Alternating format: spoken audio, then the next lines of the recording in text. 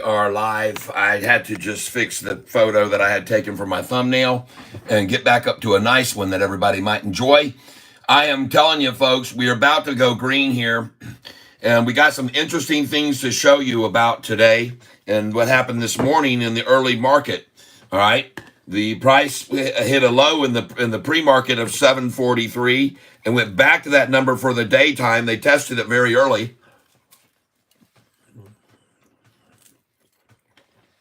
And I bought it in the pre-market.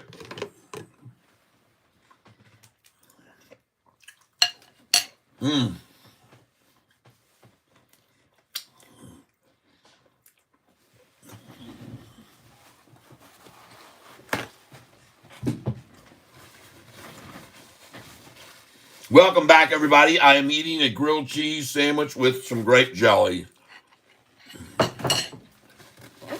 Please, I ask if you do not hit that like button.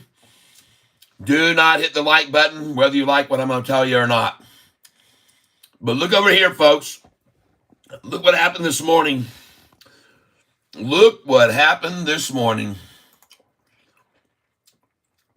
These are short shares available. I'm going to go over here to short interest and hit short interest for you on Fintel. That's the source I'm using now.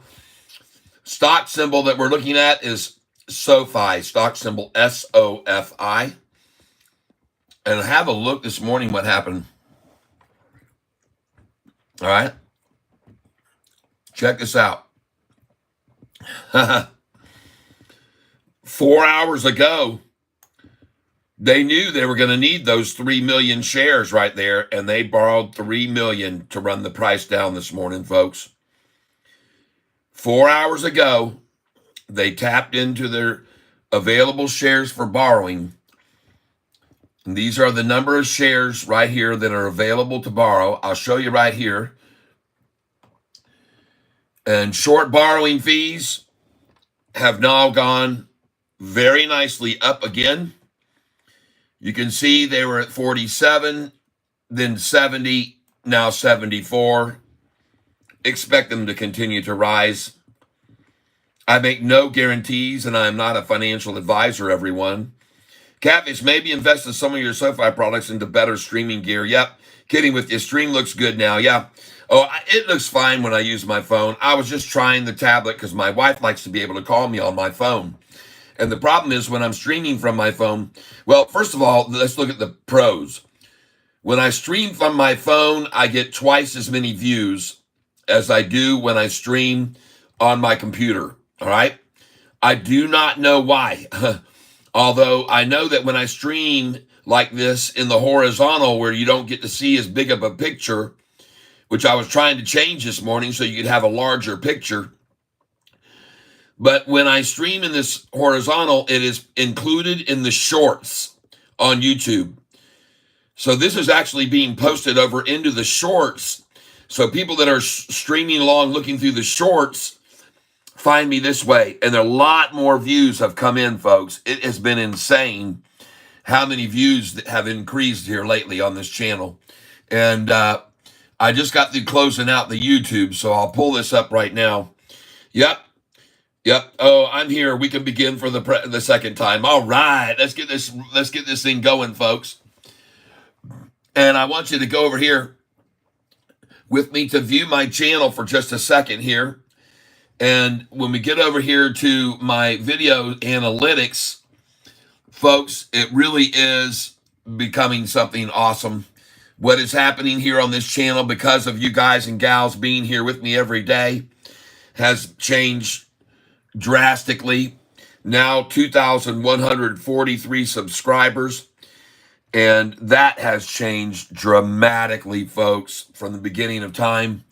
And you look at these videos as of late, and you could see the one that I posted yesterday right there. It had 5,400 views. The one before that, 5,600, 5,800. And before that, 541. Okay. Now, if I go to all the videos, you can see now why I stream from my phone. Now, all these videos you see here, folks, these are all my original songs. If you go over to my playlist, you'll hear over 120 of my original songs here on YouTube, okay? And I think you'll really enjoy some of these if you give them a listen. Not every video I have on YouTube is stocks, folks. I do a lot of other things, including a lot of music. So go over to my playlist, and you'll get to hear these songs, okay? And they all have videos with them. And I think you'll have a good time listening to them on Spotify or Apple Music or Google Play. These are all videos right here. Groundhog hunting is a very fun one. And I invite you to come over and listen to my music on your music provider. And if you stream that music, I make a little bit of money each time the song is played. And if you download it, I make even more.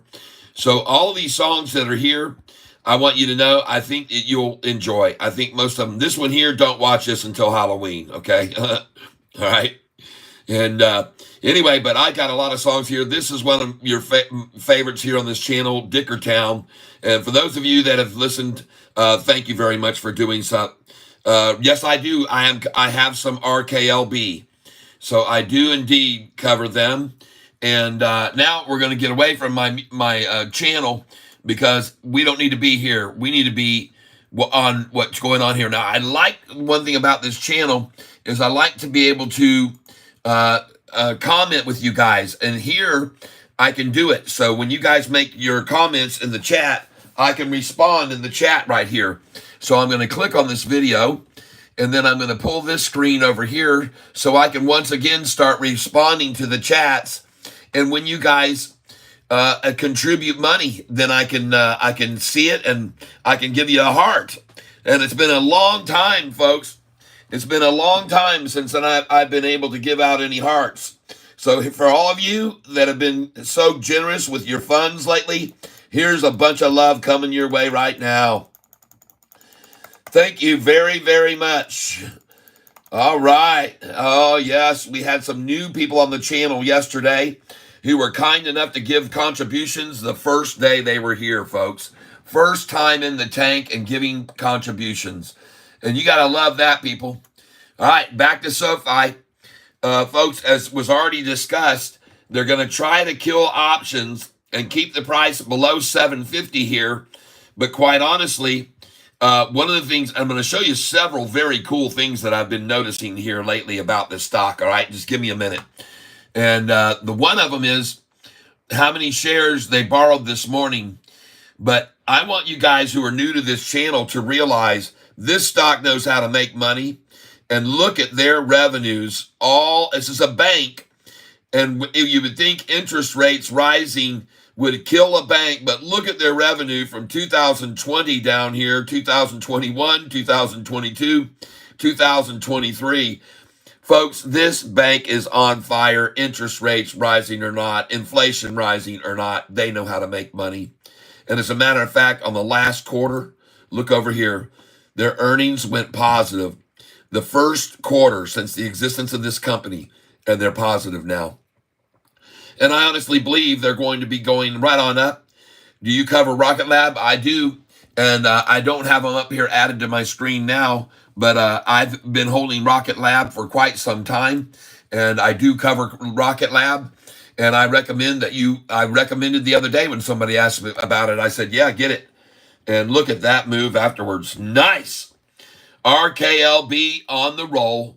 And I like this company. I definitely do. And I know someone else who does too, Kathy Wood. All right. But what I'm showing you today is we're primarily looking at Sofi, stock symbol SOFI. And here's the thing I noticed that was very interesting here lately. Let me show you something here. I want you to look down here to each of the days of the volume, okay? This is in March, right? And what I want to show you is I want to show you this volume and look at it back here when we were seeing, and it wasn't long ago, volume in this range right here. Look at this, 17 million. Susan, thank you for that contribution. And see, now I get to come over here to the chat and say thank you so much.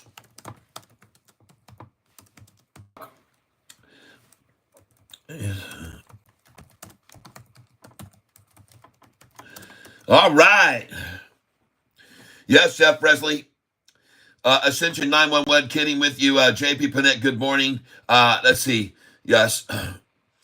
Good morning, JP Panett, my biggest donator of late. Ian, I am subscribed. Thank you very much. Little V Sif Xer. Little Vicificer. Saw you on the bar last night. Nice little Vixifer. Very funny stuff. I do have a very much like, I'm a good fan of the Flintstones, and I like to have a gay old time. Flintstones, meet the Flintstones, have a yabba dabba do time. You'll have a good time. We'll have a gay old time. Ho ho, doop doop, but a little. Good morning. Just stopped by to support the channel. Susan, thank you so much. Rusty comes in with a donation. He's as regular as, what is that stuff you take for irregularity? Starts with a G. I can't remember what it's called. Thank you so much, Rusty. Oh my gosh, everybody. Thanks so much.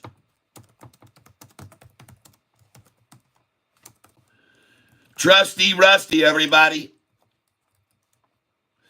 He shows you, Rusty Prater shows you how to do it, man. Geritol, there we go, Red Squirrel. Thank you. Geritol.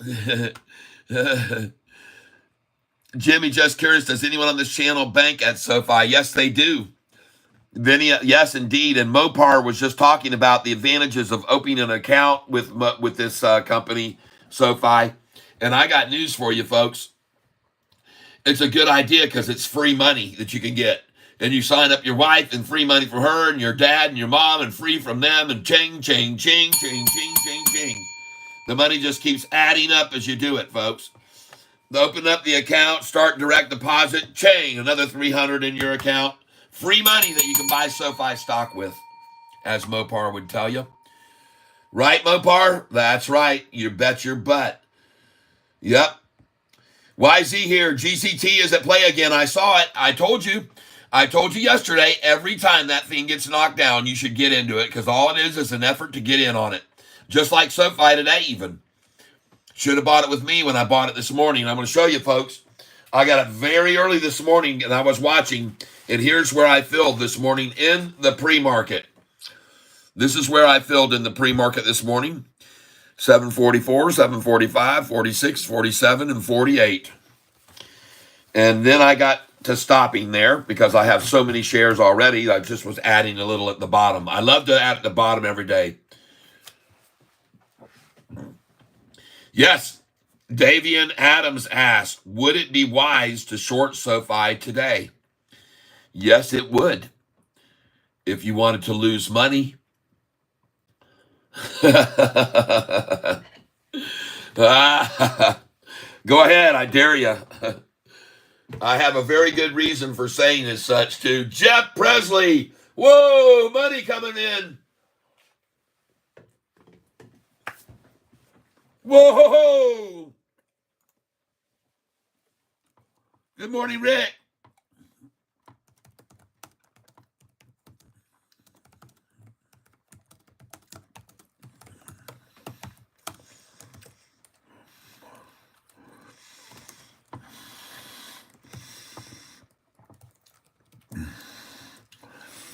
Thank you, Jeff. Thank you, as it says there, from the bottom of my stomach.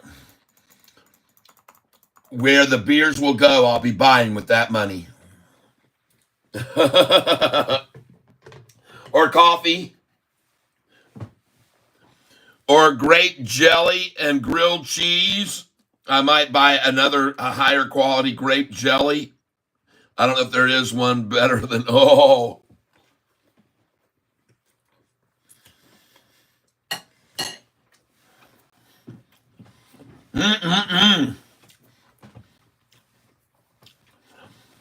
Folks, I'm here to declare, if you've never tried, hold on.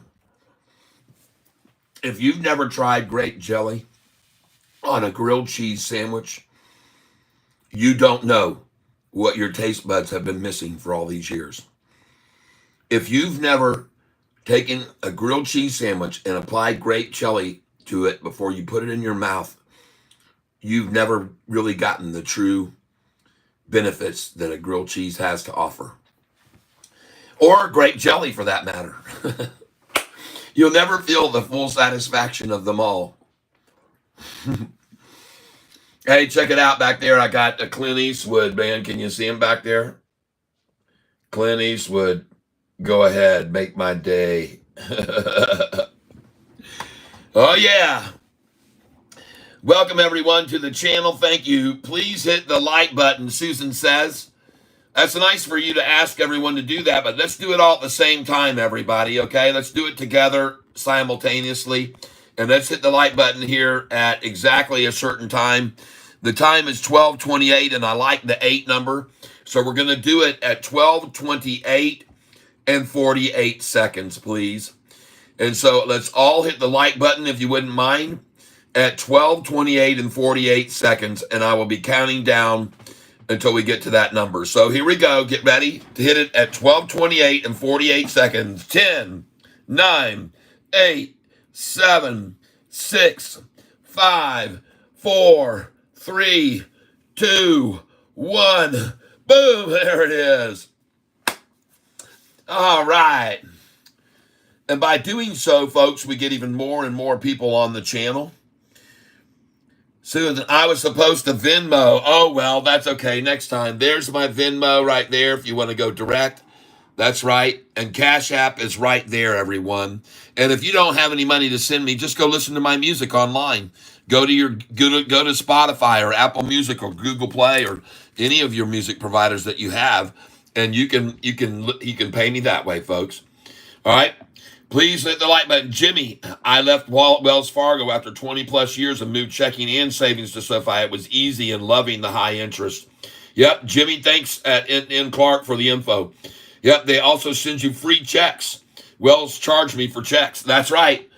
All this is good to know, everybody, about SoFi. Thank you for spreading the love.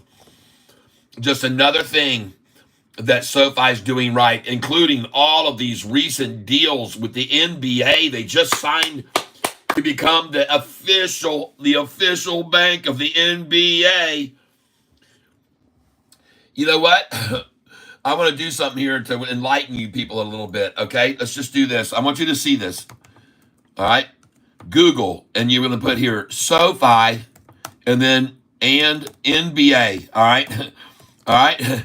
Oh my gosh, everybody, get ready. Catfish, do you have thoughts on SOUN at current price? Buy it. I've been buying it. I bought it too. I bought it this morning some more. SOUN, I saw it at the discount, and I said I'm going to take some more this morning. It was down in yesterday in the after hours, and it looks very good. I picked it up right here, but pretty much. I was sitting in the doctor's office waiting patiently, and actually, I was waiting for my wife to come out. I'd already had my physical. I had my physical. All things look good. All thumbs up, everybody. I'm in good shape. I'm not going anywhere. Catfish ain't going nowhere. But yeah, I thought it was a good time to acquire some more SOUN this morning, and I did. And I like this. I like the stock. That's what Roaring Kitty would have said. I like the stock. And that Keith Gill, man, I have made some money off of his stocks too, I'm telling you. And this SOUN, by the way, she's about to go on off with right there. She's headed north. And by the way, also, did I not tell every one of you yesterday that today the NASDAQ would go off? Look at that thing. Look at that. After all that manipulation yesterday, all of it was a big head fake, folks. A big scare tactic head fake. And I told you it would be higher. I told you the NASDAQ would go up, and it is. And you're going to see, look at them trying to trounce the Dow, but look at the most money. This is where $40 trillion of the market is in the S&P, folks. And ladies and gentlemen, the S&P has gone green today.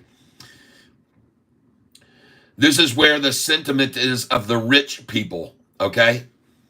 In the S&P 500, okay? This is where you got your Berkshire Hathaway stock, the S&P 500.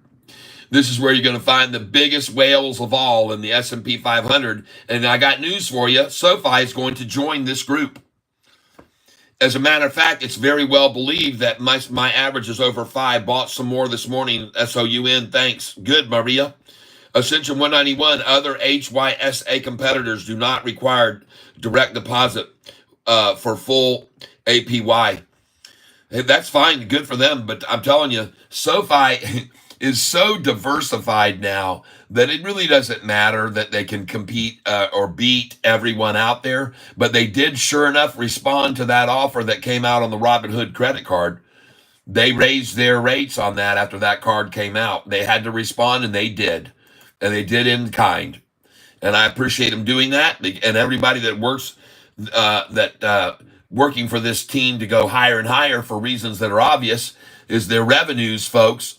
And I got news for you. This morning, I want you to see what Shorty did this morning.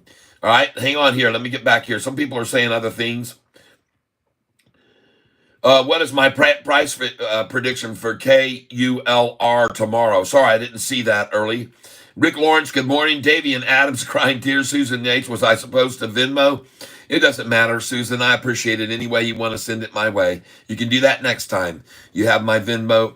And yeah, sure. You know, YouTube, it gets a little percentage. Let them have, I think it's 23% or something that they take of the money that's donated. So yeah, if you want to go direct to me and you want to donate right there to my Cash App, or you want to donate over to my Venmo, then that would be a cool thing. I've had several people sending me money through Cash App lately for their appreciation for what I do for them and making money. All right, and we are making money. KULR, are we not making some money on this damn stock? I mean, have we not killed it on this stock? And I owe it to one of our newest CAT members, and I do not remember who they were, that said, hey, go look at KULR. They told me about it about 5 days ago. I went and looked at it. I said, let's buy it. And we bought the dang thing down here. Holy smokes, look at that jump, folks. Man, oh man, oh man. Wow. And I didn't look at it until about here. I saw it in the pullback when that person asked me about it. And I said, I like it. I think it's in a drop, and I think it's going to pop. I saw this chart, and I even mentioned to people, this looked very similar right here to this move here before it made its big run. And sure enough, we caught it right there. Congratulations for buying that at 58 cents with me, and 60 cents and 66. As a matter of fact, that day I looked at it, it was at 66. And I told everybody, if it didn't drop below 66, buy it. If it started coming back off of the 66, buy it. And man, oh man, look at that thing today. Nice. 82 cents from 66. Cha-ching. All of you that are on this channel with me, I want you to know we're looking at several other stocks. We have our eye on this one. It's TCNNF. We're looking for a buy point at this somewhere around $11.66, okay? Don't get in yet. It may go to 11.66, and they probably even took it there this morning. I did not get it. Let's see if it did. It was 11.59. I told you guys yesterday to look for 11.66 on this today. And there it was, 11.59 on two double daggers right there. Bam, bam, back to back. Two big sales. You can see how heavy they came in with the volume there. Good. All right, next. By the way, if you're here, Katie Wentworth, I believe it was you or Linda, look at the price of that CRSP I told you to sell at $82. You asked me about it, I said sell it. Down $20 from where it was. I hope you like that. I hope you like that. I told you it was time to get out of that and that you should take your profit and wait for a pullback. All right? Oh, look at DKNG. She rises. And a double bottom on that. Very nice higher double bottom. That's a good sign there. When you see a bottom right there, that low, and then you see the next one only there, oh my God, you got to know, folks. You got to know it's time to go. All right? There she goes. And by the way, take a look right here. Cup, handle, drop, and pop. See how they did that? Cup, handle, drop, pop. That's what you should expect. Look at this one here. Cup, handle, drop, and there is the pop beginning on Shopify right now, folks. Pick some up. Write that price down, $71.98 on Shopify, and write down the time of day that it is right now at 12:37. Okay? Write it down. See if I'm right. I'm going to write it down. Shopify, 12:37 p.m. and the price $71.98. Plus, I always like to sell at the 72.08 and buy back at the 71.97 or 71.98. You guys have seen that on my sell sheet here. You guys have seen that. There it is right here. Sell at the 98, sell at the 908 and buy back at 898. And there you would have just seen it there. All right. I don't know that it went to 80.08 or whatever it went to, but it doesn't matter. Man, oh man, look at that. 71.59, and they dropped it to 71.08. Look at that, 71.08. And folks, again, that's a number on my sheet right there. I tell you, if the price is rising from the 7s and gets to 8, sell it at the 8. All right? Sell it at that 8 and buy it back at 801 to 798 if you sell it at 808. And so there you can just see a perfect example of that. The price went right up there and hit that 71.63. And man, and by the way, 71.63, I would have been out at 71.66. And I'm guessing that was the high right there or near it. And I don't know that for sure. 71.59. All right. I like it here. I like the look of that right there. That looks very good. That looks like a bottom there and then a bottom here. And that compares very much to the chart I just showed you, where you had a bottom right here and then you had a bottom this much higher and then off she went, see? So I look at this one here and I see now a bottom right there and actually a triple, because there's one, here's one a little bit less, and then here's the third one much higher, and that shows good support for a move up. I could be wrong, but I don't think so. Next, BITF. She's gone up. She's gone down. She's been whipped all around. I like the 188 as a buy-in, because when she's rising, you sell at that 88. When she's dropping, that's where you buy. All right? Okay, now somebody might have said, well, wait a minute, Catfish. She was already here in this range and dropped all the way down to here. Good. 185, good for them. They got it. That's not a number they usually go for, folks. The 185, that's unusual. But this 88 is one. Absolutely. They'll want to try to hold it at 88 all afternoon if they can. All right, getting on over here. We got other ones to look at. We're looking at CLSK. Was up in the pre-market, down a little bit now. We're looking at GCT that I told you to get in on yesterday. When I saw that thing drop down yesterday, I told you, buy it, folks. You guys that are here with me, you heard me tell you to buy this stock yesterday afternoon right there. You heard me when it was at 30.74. I said, get it. I told you, every time they run this stock down, you see that each drop has been nothing more than a pop. Drop and pop, and there's the drop. There's the cup, the handle, the drop, and the pop. And there it is, folks. I called this yesterday, and you know I did. Those of you that were on this channel with me yesterday saw me tell you it was time to buy GCT. Okay? Now we're looking at FNGR. This is one that was mentioned to us yesterday by one of our customers that came on, and one of the new viewers here of the channel. And I didn't recommend it because I was a little scared looking at the long term, and some of these revenues don't impress me too much. But this looks good, folks. When you look at the quarterly, look at the fact that they just went profitable on the last quarter, pulled back a little bit, and the revenues are decreasing, which kind of has me a little bit worried about that. All right, but I did see that it looked like it had been just completely obliterated over the last year and was starting to make a nice recovery right there. And I could see the volume was coming in on this, so that's why I suggested, maybe it is a good play. And it turned out to be that way. I told you don't go in heavy on this one yet, though. I said buy a few and see what it does.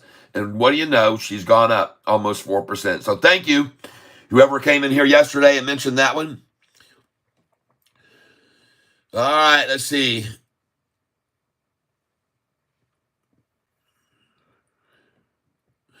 Red Squirrel Tyler, hard to see you full screen as it is. Can you go horizontal with your phone so we can see the full screen?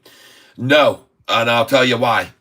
I'd love to be able to do that, but if I went horizontal with the screen, YouTube tells you don't do that because you will not get as many views, because when you're horizontal with your camera, they put you in what's called the short file. You go into the shorts. And this is the reason that I've been having such massive view increases lately, is because I've been showing this screen. Now, I know that this is not fun looking at things this way, and I know that it's not what it used to be. But I'm going to do this for about a month until I get up about 3,000 subscribers. By then, I hope to have 3 times the revenue coming in. And if that happens, then I'll have enough to keep doing this every day. Right now, I'm not making enough off the donations. I'm getting a lot of $5 donations and $2.99 and this and that, and I'm very grateful for every one of them. But it's not enough to where, I got low power mode, folks, here. I am going to have to plug in my power cord here. But at this stage, let's grow the channel. We'll get it up. I've had massive amounts of subscribers coming in here lately, folks. It's just been insane.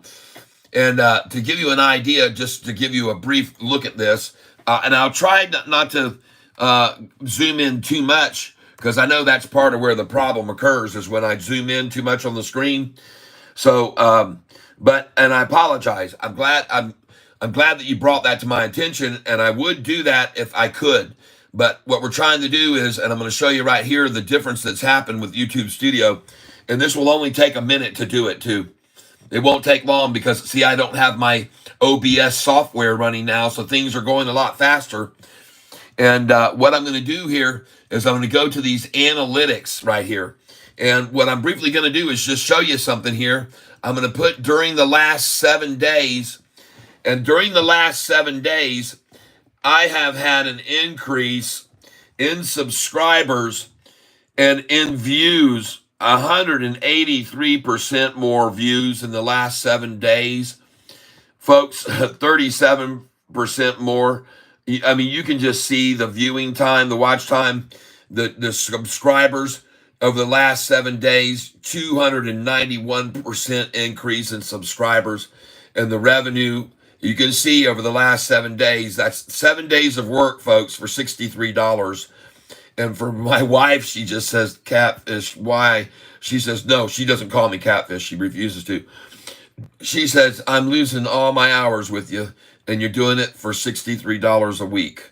And I'm like, that's okay, honey. I'm going to get more and more subscribers, and then it'll be 180 a week, and then it'll be 400 a week. And we just keep growing this channel, and we get more and more, and people are going to be listening to my music, and I get money for every song that's played. I know that you guys are here not for this part of the show, and I am going to be talking about other stocks, but I just wanted to show you that now we've gotten up to 2,145 subscribers. And one of the most important things about this of all, what I'm going to show you here, and then I'll be done in 1 minute. I'll be done with this, but I want you to see this. I want to show you right here what has happened with impressions. All right, how many impressions over the last 90 days? How many people have been shown my channel over the last 90 days, folks? And there you can see we're approaching 1 million. All right. And on these new videos as of late, we are seeing right here, these latest videos I've put up. Look how many impressions, look how many I'm being sent to compared to what I was before. All right. All right. I was down. I mean, some of these have gotten massive amounts of impressions too. Some of these other ones. But folks, the impressions as of late has really jumped up. And it's partly because of doing these phone streams. I was getting about 3,500 to 4,000, you can see right here before. And doing the ones from my phone, all these you see from the phones are the ones that get huge impressions. And so this phone is the way to go, unfortunately. I know it's not as fun to watch this way, but I'm doing it this way for the channel right now. And once we get up to 3,000 or 4,000 subscribers, I don't think that we'll need to worry too much about revenues. I think it'll be enough to keep this going forever. All right. Now, I'm looking at Sofi right now. Of course, I see it's being driven down, but I want you to see something here. Very, very interesting that I noticed this morning, and I'm going to show it to you now. And that is that this morning, to run the price down 4 hours ago, they had 3,200,000 shares, and they borrowed 3 million to cause the drop that we saw right here. This double drop was 3 million shares. All right. Now, this drop is to half as much. And what I like about that is it looks exactly like that one I just showed you on DraftKings, okay? It looks just like that stock. Looking at some other stocks today, RKLB. RKLB, I told you I like this and I own this, folks, and it's making a nice little move today. Very nice. Now, I do not own a lot of shares of RKLB, I must admit. But I'm in on this because I liked what I saw, and I'm very pleased with today's action, okay? RKLB looks good. You can see right here, looking at their chart longer term, they have a chart that's been beaten down and down and down, and they're at a low lower than they've ever seen over the last 6 months. And over the last year, you can see where they were, all right? And I want you to pay attention. This number right here was a big line of resistance right there, and that's almost where we are now. So guess where I've got my hopes? I've got my hopes to see this price get over 402 and then make a move to where I intend to sell some right about here, 466. I'll sell 466, 467, 468. 469, and then it will drop back here to 444, and then it'll make the next move up if history repeats itself. And I mean, this is virtually just a steady climb up from right here to the bottom to this number, folks. I mean, that's a nice increase that could easily replicate from here, okay? So I'm just showing you that even though we're below this number currently, which was 397.5, we're very close to it now. And if we break above that, folks, I don't know how high she's going to go. That's all I'm telling you. I could be wrong, but I don't think so. All right, now I'm going to show you another one. We had someone mention this one to us, AGFY. He mentions that this company is into the new LED lighting, okay? And that all fluorescent bulbs are going to be out of availability. No more fluorescent bulbs will be available. There's a deadline for them to stop making fluorescent bulbs completely. And so he believes this company, AGFY, is in the future going to make some nice moves. I didn't like some of the things I saw, including not making the estimate, not making estimates, not beating the street, far below estimates. And I did see this major drop in earnings. So I said, right here, I'm not so sure, man. But he's convinced, and so I've got it on the radar. It's a risky play, but maybe one day, if they can make it through, who knows if they'll run out of money first, but if they can make it through until the day, and look at other, I agree with him, it'd be a good idea to look at other LED stocks, LED companies, because if they're going to get rid of fluorescence completely, no more bulbs, they're going to have to swap out a lot of those factories and warehouses and big corporations. So think about that. That might be a good play to look into some LED stocks, okay? Next, Carnival Cruise. This is an old mainstay I've had since it was in the $9 range back in COVID days. And I love the fact where it is now. It's been a two-bagger. And just looking at it right now, fractionally down. But I want you all to know and pay attention to something I told you yesterday. Everyone that's on this channel, look at the S&P 500 now. Okay? That is where $40 trillion of the market money is. The Dow is about to go green. The NASDAQ Up 122. What a mystery, huh? Didn't I tell you this would happen? I told you suddenly the CPI fears would just drift away and be gone. I told you so.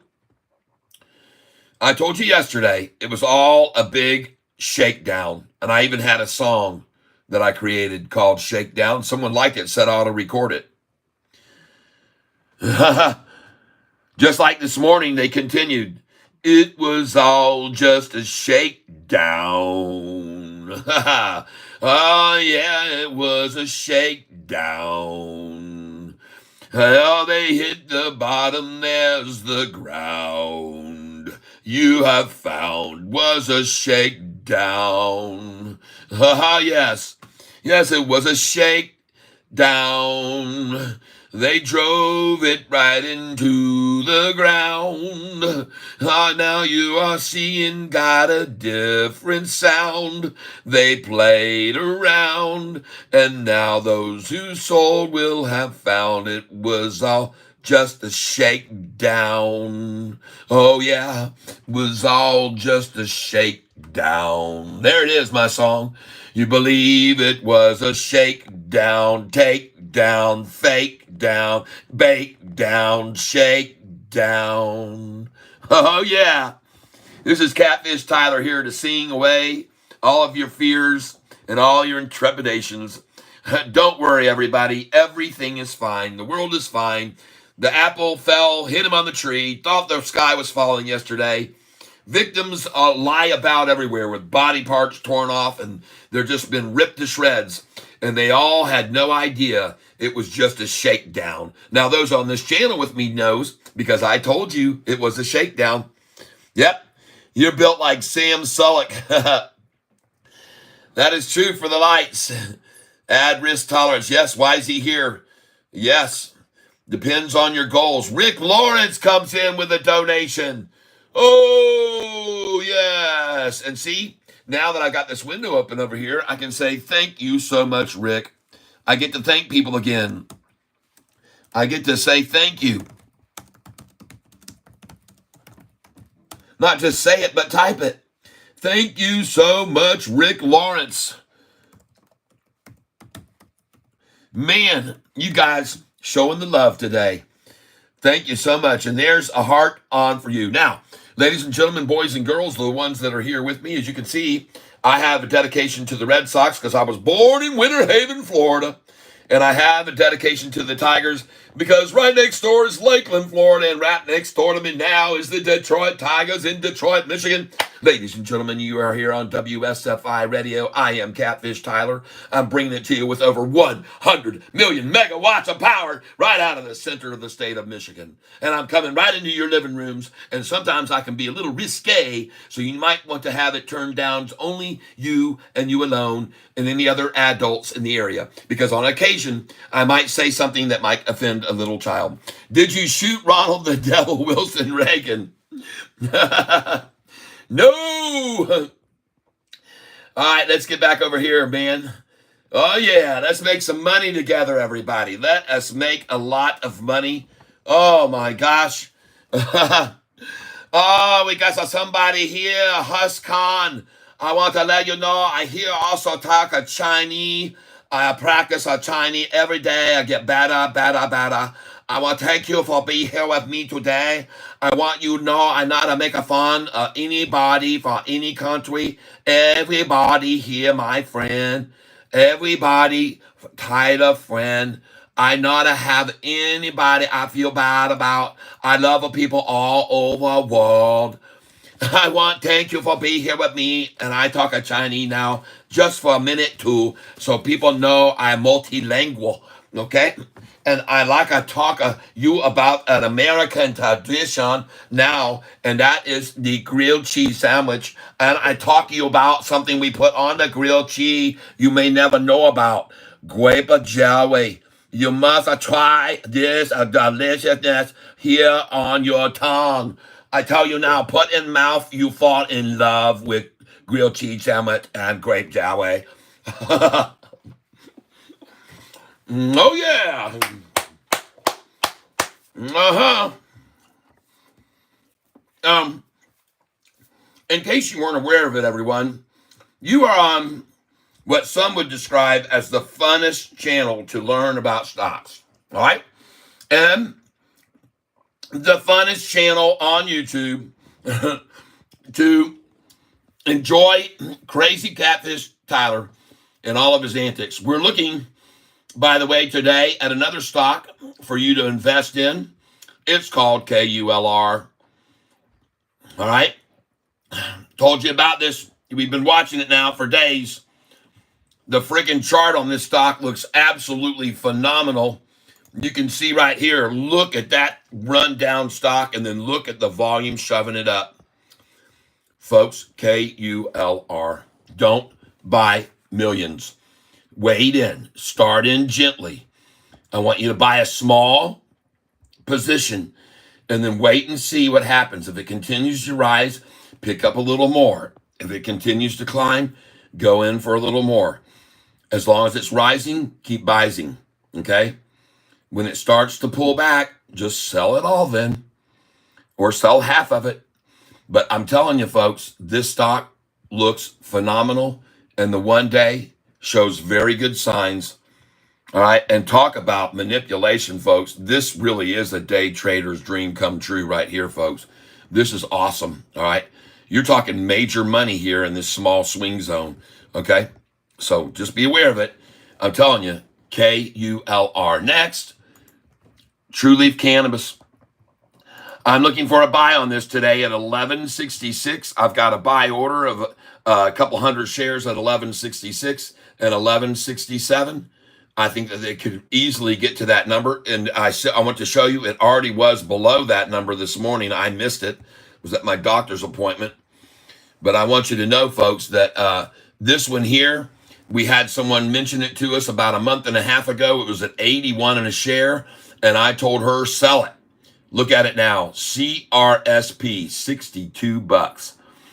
I told her to sell this stock. But look at it right now, folks. I think it might be at a turning point, and I think this might be a good, you can see the total drop. And now look at her starting to make her move. Folks, I'm telling you, CRSP. I know Kathy Wood has been buying this stock as well recently, but I told her that day, I think it was either Katie or Linda, I said, get rid of that stock now. It went on down a little on earnings, and then there was a chance to buy it lower. Then it spiked back up to 84 or so, and I told her again, sell it. I don't know if she did or not, but I think she told me she did.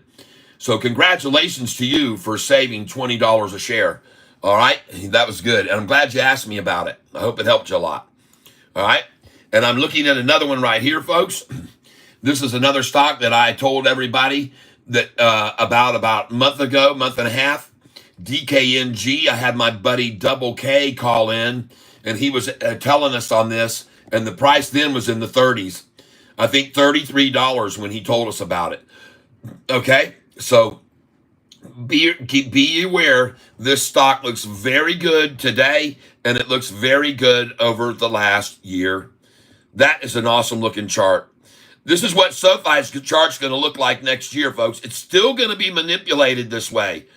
They're still going to manipulate it, folks. They're going to manipulate it up in the 20s here, too. Like when it's in the 20s, this is what you'll see in the upper teens and in the 20s. It'll happen. It happens to them all. It happens to them all. And what's going to happen to the shorts today is they're going to lose their asses. They're going to lose their asses right now. Here's another thing I want to show and share with each and every one of you. I want you to pay attention to this fact. And that is that when I go back here into October, look at the volume that we were seeing October. You're talking November, December, January, February, March. All right. So in 6 months, folks, take a look at the volume levels here. 17 million a day, 23 million this day, 17 million this day, 20 million this day, 22 million. Okay. All right, I'm showing you this. And folks, the price was rising and rising and rising and rising on those little volumes. You see that? It just kept going up to 864. It was just little volume here, 16 million, 18 million. This was in October. All right. I'm showing you this because I want you to have an understanding about what has changed now. See, it used to take a lot less money for them to manipulate the stock when the volume was only down here at 18 million shares per day. There's a big time change now, okay? This price is right back up here in the sevens, but now, even when you look through November, look at the volume, 28 million that day, 29 million in November.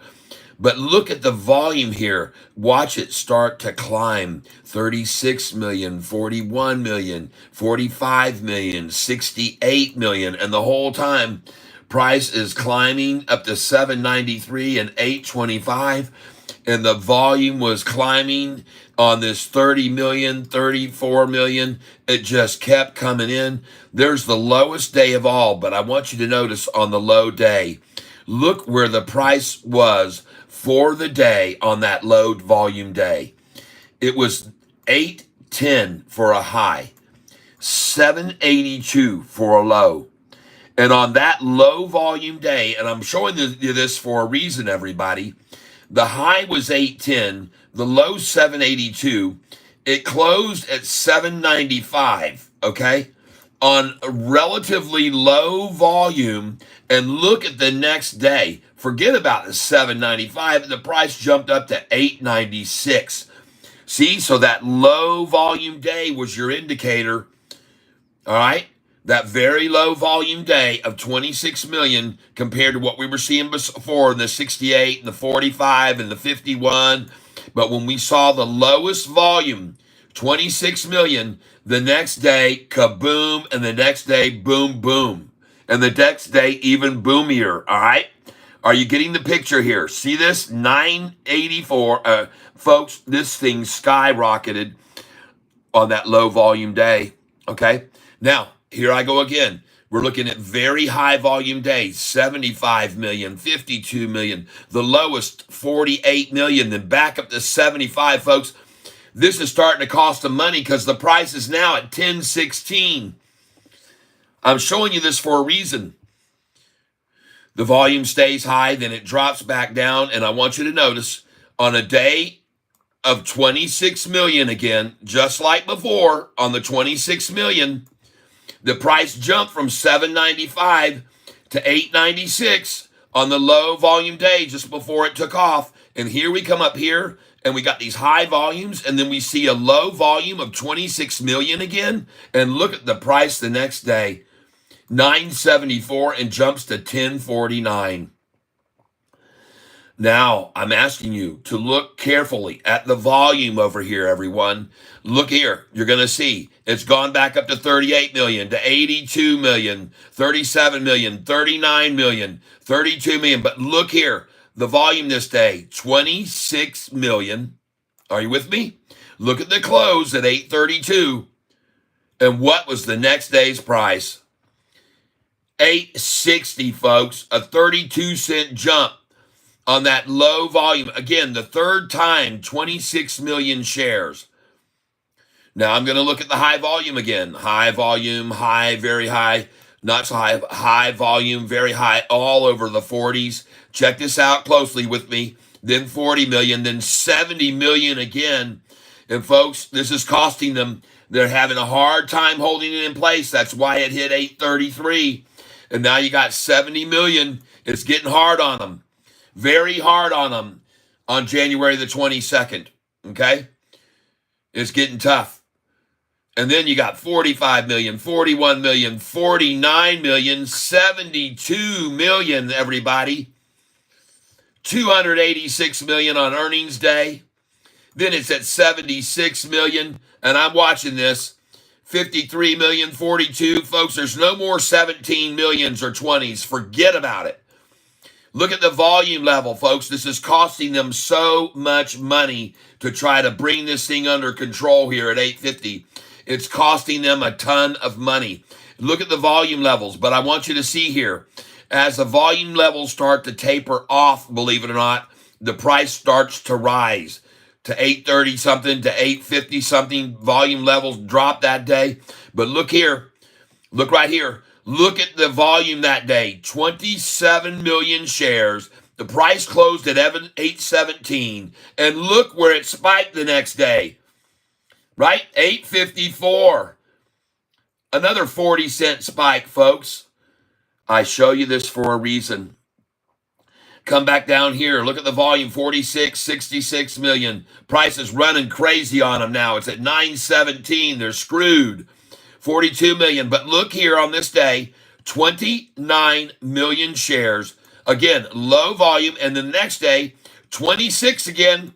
Does that look familiar? That's the fourth time we've seen 26 million in a day. And the price went higher the next day to 913.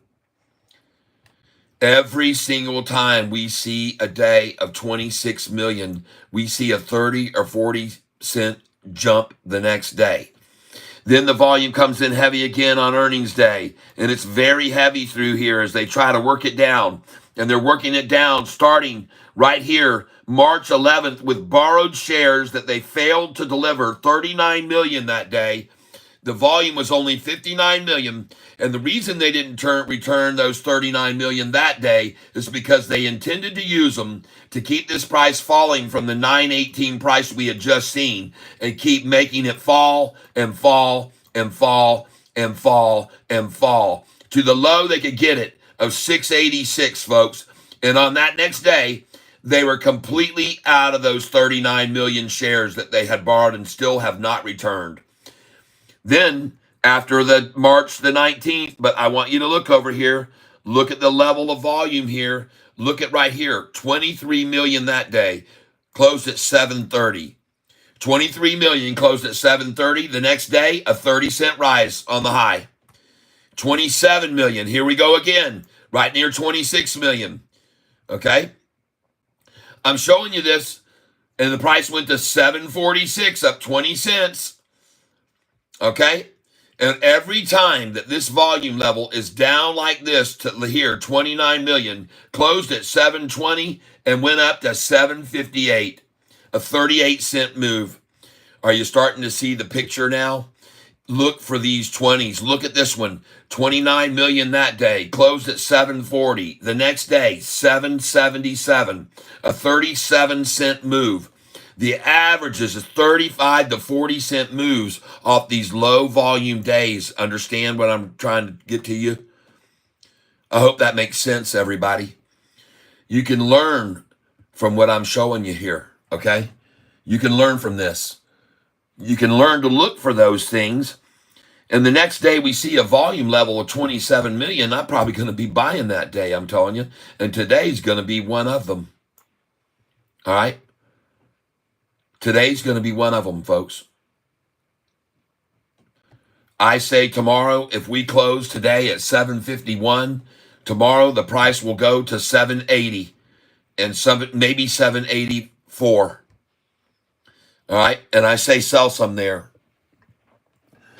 Okay. Let's get over here. Thank you, YZ. Yes, Edward Lees, you're built like Sam Sulek. Thank you so much, Rick Lawrence. Hus Khan, KKK, whatever you want to say, bro. Lovely Lori, are you Johnny Hinckley Jr.? Where were you on March 30th, 1980? Very funny, you guys. Did you? No, I did not shoot the devil. Red Squirrel, a good time for a 10X buy? Well, I don't know. I haven't looked at 10X today. I don't think I have. I haven't gotten over to it, but I need to. I got so many windows up and over here, folks. It's insane. TENX.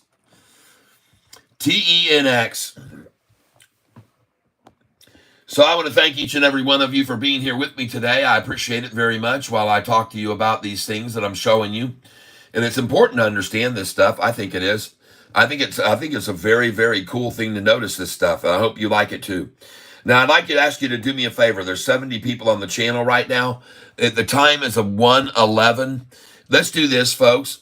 At 1:12 and 8 seconds, let's hit the like button together. We'll count it down. 10, 9, 8, 7, 6, 5, 4, 3, 2, 1. Hit that like button right now at 1:12:08. And I will be very, very appreciative for you doing that. The more likes, the more views. The more views, the more investors in SoFi is the way I look at it. That's the way I look at it. Good time. Hey, you're here. Yes, Jeff Presley, Cat. The closer SoFi gets to the earnings pop, we will see more trolls in the chat. It's been starting the last few days. Not only that, but here when I'm doing this, see, I'm getting the short crowd. They're looking at shorts. There are more trollers that troll the shorts. And so when I'm doing this streaming on my phone, and I do it in the horizontal fashion like this, YouTube tells me to do it horizontal with the smaller image, scrunched in, because if I do, I'll be in the shorts with the shorts. This is what, sorry, I'm eating my grilled cheese sandwich with grape jelly on it right now. I apologize. But one thing I'm not going to apologize for is I'm not going to apologize for stealing your shorts from you this morning, Shorty. I'm sorry, I stole your shorts. And I stole them at $7.43 and $7.44.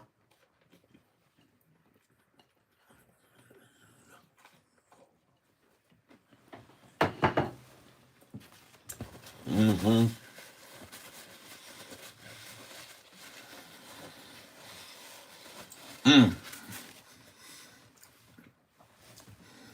All right, let's move on down this thing here. Pay no attention to them. They are mad that they sold at $4.75. Yep. Alberto Berti Viles. They should cover before the 29th. If not, there will be a bloodbath. Poor shorters. Yep, being sarcastic. No, you're right. Alberto. En foto, tú tienes energía. Yo pienso, usted habla español. ¿Es posible tú puedas hablar español? Yo pienso. Good time. I have 120 shares. Dating Adams, you think we could break that $8 barrier next week? I sure do. As a matter of fact, my friend, I think we could break the $8 barrier in this afternoon alone. Yeah, when this thing really cuts loose here in a minute, when they decide that they just see that this isn't going their way.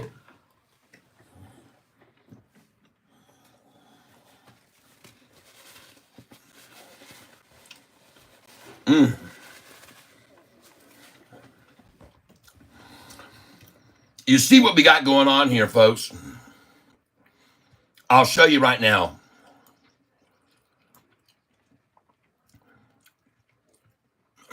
Hold on.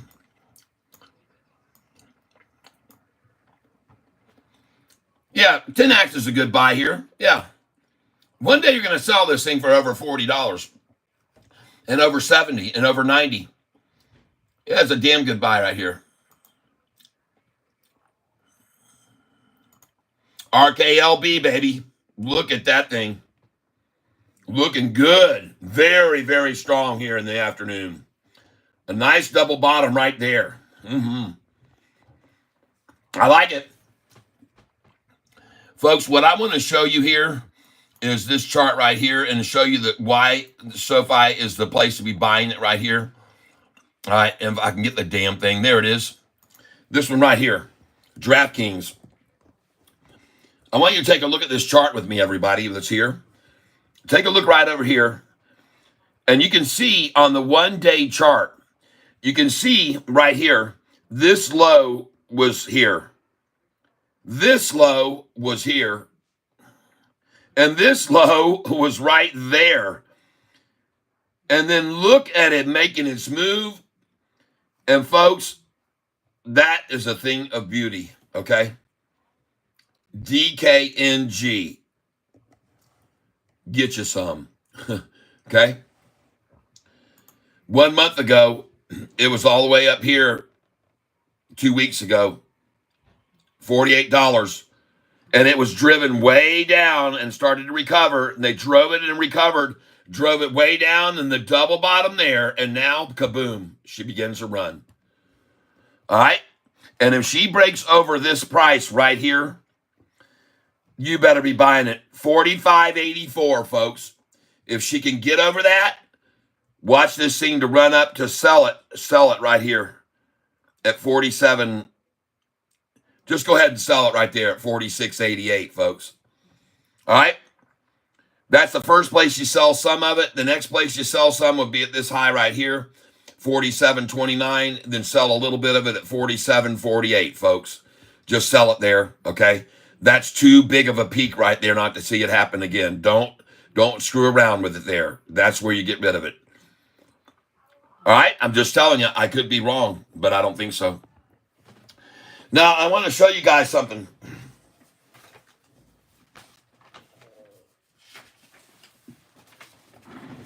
All right, I got something to show you guys.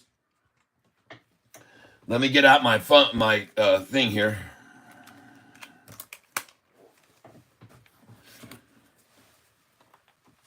You guys and gals. Okay, so what we got going on here, I'm going to show you, and I hope you enjoy this, and hope you can learn from this, okay? And it involves, I actually took my camera out and took these pictures last night. It involves something odd we saw happen yesterday, okay? Now, I'm going to show you here in a second. Let me move this down here for a second, and then I'll pull it back up here when it's ready to be shown. Hold on a second here. I don't want to hit that. That's not right. Get out of here. Boom, you're gone. All right.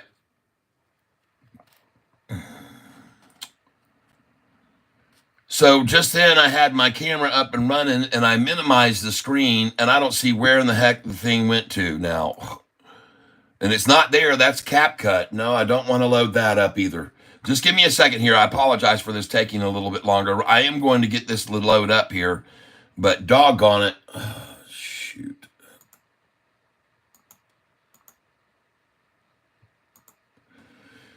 Hold on.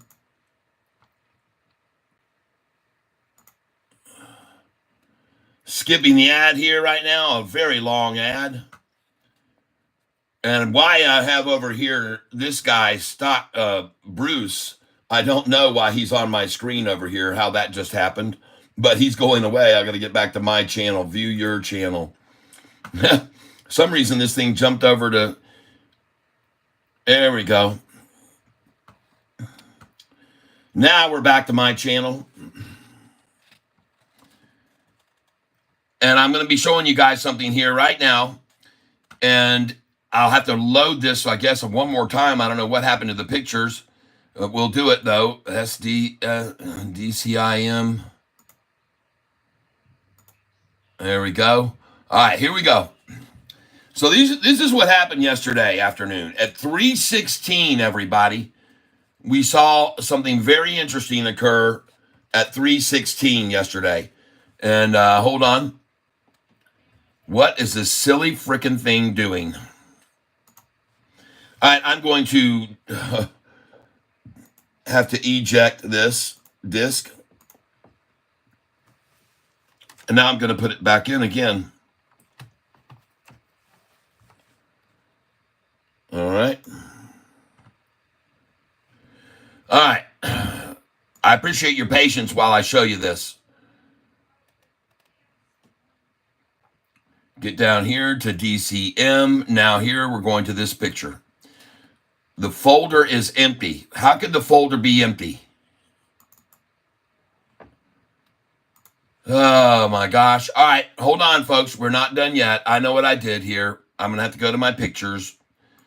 Just give me a second here, and I'm going to do it on this screen over here so you don't have to watch the silliness of it. We'll just get back over to Sofi's screen here and look at it. Oh, yeah, baby. Oh, yeah. She's going green.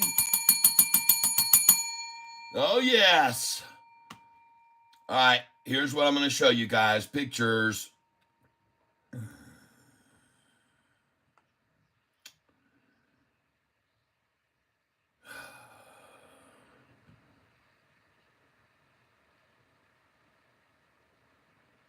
Goodness gracious. Great balls of pictures.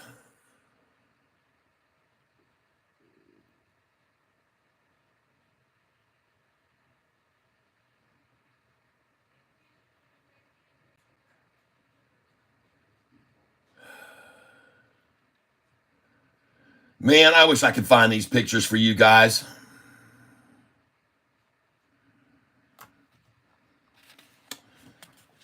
Uh, frustrating when I can't get what I want to show you guys. I'm sorry. Man, oh man, oh man. I got to take this jacket off. It's getting hot in here. Look at that thing going green, everybody.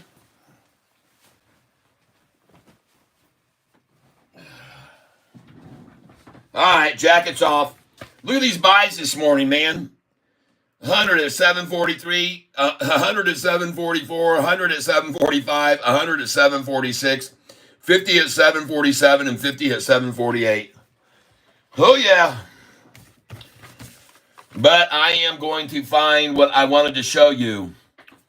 Okay, yesterday at 316, Sofi's price spiked from 754 to 789. Kohler didn't spike at all. True Leaf didn't spike at all. CRSP went from 61.74 to 65.19. DKNG went from 45.98 to 44.98 to 45.54. Okay. This one, Shopify, made no spike. This one went from 193 to 196.5. I got that decimal in the wrong point. This one, CLSK, went from 1505 to 1533. GCT went from 3102 to 3159. And FNGR 322 to 329. All at the same time, okay? They made these spikes, okay? Now, what I'm interested in is why did these spike and none of those did? Why? Okay? I want you to know something that I've noticed before, everybody.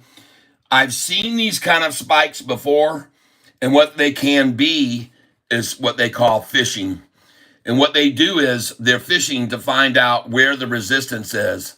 And it was very odd that yesterday at exactly 316, we saw the crazy price moves at exactly 316.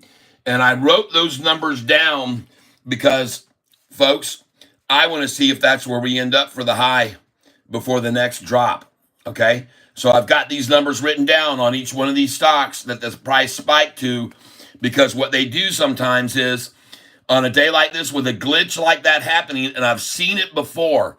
I've seen the truth of what I'm telling you, that it does, in fact, when it makes its move, go to that number and stop and then drop back down. Sometimes they just put in massive buy orders all at once to see where the resistance level will be, and then they know for the future where to take it to. So I'm just telling you what I noticed yesterday. I noticed that yesterday. And so don't be surprised. And I wish I could show you the dang pictures. I thought I had them saved here on my screen. I look now, and I don't know where the hell I put the damn things. They were on my camera. I took out my camera. I wanted you to visually see each of those photographs. And now I got nothing here. I got nothing to show you. I'm bummed out because I wanted you to see the big spikes at exactly the same time. Now, some of you saw it right here on the screen. I mean, it's not as if you didn't see it. But doggone it, man, where in the heck are those pictures? Man.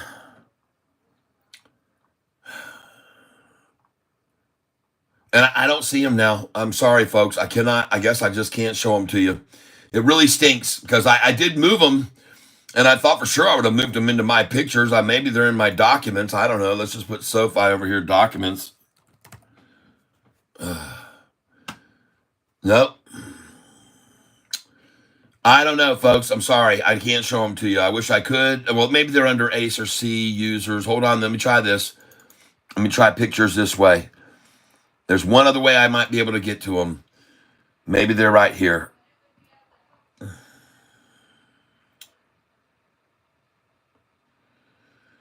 I'd love to be able to show you this, all these pictures, folks. But I don't have them, so I screwed up somehow. I don't know what I did, but they're not there. I apologize. Look at this thing going green, everybody.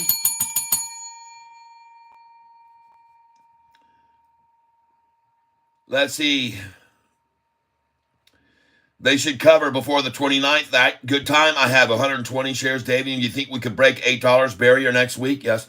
Muhammad, hey, Catfish, do you think the earning of JP Morgan tomorrow will affect SoFi in a positive way? I can see they have a similar trend. Yeah, I do. I think they could have some, but very little, to be honest with you. Morgan Stanley, they've been losing institutional buyers, and SoFi's been gaining them. And the other day I showed everybody that. The other day I was on institutional ownership on Fintel, and I was showing everybody how many banks, big legacy banks, have been losing and losing and losing money on this stock right here. All right, I've been showing them that, and they've been losing it to SoFi. Losing institutional owners have been dropping out of these other big banks, and you can. Oh yeah, she green. Yes, thoughts on Veru, up 47% today. I have no idea. When something moves that high, I like to say it has more downside potential risk than upside. That's all I'll say. I won't buy a stock up that much. I just won't, because I'm a very low risk player, man. When something spikes like that, good for it. I'll buy it the next day. Tomorrow morning, look for me to come in on that at 9:45 in the morning. Okay? Look at me. Tomorrow morning, 9:45, I'll be buying it. All right? And it will be for a very short play. It will be for a very, very, very... See, you can see I already have this on my thing. I've watched it before. I've had this on here on the radar before.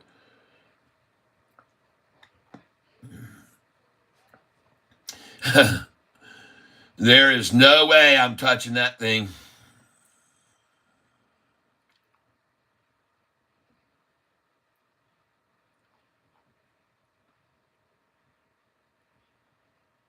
Summary page. Holy smokes. No. Bad time to ask me. I'm a catfish, man. I buy at the bottom. You should have told me about it here. I'd have picked it up here. Okay. Oh, man. Take a look at this chart here, folks. Don't buy this here. Buy this stock tomorrow morning at 9:45 to 10:30, folks. Do not buy it here. Write the number down. I'm going to do it myself. I'm going to write this number down on Veru.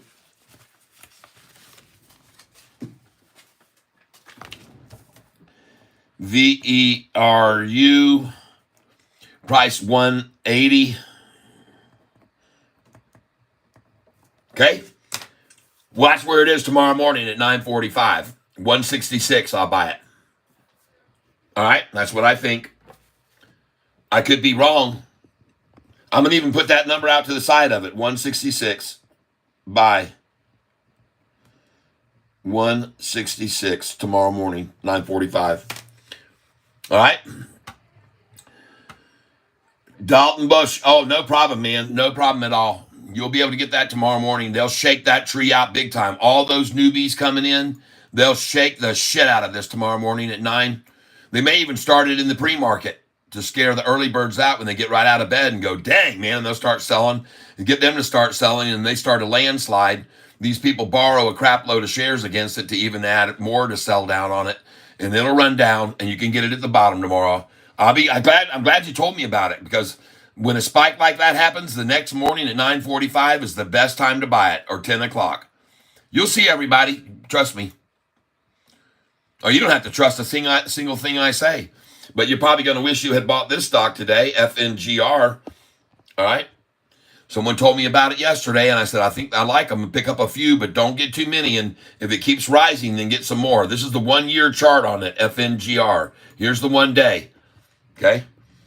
In a little bit of a pullback right there even, but man, she's going to escalate right on up from here even probably. Look, it sure looks like it. I mean, that looks awesome right there. That chart looks ready to jump on up here. Okay. All right. And the volume is not that high today. Not much more volume than normal right now. I mean, it is higher, obviously, because we're only at 130, but man, that looks good. I like it. Okay. Whoever called in that yesterday, thank you for letting me know about that one. I appreciate it. And I'm looking right now on this channel. I can see we've got 73 on here watching with me. I'd like to ask you to do me a favor, please. You can see what time it is right now. The time is 1:32. I'd appreciate it if at 1:32 and 48 seconds, you'll please hit the like button at the same time for me. Let's time this out and do it at 1:32, 48 seconds, okay? And we're going to do that here today. 1:32, 48. And that will be in 20 seconds or so. So here we go. We're going to start the countdown from 1:32, 38. Right here we go. 10, 9, 8, 7, 6, 5, 4, 3, 2, 1. Boom. Right there. Hit that like button at 1:32 and 48 seconds, please. And I would appreciate you doing that, because that just brings even more people over to this channel to hear this news about these great stocks that they can make a bunch of money with, okay? And you guys could have all done very well to buy with me at the very beginning on this stock when the price was $4.55 when I started this channel. That day made me so angry that I decided to convert my channel from a life hacks channel to a stock channel. And on that day, I had 300 and something subscribers, and now I've got 2,300 nearly, all right? So we've got a lot of people that are interested in this stock. And this is very, very, very frustrating for the shorts, I'm sure, to see this right now. A low volume day. And I wanted to show you guys, and did show you, on days when Sofi closes near its high, it almost always runs higher. Yesterday was an exception. I know day before yesterday we closed very close to the high, but we had the CPI report come out. And what do you know, everybody? Look at the S&P right now. Suddenly, no fears anymore about the CPI. Do you see what I mean when I told you all this yesterday? Where'd all the fear go? It was created fear, people. It's fear created by a gray-haired old shit for brains telling us every 2 weeks that the economy is not improving. Like we couldn't tell that by going to the damn grocery store or going to a gas station and see price now at $4 plus per gallon. You don't think we know without you moronic piece of crap, getting up on a podium and telling us what we don't already know and can observe? But all you're there to do, apparently, is once every couple of weeks, make the stock market have a reason to crash 300 points and shake everyone out, retailers. You're just part of the friggin' game, dude. Colin Powell. He is a colon. Man. The small colon, right at the end of it, folks. He's 6 inches above the toilet water. Man, get out of here, Mr. Powell. Nobody needs your help determining that the government has us in a conundrum, because they want to send all our money overseas. They want to invest in war stocks and keep the war machine going. All of our senators, I think they said there were 17 invested in McDonnell Douglas and Northrop and friggin' you name it, all of them. Martin Marietta, they're all investing in the war stocks. They're not going to end any wars that way, people. I got news for you. There's no desire to stop the war when they're making that much money off of war stocks. Go look at it. Go to big whales and see. They're the ones that show you. Buy the same stocks that our governors are, and you'll get rich buying them.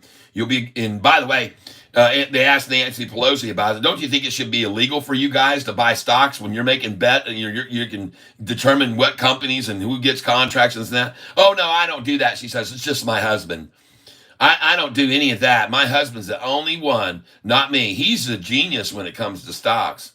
Well, it's pretty easy to become a genius in stock when you got somebody laying in bed next to you and saying, tomorrow we're going to approve this such and such a thing. I mean, god dang, folks. Oh man, yeah, we're gonna put more money in. Oh, we're gonna send more money there. We're gonna put a pork belly thing together and say it's for the border, and we're just gonna run this country right into the ground. And then we're gonna have some dipshit get up on the podium every 2 weeks and tell everybody how bad things are, just so he can make the market crash 300 points, and then it goes right back up. As a matter of fact, Not only has the S&P just gone green, ladies and gentlemen, but mysteriously and for no reason, the Dow has just gone green. And this is exactly what I told you would happen. Exactly what I told you would happen. Look at the NASDAQ right now, up freaking 205 points. And I told you that would happen yesterday. Everyone on this channel, I told you yesterday was nothing more than a shakedown, a head fake, a big old shake and bake, head fake, shake out the weak hands. And they did it again on a CPI report. God dang, man, how many times do you have to see them do this to start taking advantage of that? All right? And you need to understand something, folks. Over here, this S&P market, the S&P 500, which happens to be up today, this S&P market is where $40 trillion of the U.S. money is. 40 trillion in the S&P. This is the big money. This is the rich people stocks.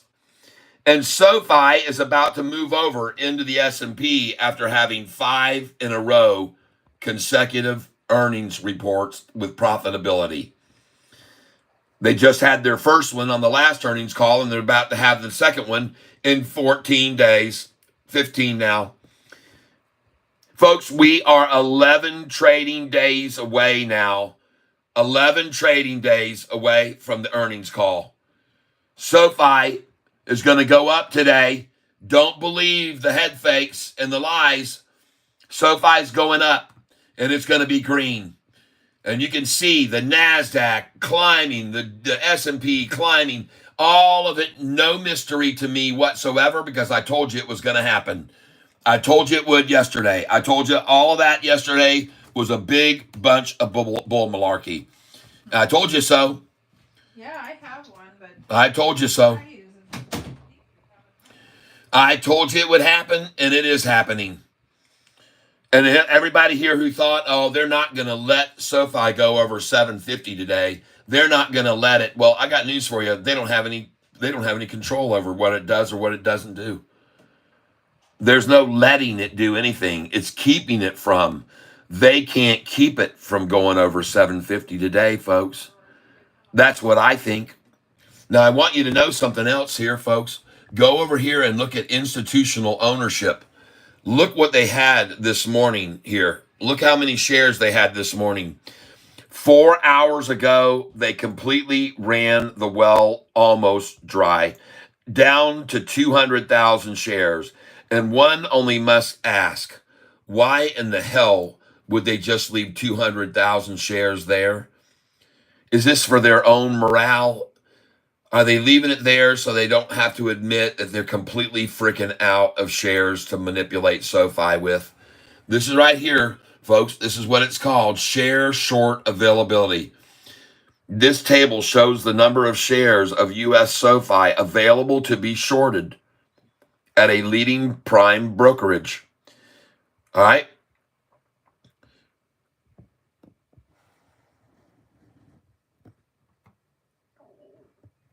You can see, folks, at a leading prime brokerage this morning, they nearly ran completely out again. And I go down here and I show you the failures to return, and this is getting rough. Cost to borrow rate has just jumped. Short volume ratio went from 42 to 49.69. Yep. That was on the 10th. And SoFi remains stubbornly in their face and going green this afternoon. And by the way, this is very low volume. Very, very low volume, and I've already shown those of you who are here on this channel now. In case you're not aware of it, I'll show you now. Take a look what's been going on with the volume here lately. Okay, back here, just in this time frame in November, all right, October and November, the volume was very, very, very low in October and November. And I mean this, and I'm going to show you right here in October, The volume per day was 18 million, 16 million, 20 million, 17 million, 17 million. It was easy to manipulate the price when they could borrow 10 million shares and the volume that day was only 17 million, folks. I'm showing you this for a very good reason because I want you to see that these days of 21 and 18 million and 17 million shares and 16 million shares, those days are very long gone. And now, when the price starts rising and the shares get up to 125 and 63 and 40, and the price is going up and 46 million shares, they call out a downgrade that comes out right here, and they go, oh, look at that. And then they use this to run it down, run it down, run it down, run it down. And I want you to notice this. This was the last time, right here, November the 10th, that the share volume was around 29 million shares. And I want you to realize that when the volume was that low that day compared to the 86 million the day before, look what happened to the price on the low volume. It went from 685 close to a 694 close. And on that low volume day, the next day, it went to 711. All right? I'm showing you this because now we're going to go on up here and look how the volume increased and increased and increased and got higher and higher and higher and higher. This was Thanksgiving Day, the 13 million.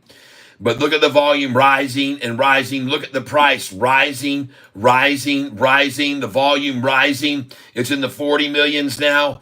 It's getting out of control. It's at 799, 30 million, 51 million. This is what I want you to see. 30 million, 796, 813, 34 million. You see the volume levels and you see what the price was doing. Now, I want you to be aware that even though on this day you saw the low of 26 million again, the price closed at 795, but on 26 million, that's the magic number because the next day the price went to 896, folks. From 795, it went up a whole freaking $1.01. Now, that was after those 26 million. Why am I showing you this? Because I want you to see this as well. As we come up the screen, check this out right here. The volume here goes to what number again? 26 million. All right? And you can see here the day before it had dropped from the 50s and the 75 and 41 to only 29 million. But look at the price. The day before was 964, raised again on the low volume day and shot higher even after the 29 million. And look where it went after the 26 million day to the new high of 1049. It jumped up from the 996 close to 1049, a 55-cent jump off of 26 million. I show you this, folks, for a reason. Because now when you get back down here, look what happened when the price, again, the volume was 26 million this day. From 39 million and 82 million and 37, 39, 26 million again. And the price closed at 832. What did it do the next day for the high? 860, folks. A 28-cent jump. Now you know why I'm showing you what happens when we close at 26 million. I'm going to go up here. Here it rises again. 49 million, 49 million. They're in trouble. 38, 41 million again. 47 million, 39 million, 69 million, 45, 41. They're in trouble, folks. Look at the price rising. It's at 916, folks, on earnings day. 49 million, 72 million. They knew earnings was going to be good. But look what happens when it gets over that 916. They run it down. They run it down. They run it down. The volume is high in the 40s. There's no more 17 and $18 million days. This is costing them a lot of money, people, to run it down to their 766 close and then see it at 833 and then 853 a little bit after that. Are you serious? This is trouble for them because the volume, see, in the 40s and the 60s, they can't control it when it gets up here. It's not as easy as when the volume was only 16 million and 17 million and 19 million. Things have changed. They're getting in trouble here. And then look right here. I'm going to show you again. Look where the volume dropped to this day. Again, near the 26 million again, after seeing these 60s and 80s and 40s and 30s, down to almost 26 million again. Price closes at 817. Next day, where's the high? 869 and then 917. Are you seeing this?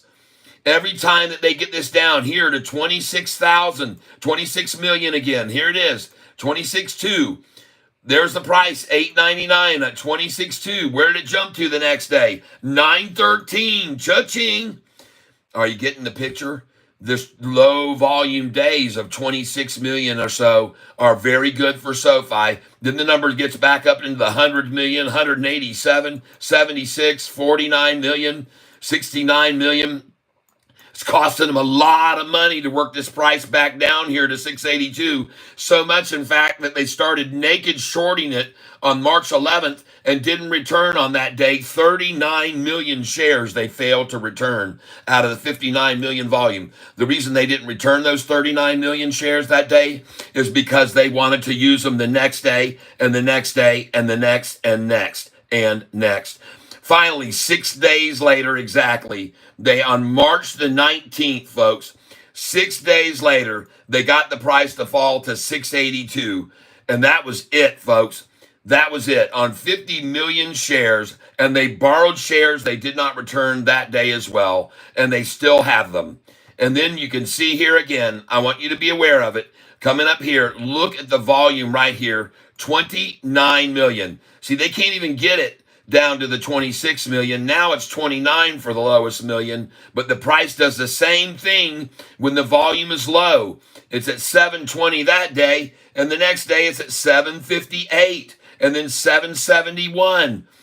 See that? And here we go again, 29 million. Well, close at 740. The next close, the next day, 777, a 37-cent increase on a 29 million share day. Are you starting to see the picture? And today, we're going to have a 29 million share day, or 26 million today. That's my guess. And I'm showing you this for a very good reason, folks. All right? This is just too doggone repetitive, folks. Every single time the volume is 26 million, the next day it's up 30 or 40 or 50 cents. Be prepared, okay? That's why I'm showing it to you, and I hope for what I just showed you, you'll consider hitting the like button, everyone. I hope you do. This is on SoFi stock. We're on SoFi symbol, SOFI, and look at it rising into the green. Yes!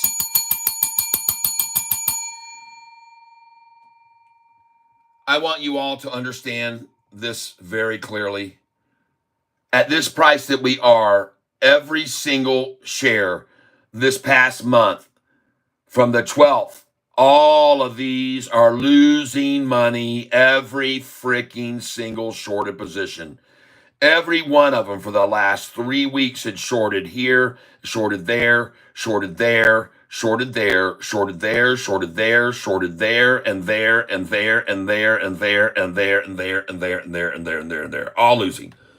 All losing money, and all leaving the stock now.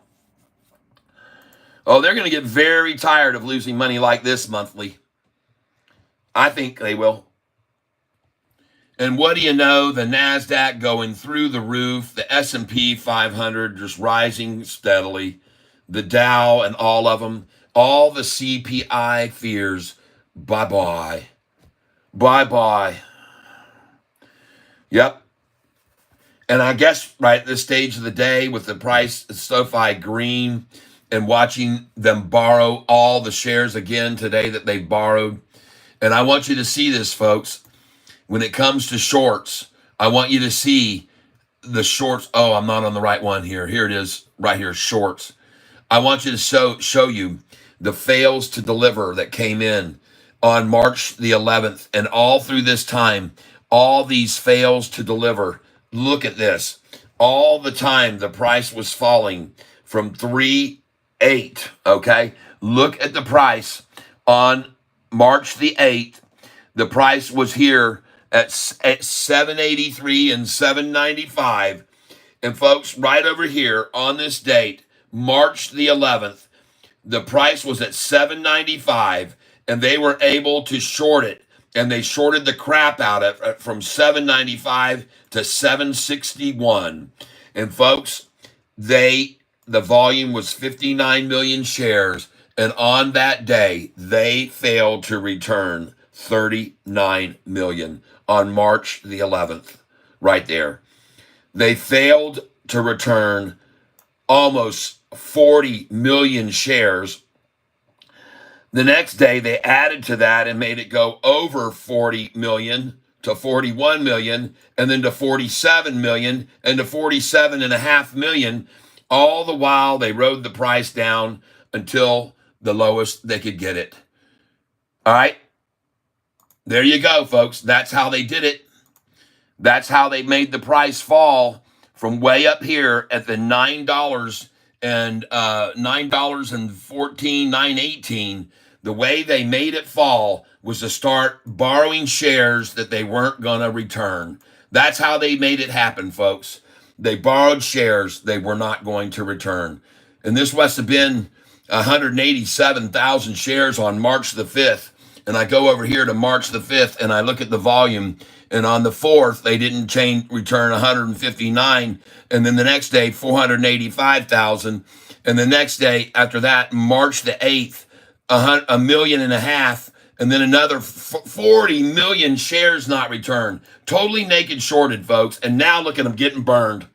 Look at them getting burned, folks. Look at this SoFi stock. And I'm going to get over here on this chart. I want you to pay attention to the 1 day right now. I'm coming in here now. If you do not know how to do what I'm doing here, go over to the indicators on Yahoo, click on this plus button right here, and click moving averages. And after you do that, you will get something that comes up here. Please change this right here to 10 days. 10 days. And make the color of that 10-day moving average down here, change it to blue. So you'll have it the same as mine, and click save. After you do that, you come back over to moving average indicators. You click that, go here, change this one to 45 days. 45, okay? And then change this color to the same as mine. And make that one, oh, I'm sorry, my 10-day is purple. My 10-day is purple, my 45-day is blue. Make it blue for the 45 and save it. After that, you can go back to the indicators. All right, click on the indicators, click on moving average, and this time you make the 50-day the same color as mine, which is gold. And then hit save right there. And then you'll have all of these cool lines in here. The only one I don't show you here is the 200-day. And the way to do that is go to indicators, click on moving average, come over here to this, change the date to 200-day term, and then change that to green. All right, green as can be, and hit save.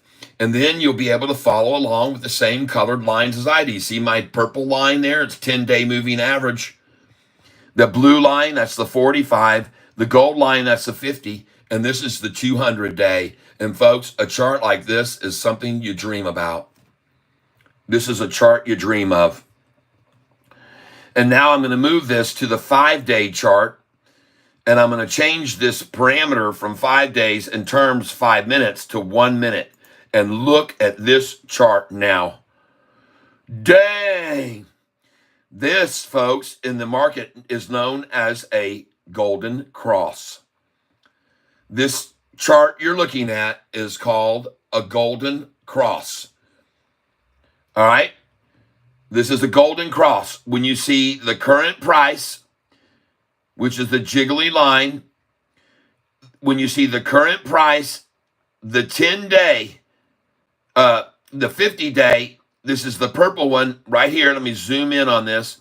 When you see, move this over, here is the 200-day moving average. When you see the current price, which is the jiggly candlestick one, the 10-day moving average, and the 45 and 50-day all cross the 200-day moving average, that, ladies and gentlemen, is called a golden cross. And there's a reason they call it back. And there's a reason why they tried so hard when they saw that happening. Look how they tried to bring the price down when they saw that taking place. They didn't want that triple crossover to be full, but it is now. It is now, people. And she's looking fantastic. Gosh dang, that is a gorgeous looking chart. And I zoom in here right now and I go, my God, look at all those green candlesticks. 1, 2, 3, 4, 5, 6. 6 out of 7 green. And that now is another green one now. If you refresh the page, holy crap, everybody. She's gone. She gone. Oh, man. All right, let's get up here. I got a lot of people commenting. Yep, I know about CLSK. And in fact, I told everybody this morning to get into that one.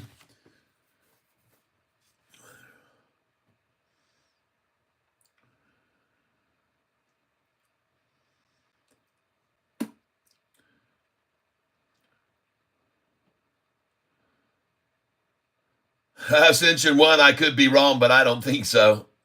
I hear you. I hear you, Ascension 191. Blessed Divinely, Eastern Standard Time. That is right. J Power. Yep. Do you think Sofi will ever see the 7s again after earnings? No, never again. But I can't be certain. It could go to 788, and that would be it. Vanessa Colt. Wow. Yeah. Jeff Presley, Ascension 191, hope not, LOL. Ascension 199, I hope so. Chance to rebuy after taking earnings profits. Milltown Smoke, Keys of Poisson Shot. What Poisson Shot? That is a fish cat, he's calling me. Sup, Tank? Yes, welcome, Milltown Smoke. You can sell OTM calls or puts, still make money, Jeff Presley says. Milltown Smoke. Gade Putikal Pen. Okay.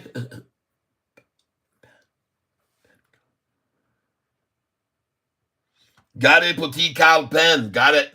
Sup Milltown Smoke. Bullish option sweeps went through a few hours ago. They are going to push the price up a lot in the next few days. Yes, they are. Here we go. Up again. Yes, we are. We gone. I come over here, I click on this chart again, I look at this, and I show you all, she is about to explode. Wow, look at all the green candlesticks.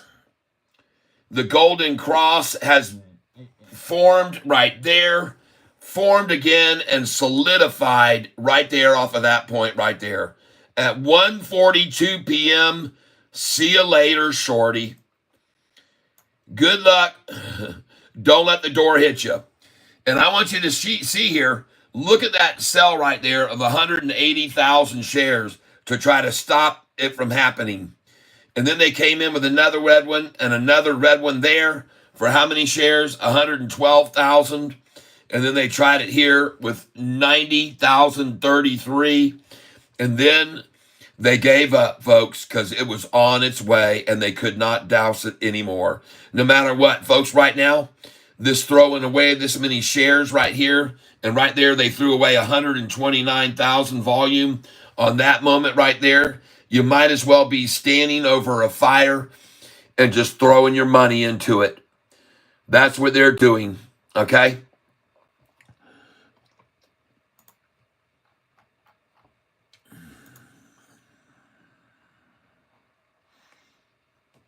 Give me just a second here.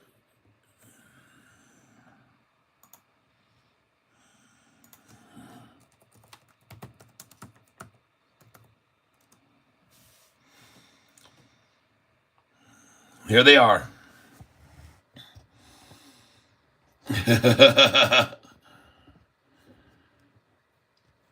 I'm going to put this up on the board for everyone to enjoy.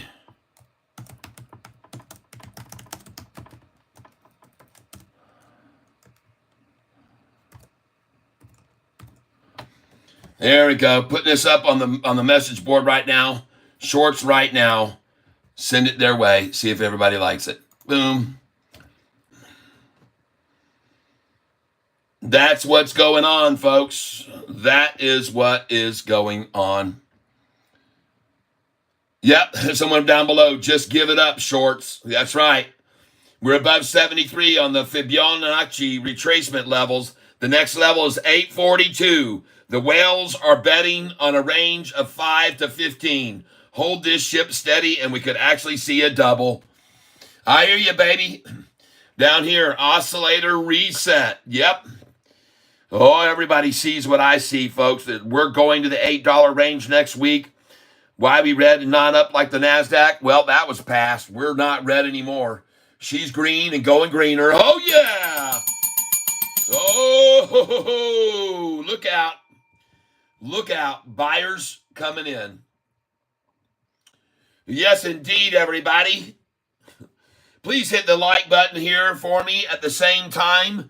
We're going to do this at 2:03 and 48 seconds. No, let's do it at 2:04 and 8 seconds. Let's hit the like button at 2:04 and 8 seconds. And as we watch this break over 760 on its way to $8, all right? Because they can't hold her back. Yeah.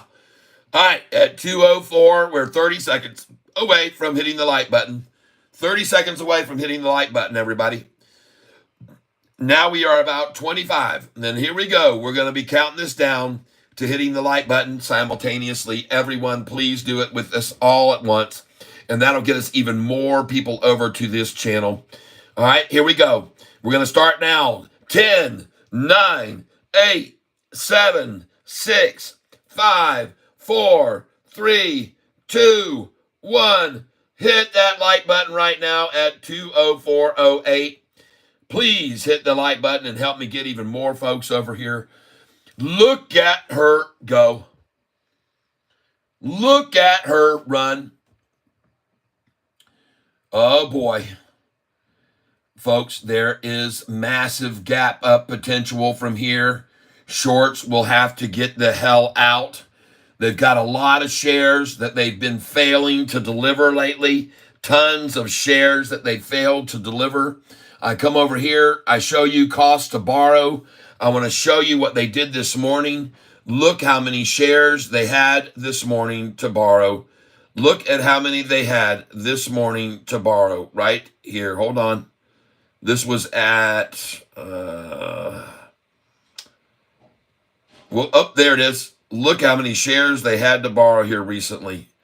I mean, it is scary, folks, for them. 200,000 shares out of 10 million. On April the 2nd, they only had 200,000, then 500,000 on the 3rd. Then they return them for a fraction, and they're out of them again. Then they return them again. Then they're out of them again. Then they return, and then they're out. On April the 9th, they're down to how many? Oh, my God, folks. April the 10th. You can see the numbers. They are dwindling. They are dwindling. They're dwindling. They're dwindling. This morning, folks, this morning, they had this many shares left to short with this morning. I'll click on it in a second. There it is. 850,000 shares on April the 9th, 2 days ago. Returned to 1.4. And, folks, they've used them all up today. Look at that now. 850. Now, I want to get over here because I want you to see this, everyone. We're going to change this search right here up from short interest. We're going to change this to right here. And then we want to see how many shares they've returned this morning and what they've got to borrow now. Okay? And I want you to know something, folks. At this morning, 6 hours ago,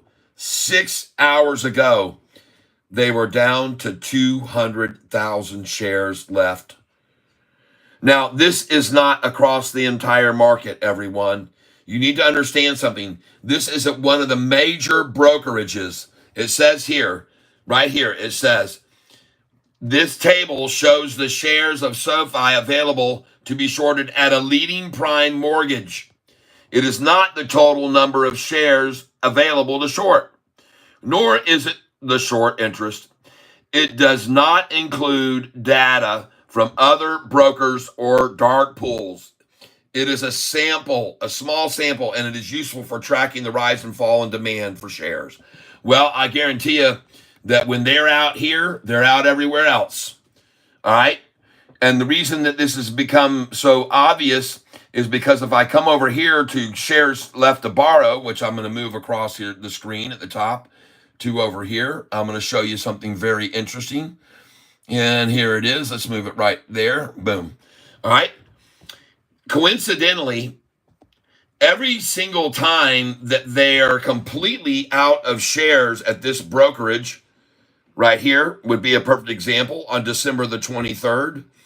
They were completely out of shares from December 23rd to this date, January 14th. Well, what did the price for SoFi do from December the 23rd? What did it do from there? Let's go over to the historical data.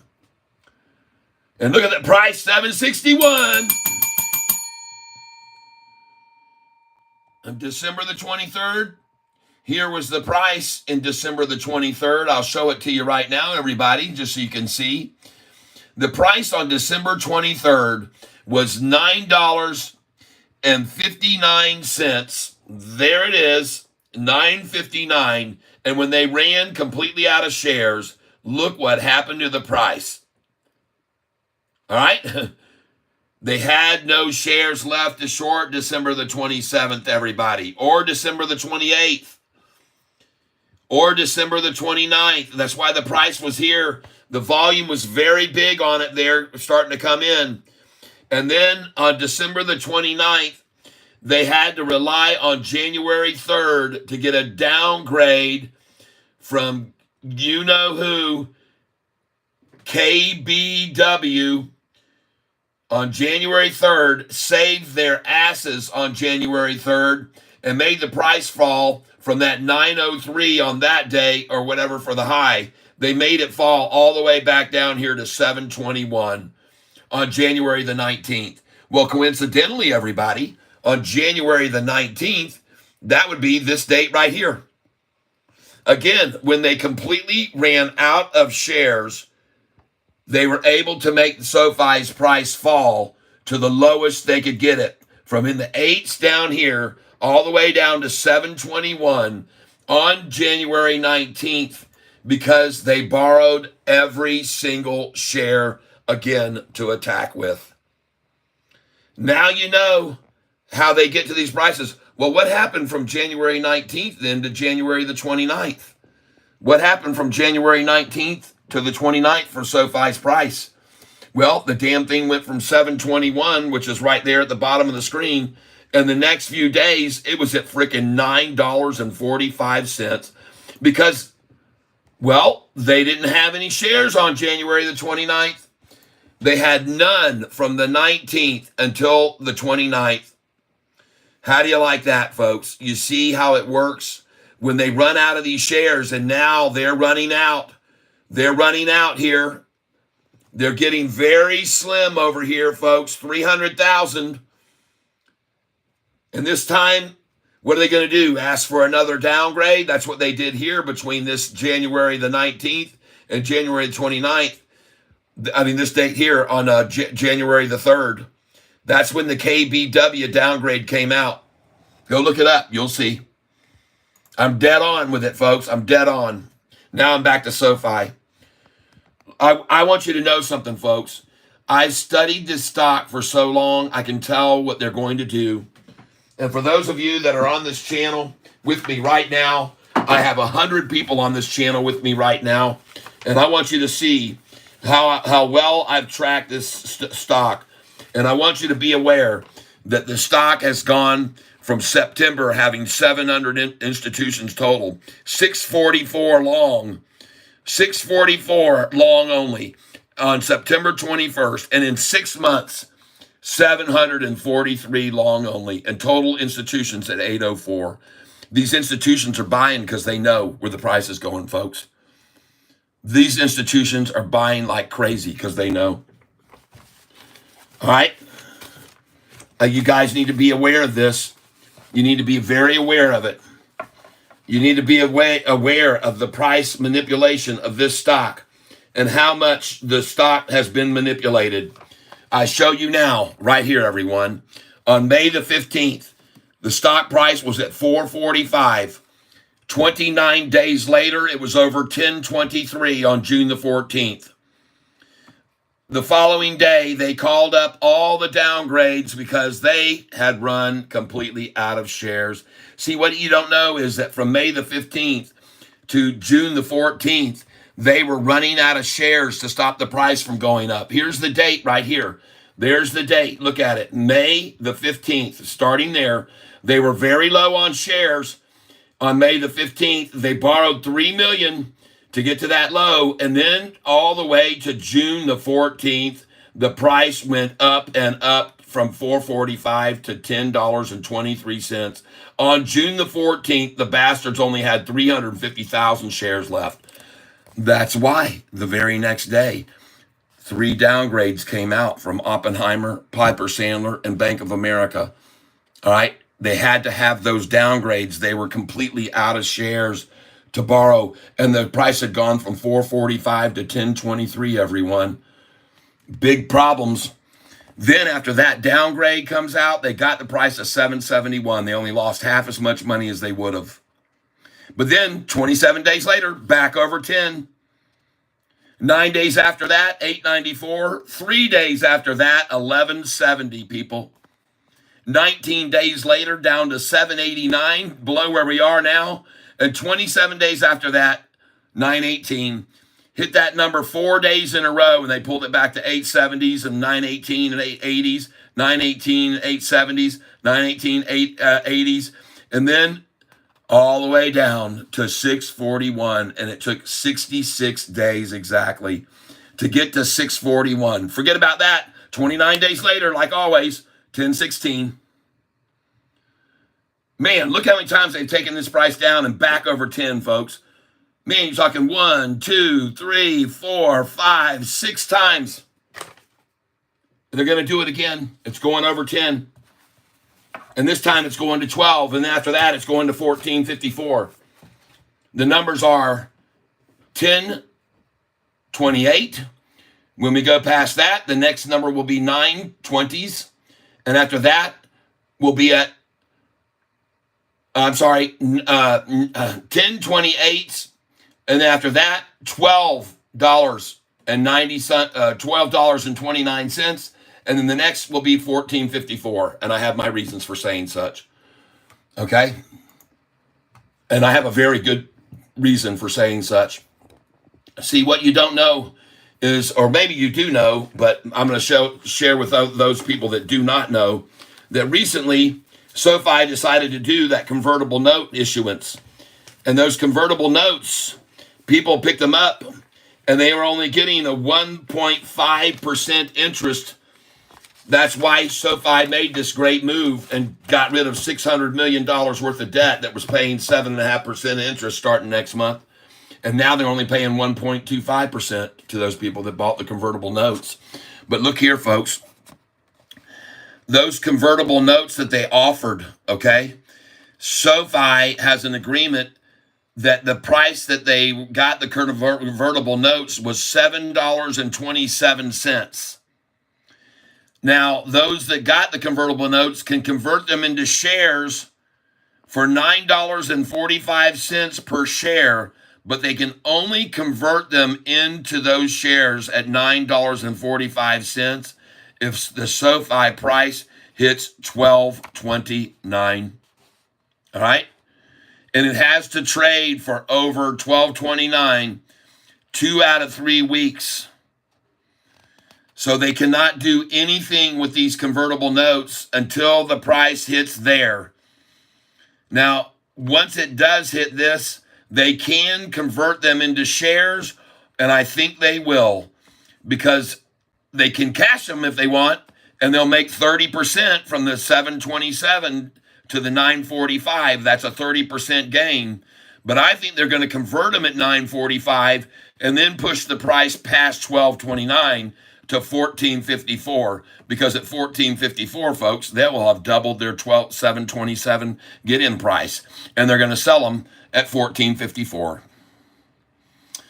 That's when they'll sell them, and that will be a wall for us, okay? Okay, just be aware of that. But right now, the objective is to get SoFi's price to 12.29 so those convertible notes can be converted over into shares. Now, another thing that happened is when SoFi made this convertible share offering, note offering, they oversubscribed. They were only looking for 750 million, but they sold 862.5 million because so many people wanted in on these convertible notes because they know they can move this price to 12.29. And you want to know how I know that they know that they can? I'll show you right now how they knew. How can they move it from $7 to $12 up $5? I'll show you how right now. I'm taking you back now to a date of May. Oops, sorry about that. I don't know how my light just came on. I don't know how to turn it off either. I got a light on my screen now. What the heck? How did that come on? And what the heck? There we go. All right. So here's how I believe that they can make the price now go from where it is to that price. All right. I'm going back down here to May the 1st. And this was an earnings call where SoFi on May the 1st beat the street by 3 cents. The price had closed the day 2 days before 567. Then everybody knew they were going to beat the street. It went to 608 and 623. And the next day on earnings day, then they beat the street. It went to 652. But I got news for you. They attacked it with all of these shares.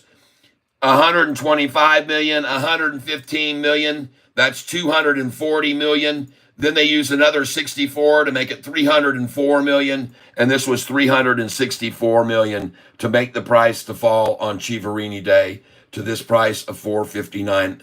Well, that wasn't Chiaverini Day.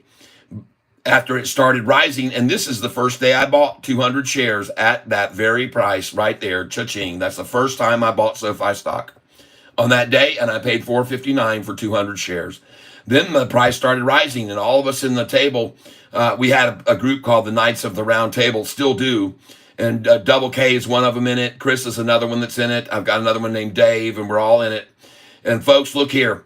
The price had gone from $4.59 to $5.60, and they had to call on May the 15th and get David Chiaverini to do his downgrade and a target price of $2.50. They used him, and he came out and gave a target price of $2.50, and the price descended to $4.45. And on that very day is the day that Krista Noto bought shares of SoFi. That is Anthony Noto's wife. I want to show you right here, right now, what I'm talking about. Give me a second because this is fun. If there's any women that are invested in SoFi, you're not the only woman that's invested in SoFi. Krista Noto buys SoFi shares. There it is, folks, right there. May the 15th. A Tuesday regulatory filing from SoFi, CEO Anthony Noto showed that his wife, Kristen Noto, bought 33,259 shares on David Chiapansy Day. Okay, I'm showing you this because I think it's cool to know. All right, that the owner's wife went in. God dang it. All right. All right. Well, guys and girls, I got news for you. If those damn institutions can make SoFi's price fall from 652 to 445 in 10 days, and then in 29 days later on June the 14th, when they had completely run out of borrowable shares from that one place, the price hit $10.23. That is a price increase over 29 days of 125%. Now, ladies and gentlemen, I bring you to the current, and I show you the lowest price they had it recently. And that low was a price of $6.82 about a month and a half ago. I want to show you where and when and how and everything. And that number that they got it to, folks, that was a long time ago. The most recent low that they were able to get us down to from a high was, it looks to me like right here at 705. 705, folks. You see the price where it was up here in the 8s and the 9s, and they drove it down to 705, and that was as low as 703 right there, was as low as they could get it. All right, folks, if they can make it go from 703 on March the 19th, after they've failed to return shares of 39 million shares on the 11th, another 1.5 million on the 12th, another 4 million on the 13th, failing to return, to get the price down here to 682, then folks, what is 125% gain off of 682? What number is that? I think they can make it go up that much because they did it before. 6.82 times 125% plus equals, that's $15.34, folks. Don't you believe that if institutions can make SoFi's price from back in May the 15th, don't you believe that if those institutions can make SoFi's price run from May the 15th at a price of $4.45 right there on David Chiaverini Day, don't you think that if they can make the price go for $4.45 in 1 month's time, to May the 15th to June the 14th at 10:23, do you not believe they have the ability to get the price now to go from that 682 all the way to $12 and plus? And I got news for you, folks. The truth of the matter is, from 445 just to 1023 is actually more than 125%. It is. It is. I'll show you here right now. Hold on. 4.45 times 128% plus equals 1014. It was 128.5%, folks. 129%. 4.45 times 129% plus. It was even more than that. It was 130%. 4.45 times 130% plus equals 1023. 130%. All right. So if they can run the price down here, like I said, right here recently, if they could run it down to that price right there of what they did, 682, is that it? 682, that was the low. That was the low. That was as low as they could get it. And you can see up here, the price was in the 9s, in the 917, 918 right there. And they ran it all the way down on borrowed shares that they still haven't returned. They made the price fall and fall and fall to 682. And now, ladies and gentlemen, they don't have hardly any shares left to borrow. I've shown you that. The tree is thin, very, very thin right now. And the price has been rising on them. And folks, the last time they drove it down was really to this price, $6.97. So if $6.97 was the lowest they could get it there, $6.97 plus 130%, folks. Where does that put us? 6.97 times 130% plus. That puts us at $16 a share. And I'm showing you this, folks, because I honestly believe if they have the ability to make the price go up 130% 8 months ago, that they can do it again now. 9 months ago, they can do it again now. They can do it again now, folks, and they're doing it as we look at the screen. It's just begun. It's just begun, folks. 761. You know what, folks? I feel good. And you should too, all right? You should too. You should definitely feel very, very, very good about where we are here today. Let's get down here and look at everybody's comments. I haven't been looking at everybody's comments. I'm sorry. YZ here with some money. Thank you. There's some love for you, YZ here. Thank you so much, YZ.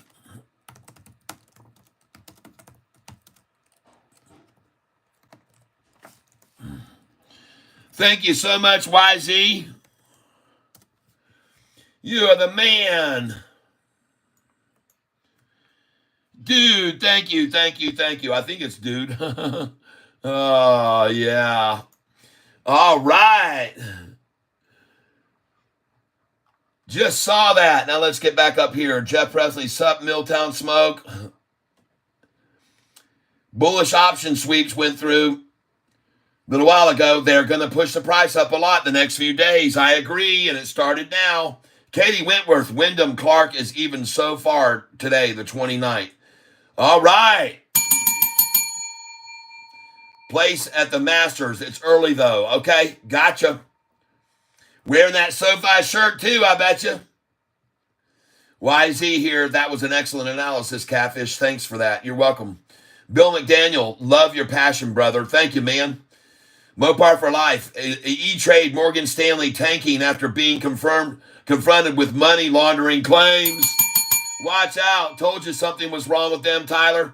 Yeah, they're bastards, man. Morgan Stanley downgrading SoFi stock price on July the 13th. God dang it, man. Bastards. And they owned $58 million worth of the stock on July the 13th. They made the price fall $1.50. After that, 8 days later, the price is at $11.70 a share. Morgan Stanley, snakes in the grass. Mopar, long wait for times on deposit. Stay away. There you go. Look at Morgan Stanley stock. Xavier, yikes. Oh, man, what's happening with Morgan Stanley?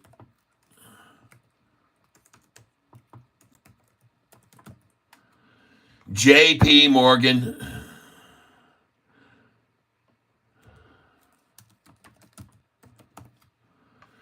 MS. Oh, nice. Hey, guys and gals, I have a question for you. Do any of you that are on this channel right now recall me telling you yesterday, don't be surprised to see the Dow and the NASDAQ skyrocket tomorrow and all the CPI fears would just dissolve away? Huh. Right here, ladies and gentlemen, is where $40 trillion right here is in the S&P 500. And I warned you yesterday that it was all just a shakedown. Yep. I told you all it was just a... Okay, folks, hopefully I'm back up and running here. Got a phone call and it ruined my connection, and I can't do that. Thanks, honey. I appreciate it. Love you too. Love you too. Uh-huh. Yep. All right, let's go look what people are saying over here. Xavier, yikes. Yeah, they deserve it, folks. Nothing can happen to a nicer bunch of guys. Icy slush, but Bitcoin, LMAO. What about Bitcoin? It's gone from $17,000 to freaking $70,000. Are you complaining about that? Huh? Will CLSK continue, or has it reached its peak? Oh, no, it's going to climb from here. It was driven down. This is the time to be picking it up. I already told people that this morning. CLSK was at the bottom this morning, and I told them to buy it. Yep.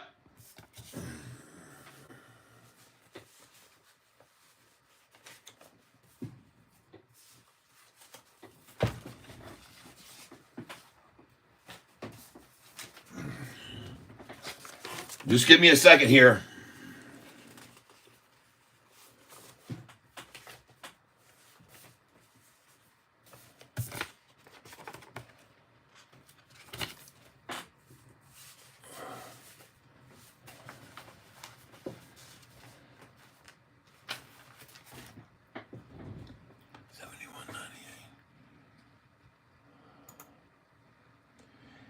And by the way, also, this morning, I told everyone here to buy Shopify at $71.98.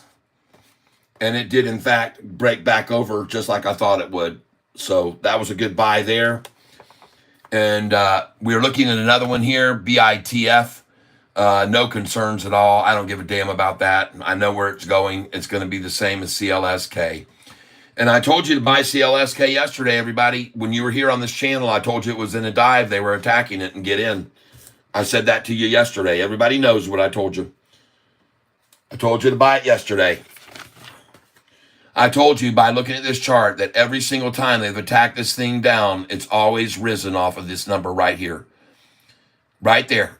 Okay? And I told you yesterday when I looked at it, I said, folks, if it gets to this number, buy it and don't look back. And it just did. And now look at it not looking back.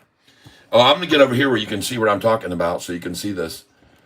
And I told you yesterday about this yesterday. Okay? Let me get the 5-day chart. You can see right there, this is when I told you to get in on it. Right there, baby. I saw that it start to rise. Okay. I want you to realize also that Sofi is about to close near the high of the day or at the high of the day. I'm going to run to the store, honey. Okay. So are you done with all this? Yes. Oh. Okay. Yep. I guess I don't have the lid. We're looking at some other stocks today. KULR. It was up 9% this morning. Boy, are they trying to keep this thing in here and keep the reins on it. But boy, KULR still a nice gain today. Even there, with they're trying to take it back here right now. But KULR looks good. True Leaf. Oh, yeah. Look at that. TCNNF comes right off the bottom there and takes off. And I told you about that one here, too. I said it was building a platform right here at 1172, and it looked like it was going to climb. And you guys know that. I said that to you. They said it looks very similar to this platform right here. And there's the same platform, and bam, off she went. Beautiful. Nice. CRSP. I told you about this one. She's climbing, folks. The 1 day looks awesome. And remember, this is one that was told to us by Katie Wentworth. I told her to sell this at $82. $81 or $82. I told her to sell it. And look at it now. And look at it rising again, Katie, if you're here with me. Jeepers. DKNG today. Look at the chart today on DKNG, everybody. I hope you're paying attention. DKNG, I also told you about this one yesterday. Man, oh man. Shopify, I've been owning this since the price was $40, and that was just 8 months ago.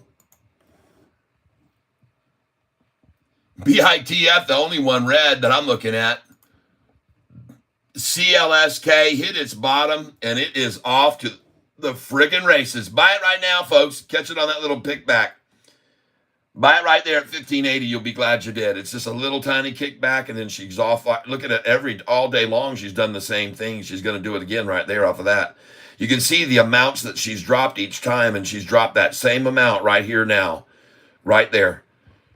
Right there. You can see about how much she dropped. That's when they had more power in the morning, and they had more volume in the morning. But look at that drop right there.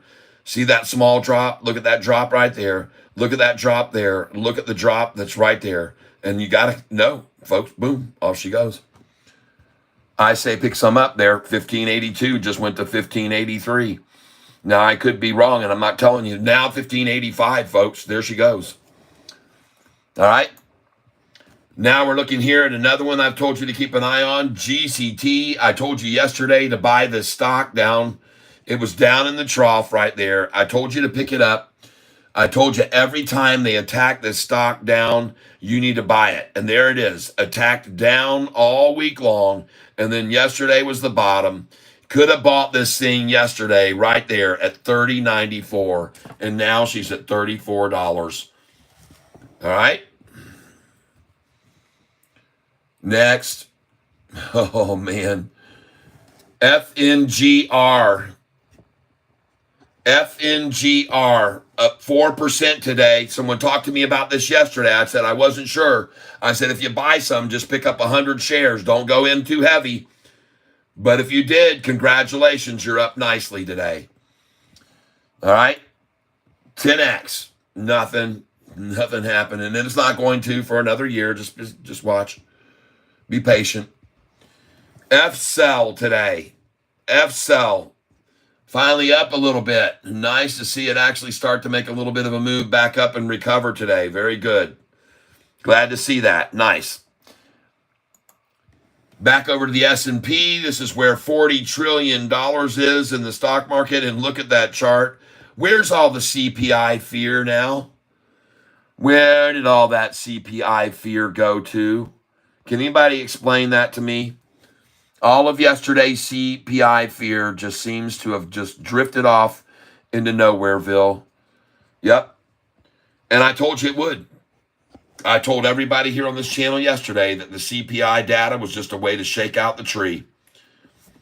Bo Lars, so this is a platform for those who day trade SoFi stock or what? Yes. Because long-term game SoFi should be stable and strong? Yes. I sit on right now over 55,000 shares of SoFi, and I trade about 5,000 shares per day. I sell it at the high. I buy it at the low. And you can see today what I picked up today of SoFi this morning. And by the way, day before yesterday, I sold it when the price was $787, $788, $789. I sold 5,000 shares there, and then I sold another 1,000 at $792. But this morning, I bought at $744, $745, $746, $47, and $48. I did not get this order to fill at $743. I guess it was just too big of an order, 100. I don't understand why, because it was $743 for a little bit, and I never could get that to fill. But I filled it all these, and that's good enough for me. And this one here, Viru, the price was $1.80. I said buy it at $1.66. I'm probably going to do that tomorrow morning. Let's go over here and look at VERU right now, if we can find it. Let's see. VERU, where did I put it? There it is. Oh, look at that. It fell down there. I told you. See, VERU, when this guy asked me about it this morning, the price was at $1.80, and I said, no, sir, no, sir, no, sir. Don't buy it. It was up 49% at the time. Now it's only up 30%. And I told him, wait for a pullback to $1.66. Okay? And it even went lower than that. It's down to $1.61 almost. But I told him I'd be buying this tomorrow at 10:30 in the morning, 9:45 to 10. I'm going to be buying this because there's a lot of newbies here, and they're going to get shook out of this tree in the morning at 9:44 to 10. And then I'm going to sell it at 11:45 or 12 or 1 in the afternoon. It's a one day in and out for me tomorrow on this one, VERU. I love stocks that pop like this, and I love it to catch them the next day when they shake out the tree. And so, folks, we're going to be watching this one tomorrow morning, and we're going to watch it close. You can see how they shook it out today, even today. They shook out all those new investors that came in there when the price hit the high of the day. And the high of the day was what price? 192. 192 was the high of the day on that one, folks. I told you so. Told you to wait. Don't buy it. I'm glad I told you that, man. And if you bought it at 166, you're probably fine. But I still cannot be sure it won't even go lower tomorrow morning at 9:45 to 10. You might even be able to pick up $1.50 tomorrow morning. All right, but this is probably a safe place to pick some of it up. But I can't make any guarantees, and I'm not going to ask you to do any more than buy 50 shares of this thing to start. Don't buy 500,000 shares of it. Don't buy 50,000. Don't buy 10,000. Don't come on here telling me how many thousand you just bought of this stock. I don't want to hear it. Thank you so much, YZ. Gregory Sarmas, action footage, like the show, cops, yeah. Kenyon, oh, man, we got a bunch of new people here, man. Goodness gracious, wow. Kenyon Legs, buy high, sell low, works every time. Very funny. Bert Berenson, I think it's more and more on Stanley. Yes. Bo Lars, so this is a platform for those who day trade, SoFi or what? Yes.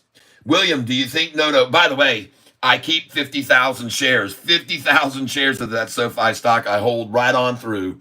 Right on through. I'm not going to let them go. Let's see. Milltown Smoke, sound climbing slowly. Good. Dream or stuff. Bought 25 sound. LOL, I'm broke. All in SoFi and long portfolio. Good. Katie Wentworth, yeah, Cat. I stayed out of CRSP and put it in SoFi. Yeah. All right. That was a good move. Bo Lars, you're not going to pay tax when you keep buying and selling. Yeah. Yeah, I pay big time tax. I pay 30%. I pay it every year. It's a lot of tax I have to pay because I make a lot of money. That's the bottom line. Every year I make a lot and I pay a lot in taxes. I have to. It's just one of the sacrifices you have to make. You make a lot, pay a lot. All right? You're going to pay twice as much in taxes by day trading like I do. You're going to pay 30% versus 15% if you hold for over a year. So, but I don't care. First of all, I'm not trading all 50,000, 55,000 of my shares every day. I'm only trading 5% or 10% per day. All right. Trino stuff. Thoughts on LUCID? It's been destroyed, but sell-off is slowing, and they had a big cash infusion. I don't have any LCID, and I have not dug into it to see. I do like this Viru right here, folks, maybe for a move on up this afternoon. But be cautious. Like I said, small amounts here. If you're going to get in on this, do it small. And it may continue to run. It may not look back tomorrow morning. It might be up over 180 and go up closer to 2. I don't know what'll happen tomorrow morning. But I wasn't going to buy it 180 today. And there she goes. She's going back up. VERU. You might get some here. Or you might see that price right there, 166. You might see that be tomorrow morning at 9:45 or 10 o'clock. Just so you're aware of that. All right.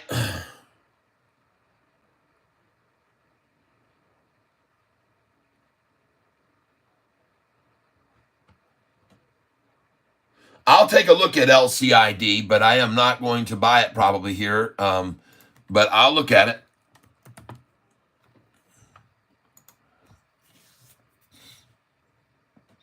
Holy smokes, 290. Oh my God. This price on this stock has just gone in half almost. It was up here to 415. No, I don't like it, man. I don't like it. I don't like it. I don't like it. Now they have beat and then they missed and then they beat and they met the street. But revenues are starting to come up. Oh my God, look at those earnings drop. No, man. No. That's nothing like, no. Don't do it. Don't touch it. Don't try to catch a falling knife. Don't try to catch a falling knife. I don't think so. Nope. That's not where I'm putting my money today. Not in a million years. I'd rather buy this Viru right here, right there than that. All right. Look at the 6-month chart on Viru. Look at that. All right. Okay, it's in a pullback right now today, and we're looking for it tomorrow morning at 9:45 to buy some more. The safest thing to do is just buy it in the morning when they shake it out. They're going to shake this out tomorrow. They're going to, any stock that goes up 30 or 40%, they're going to shake it out in the morning. I promise you. All right, they're going to do it. How do you like this SoFi green again today? And folks, isn't it amazing that the NASDAQ is now today, after down 350, up 275 points? Where's all that CPI fear? Where did the CPI fear go? Why is no one scared anymore? They never were scared, everybody. Yahoo tried to implant that idea so that the hedge funds could steal away your shares from you on the cheap, people, and make a ton of money today. Every one of them, every one of these markets, green, and going greener, and all of 100% no surprise to me at all. Not one little teeny tiny surprise to me at all. I'm not surprised. I find nothing about this surprising whatsoever. This is exactly what I expected today. And I'm glad that you're here with me to see that I was right. Bo Lars, if you're not a day trader and long like me, but still like watching a good SoFi channel, stick around. I don't day trade and I'm on daily for the info. Long SoFi, yeah. Bo Lars, yeah, me too. I only have 75 shares, but I am going to keep for 5 to 10 years. Good. Yes. Bert Berenson, did you check the financials of Vuru? No, I'm going to get into Vuru and out tomorrow, and I'm going to make a nice little pop, and I'm going to be done with it. I'll wash my hands of it. I'm not really concerned.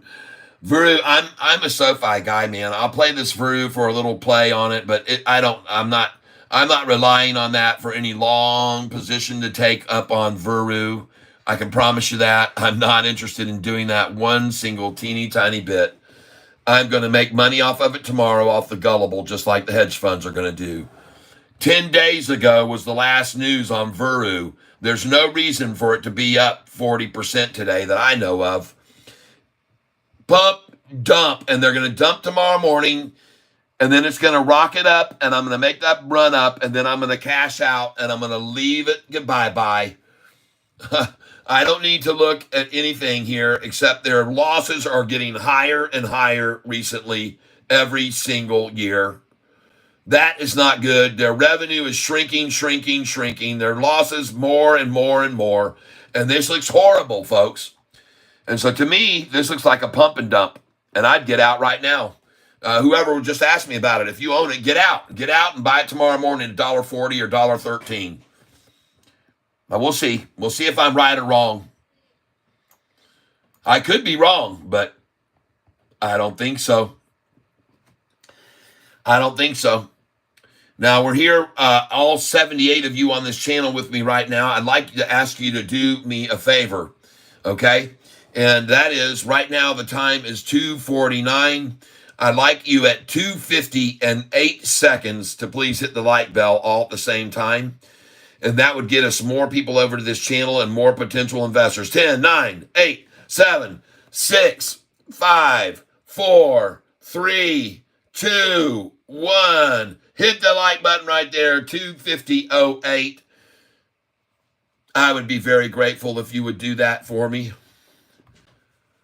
I don't see what's going on with this big old delay on the screen over here. It's just frozen, so I'm going to refresh the page. Yeah. Refreshing the page now. I want to thank you for all the likes. William, do you think Noto make his stock complete by 2020? I hope so. I know he's got a lot of incentive to get the price to $25, $35, and $45. I know all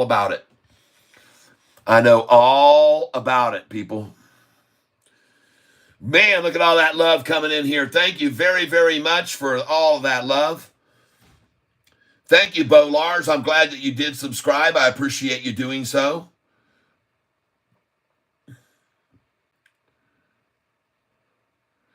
Let's see. Did you check the financials of Vuru? Yeah, I just did. N. Clark, just keep adding when you can, Bo Lars. It will pay off. That's right. Sean N. Hey, Catfish, how are you today? I'm doing great. Sean, thank you for asking. Bo Lars, I live in Denmark, so we also have high tax here. Okay, I hear you. Dream of stuff, laughing, crying. Andrea FT. Andre FT. I noticed today SoFi has a very good correlation with the Dow. Oh, yeah. SoFi is in the Russell. SoFi's in the Russell. In the Russell 1000, where 90% plus of the money of the Russell is in the Russell 1000. SoFi, all they have to do is have profitability for 5 quarters in a row, and they'll move over from the Russell into the S&P 500, into the upper elitist class. And that's what they're going to do. They're going to move over there, and then they're going to have a dividend announcement. They're going to have an announcement for a dividend, folks. And she's going to go through the roof. Everest dude, what's going on? Raph, sub +1, thank you.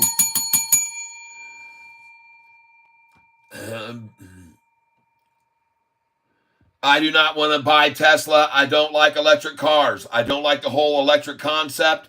I'm not a believer. I live up north. I saw how many charging stations had lines. People sometimes waited 5 days to charge their cars. This is a major problem up in the north part of the United States. You can forget about it. All the places in Wisconsin and Minnesota, North Dakota, all of them can't charge their cars in the winter. In Chicago, there were so many Uber drivers driving around in electric cars. People could not get charging stations and could not charge their cars. Cost many people their places of employment, cost them their jobs. Electric cars are a fakery. The only way they can run these electric stations is by burning fuel, burning coal. That's how they get these electric supplied. Electricity is still supplied by coal. Folks, you guys don't understand this. I'm going to show you in a nutshell so you can all become big-time understanders of the whole big picture. Because apparently the guy who runs the country doesn't understand this. How much of the U.S. electric grid, electric supply, is coal? All right? Here it is. Right here, ladies and gentlemen. Energy source in the United States. Fossil fuels is 60% of our energy. Are you with me so far? Natural gas is 43%. Okay?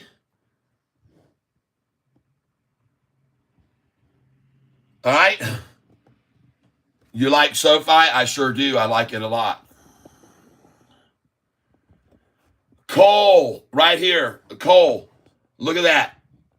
16.2%, but look right here. Billions of kilowatt hours, okay? Fossil fuels, folks, is where it is. 60% of our energy. Burning fossil fuels. Not windmills. Not windmills, not water turbines, nothing else.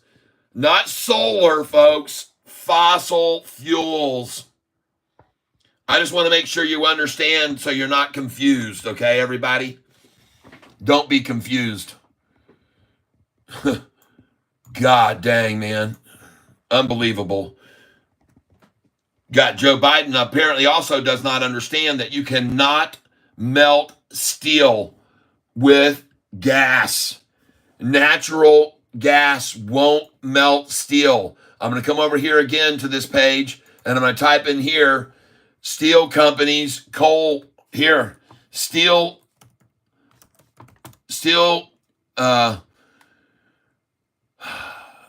manufacturers and coal.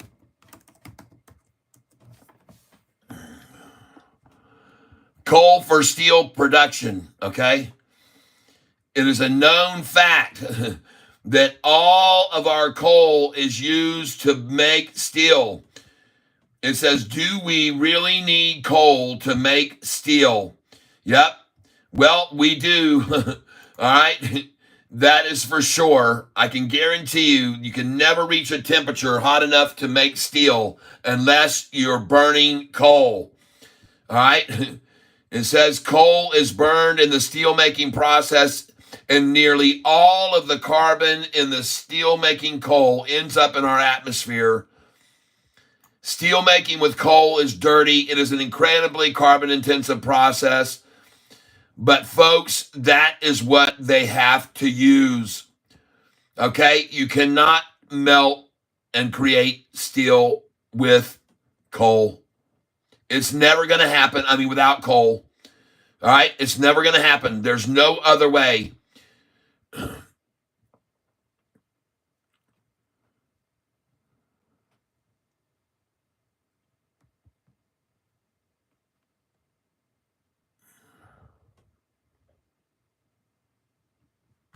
Right here, the coal is converted into coke and then used in the blast furnace in making steel, okay?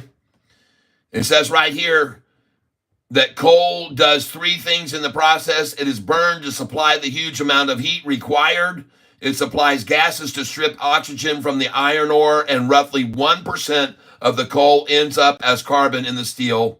In the process, about 99% of the carbon in the coal ends up in our atmosphere. But folks, you cannot make steel without coal. Why do we use coal to make steel? We know that we need to reduce our carbon emissions. So why is it clear that we keep burning coal to make steel? What can we do instead? The news is coal is not our only option. You need three things to make steel: a whole lot of heat, some way to remove oxygen to turn oil into iron, and a little bit of carbon to turn the oil into steel. The carbon is easy. All you need is a little bit, and it can come from anywhere. But in Brazil, they use charcoal, and scientists have used charred beet stems in the lab. But a small amount of coal or gas is fine too. Folks, I'm telling you, you cannot make steel without coal. The biggest barrier to carbon-free steel isn't technological. It comes down to dollars and cents. Coal is cheap because it's just dug out of the ground.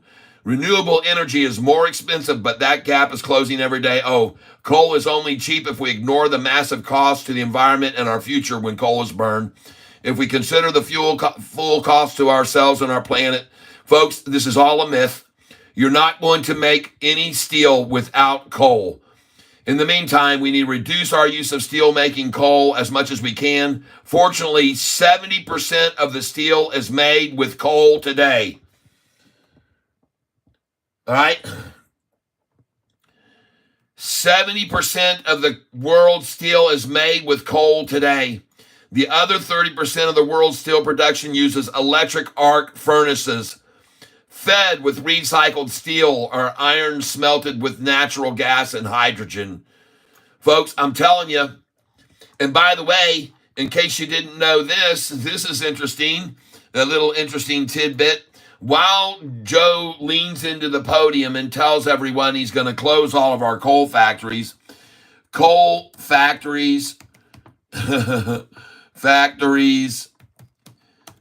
increasing in China. China is building more coal plants than ever. All right? China is building more coal plants than the rest of the world. No duh. All right?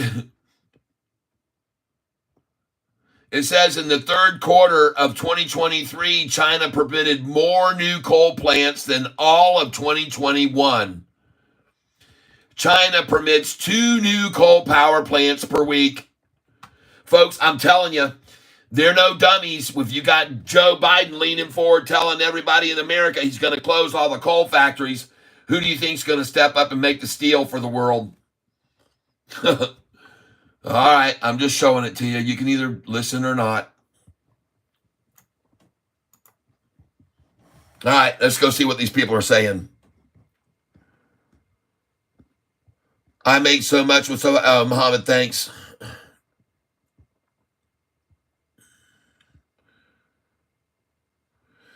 Yeah, she's for the streets. You like Sofi? You're dang right I do. I know Sofi's going to be over $10 here pretty soon. Again, for the 5th time in the last year and a half. Over $10 and back in the 7s. They've done it 5 times over the last year. She's for the streets. So you like Sofi? She for the streets. Zoom out. Okay. Muhammad, hi Catfish. I have 2 questions. The hype of Sofi is everywhere. However, the pace is still slow. As I expect these days, we would be reaching above 8. Second, may I know your opinion on AG stock? I think AG is a good buy here. I think it's in a pullback today, even, and should get some. I already said that. I've been watching it for 2 days now. I said it was a good buy. Muhammad, thanks. Milltown Smoke, I've made so much with Sofi. Me too, brother. Man, if I made a ton off of this stock, selling it at the highs and buying it at the lows. In Clark, my house is powered by a nuke plant. I switched to all Ego lawn equipment and love it. I do too. I got Ego weed whip. Very cool. But I tell you, everyone, I went full nuke power, not electric. Katie went with Tesla is down nearly 60% from high. I wouldn't touch it with a 10-foot pole. Milltown Smoke, Neo should be through the roof, but it ain't. I hear you. I don't like Neo. I made my money on it before, way in the past, and I washed my hands of it. William Fenwick, message retracted. All right, we've got up here, man. All these people. Milltown smoke, batteries costing a fortune. Yes. And not only that, but electric trucks have turned into destructive killing machines, killing everybody that they run into because they weigh 3 times as much as a regular truck. These electric trucks are killing people by mass numbers. They're going to kill more people in this next year than all the guns in this country will kill. Electric trucks are becoming insurance mania. Pay out the ass for insurance on an electric truck because of all the deaths from accidents that used to just cause minor injuries are killing people because of the weight of the vehicle.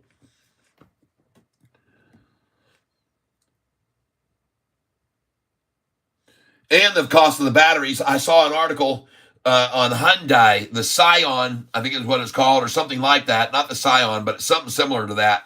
Toyota makes the Scion, but there's another one by it costs $60,000 for a new battery for the car. The something 5, I don't know what it's called.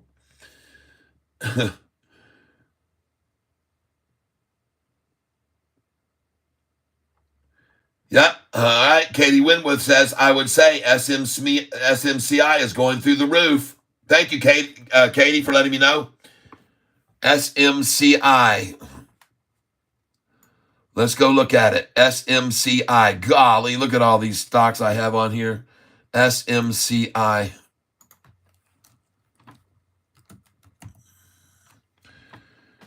And I think you own this. I know you've been asking me to look at it. Golly, man, holy crap.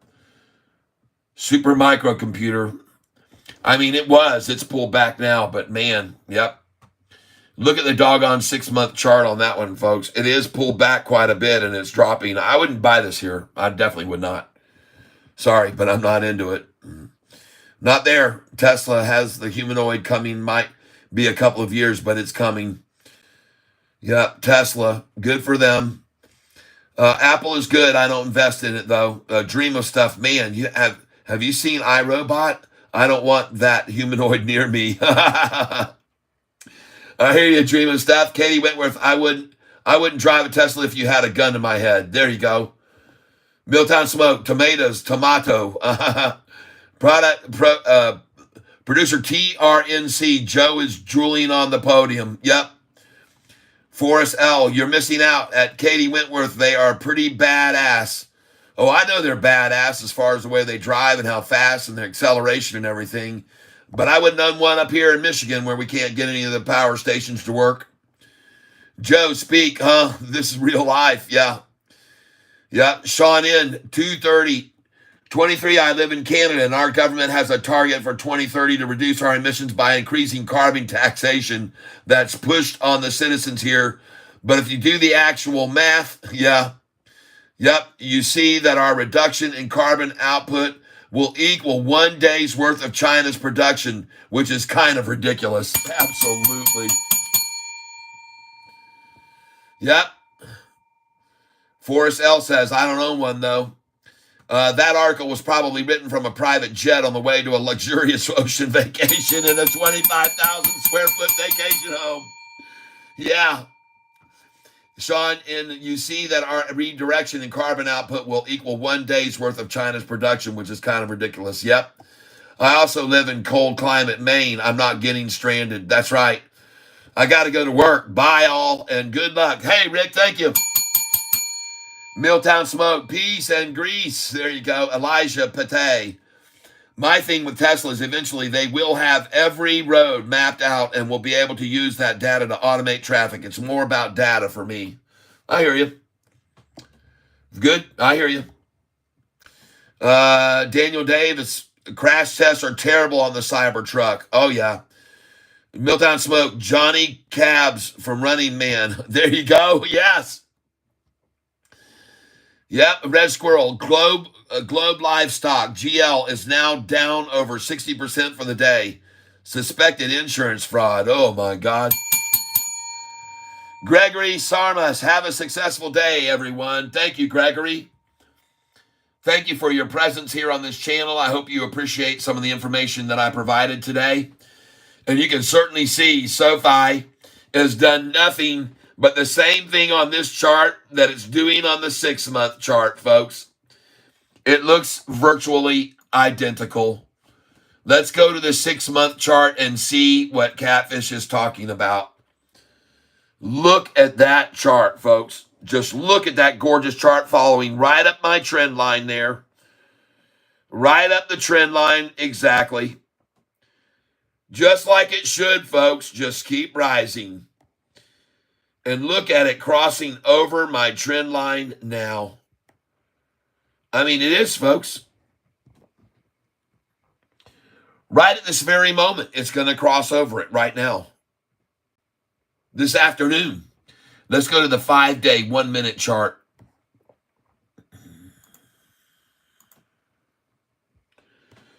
Five-day, 1 minute. Oh my God. It is look at this, folks.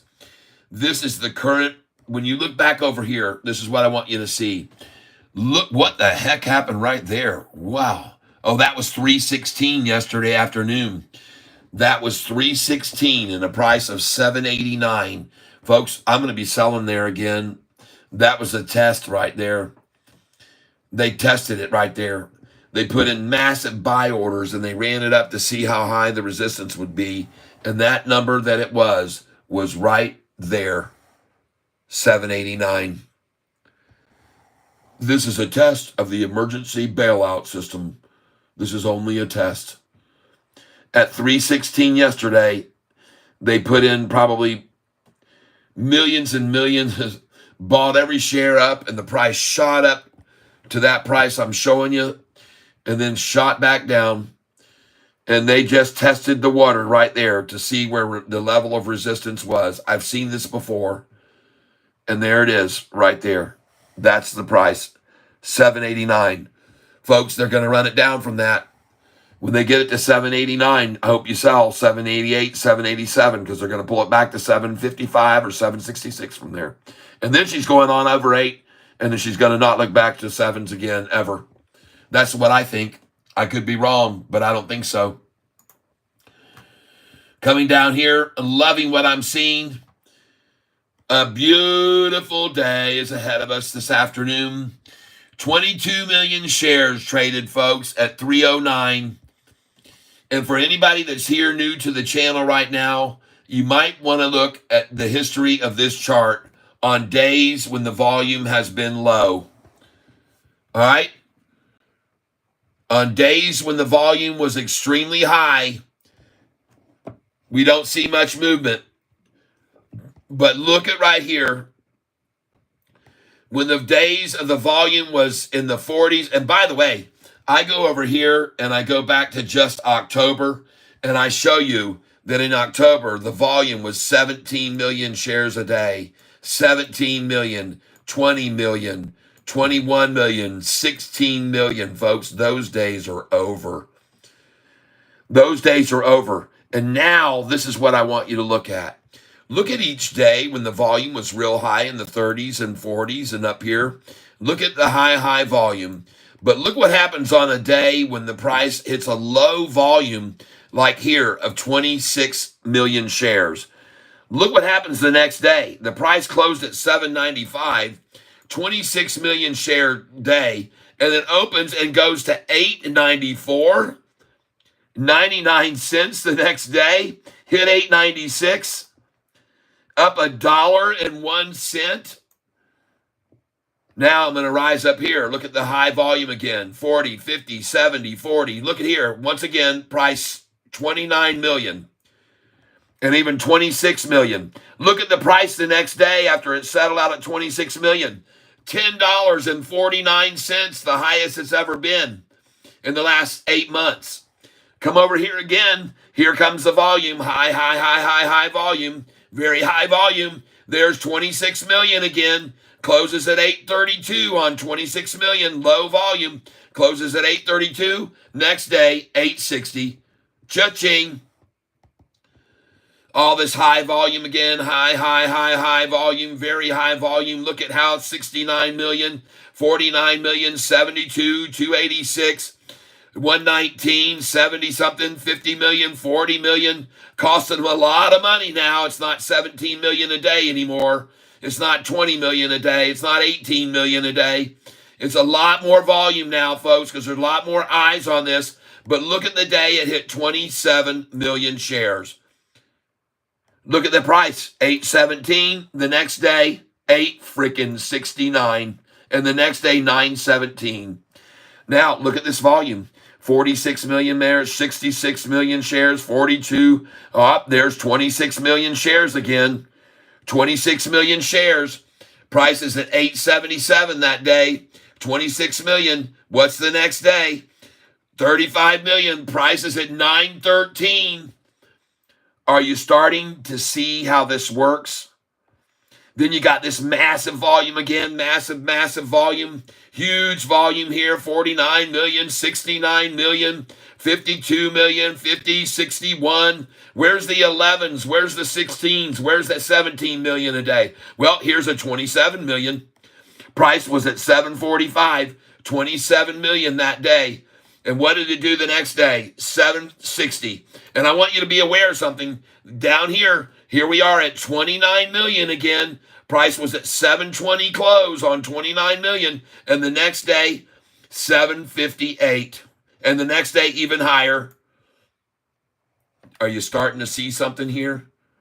These big volume days, and then you see the low volume day of 29 million. Price is at 740. Next day, 777, up 37 cents.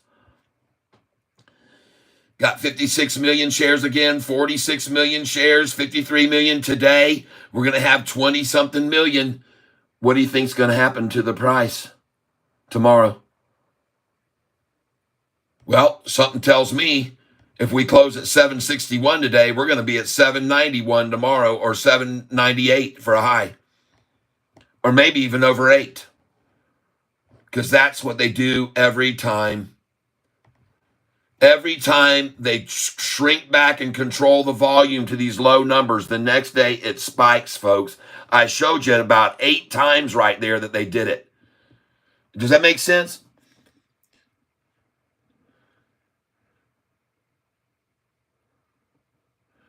Zach Maud, we don't buy food on the Sofi page. But I sure am happy to see this thing skyrocketing this afternoon. As we close out the day, 45 minutes left. She's rising. And now you guys know, see? Now you guys know. Mason Kellum, thank you for your donation yesterday. I want to thank you very much. I call out your name. Thank you for your donation. Hey, Kat, hope all is well with you today after your appointment. Got to keep you around a while. My doctor said I'm in excellent shape. My blood pressure was excellent. My breathing, everything. I'm just in excellent shape. I'm going to go to 99 years old, maybe 100. Okay, thank you for asking, though, and I appreciate your concern about that. Mopar for Life, Tesla still UG cars, though. I'm waiting for the electric charger Daytona. I hear you. Zach Mod, hi. Who in here can donate $25 for me? I want to buy some food here. Katie Wentworth, food. Sofi doesn't sell food. Dream of Stuff. Sofi, can you give me a loan to buy food? Dream of Stuff. I love it. What are your thoughts on Spirit Airlines stock? SAVE. No, I mean at my place, Malaysia. Zach says in Malaysia, folks, another one in another foreign country listening about SoFi. Food's expensive, but if you need plane ticket, clothes, or even gas, I can help you there. Oh, Mopar, man, you're the guy, man. Michael Wellner, do you think SoFi is worth swing trading? I do it every day. I do it every day. I've been swing trading this stock for 1.5 years, and I'm making a fortune.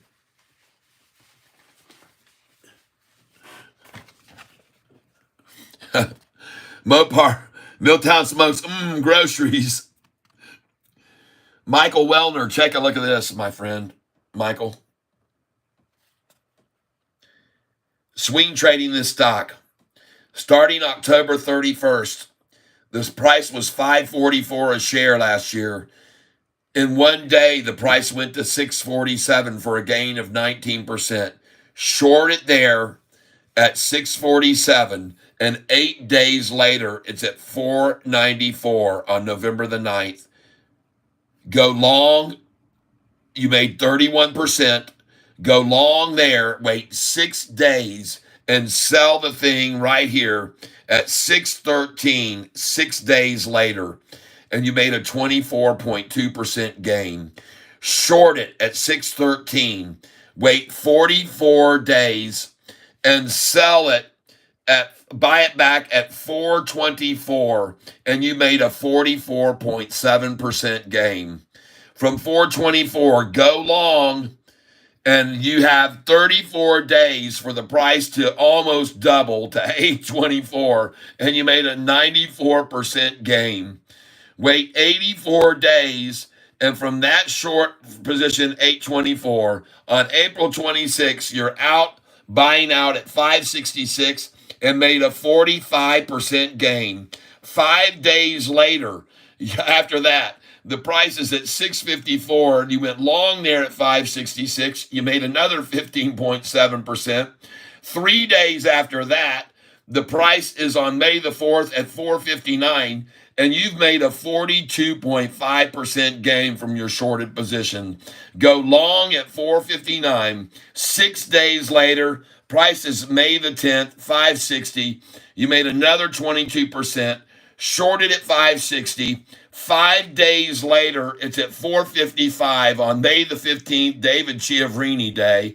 Downgrades and target price of $2.50 a share. The price, you made a 23% gain.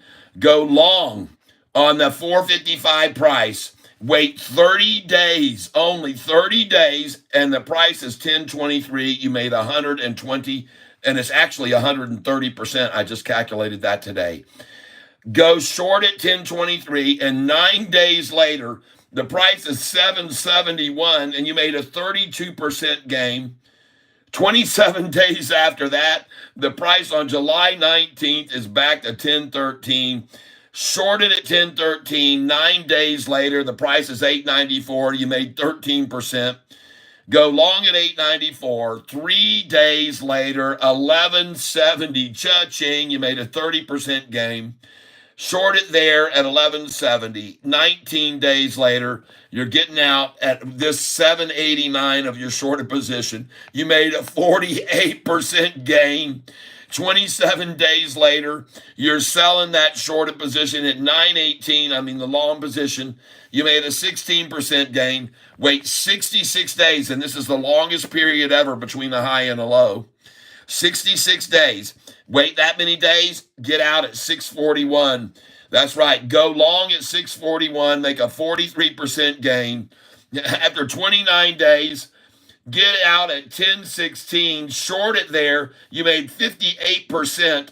And the same day they ran it down to $9.23, you made another 68% in one day. Then from there, this go long, and 7 days later, price is at $10.49. You made another 13% gain. Short it there at $10.49. 20 days later, price is $7.21, a 45% gain. And 7 days after that, the price was at $7.71 for a 7% gain. And over 1 year and 3 months, you would have made an 839% gain. Does that help you understand how much the stock has been manipulated? And this only ends in January. If I was to go through February, March, and April now, this would even be 1,000% or more, I'm sure. Okay? All right. Now you can see, folks. You can see the history of this stock and the manipulation. It becomes very, very, very clear to see by this piece of paper, which is a little more precise, that they've had the price at 4 over 10. They've had the price at 7 back to 10, 8.94 to 11.70, 7.69 to 9.18, 6.41 back over 10 again, 9.23 back over 10 again. You see that? Folks, they're not going to, I got news for you. They're not going to stop now. Okay? They're not stopping now. They're not going to stop it from going over 10 since they've done it 5 times in the last year. I don't believe they're going to. And as I've said, yeah.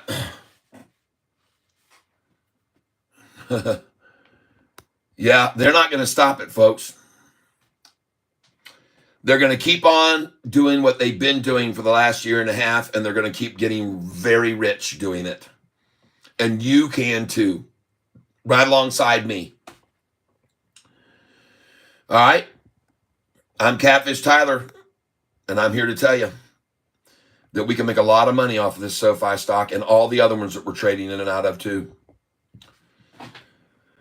Now I'm looking at SoFi, and I want to look in here very closely at this 5-day chart, and I want to look at it with 1-minute intervals. And I want you guys to learn how to look at these charts and learn how to use them to your advantage, okay? All right? You can use them to your advantage. I guarantee it.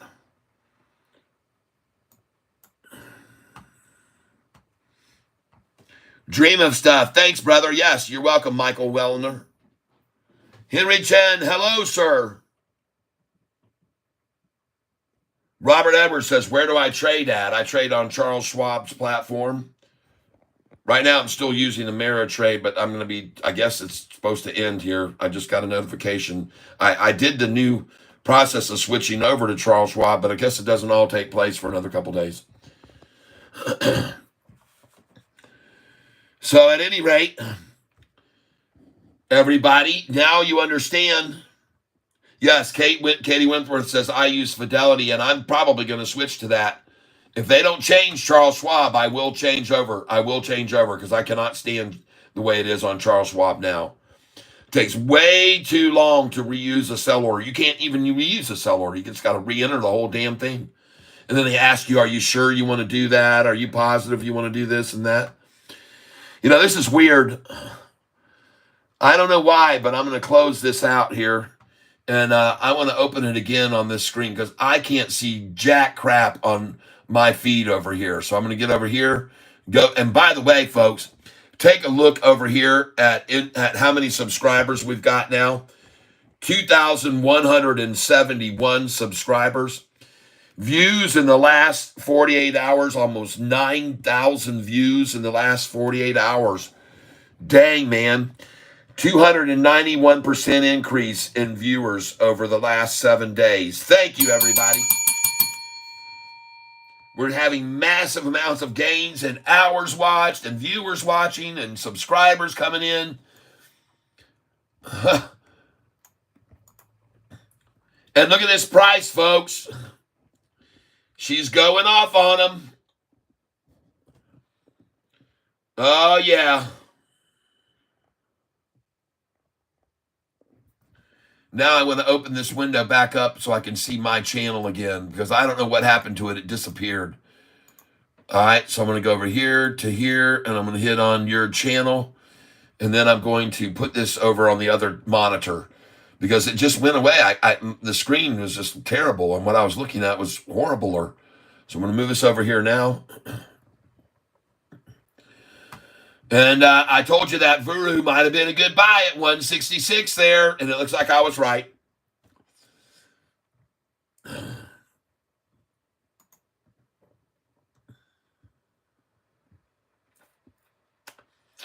There we go. Now I got the screen popped up much better. It's weird because this camera is, what I can see, the view I can see on the camera is wide angle, but when I look at the screen here, it's very zoomed in. I don't understand why. All right. I don't know why exactly. Oh, 170 on Vuru. Nice. Oh, my goodness gracious. Well, there she goes, folks. As I said, pick up maybe 50 shares or 100. She might go right on off and never look back. And she's doing that now. VERU. Check it out. Right now, though, we are looking at SoFi. I don't understand. I'm going to back this camera back up here. I don't understand why the vision I'm getting in the picture What is going on here? What's going on with my camera?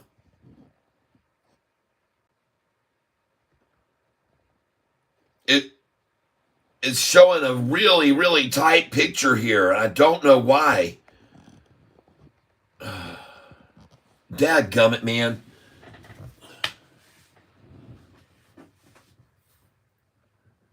I'm sorry about that, folks. It's very strange what's happening here. Let me move my laptop back. And maybe I can get this picture not so damn zoomed in. I don't know why it's decided to zoom in on me so much. I'm not seeing this, what you're looking at on your screen. I'm not seeing that. I have a full vision of the whole screen on my camera here. I am going to dollar cost average when I see 5-day lows. There you go. Good time. You should be. Yep. Susan and Sean in. Check the zoom on the phone's camera. Usually it's set to 1 time. You might have to back it out to 0.5. All right. Thank you. Yeah. I don't know what is going on here. Let's try going down here and go to zoom. Maybe we can get here over here. I don't know what I'm doing. Nope, I don't want to do that. We can't see. I know. I'm trying to make it better right now. I don't know what has happened here. Let me go over here and see what happens. Now, see, I can see myself on my camera is what it is. No, this is not right. I'm trying to squish down this camera size here now. And I'm sorry that this thing is so crazy right now. What happened to my camera? Let's try some different things. Just give me a second here, folks. Let me try and do some different things here. Just shows you're real, Catfish. Thank you very much. Damn. Maybe I'll try these dots down in the bottom corner. Cancel. Beam. I don't want any of this.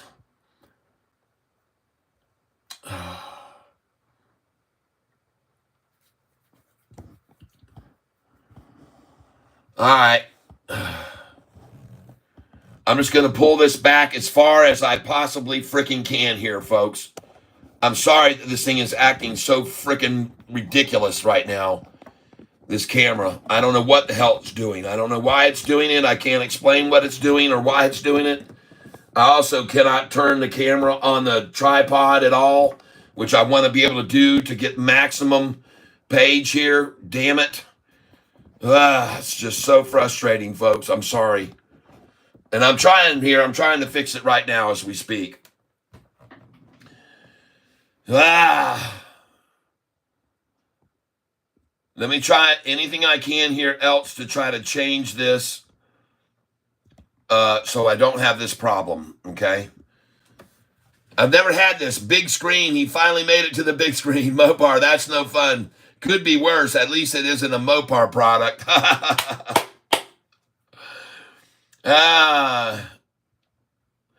Mopar says, Jesus Christ, 5 hours later, and I finally got the harmonic balancer off a 97 Nissan Pathfinder. You're in the garage on the big screen, Tyler.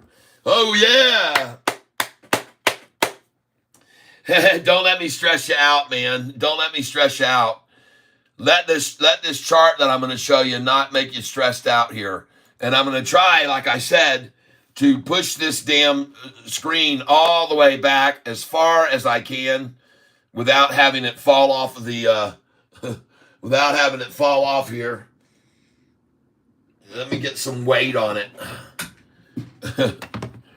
Oh, we're going to try everything we can to make this better for you folks, everyone. And we want to get over here to this chart, which is a 5-day chart. And man, oh man, does that thing look absolutely freaking fabulous. Holy smokes. Look at this 5-day chart and look at the 1-minute intervals over on the right instead of those 5 minutes. Let's go to the 1-minute interval instead of the 5-minute. Holy smokes, everybody. She's out of here. She looks gorgeous.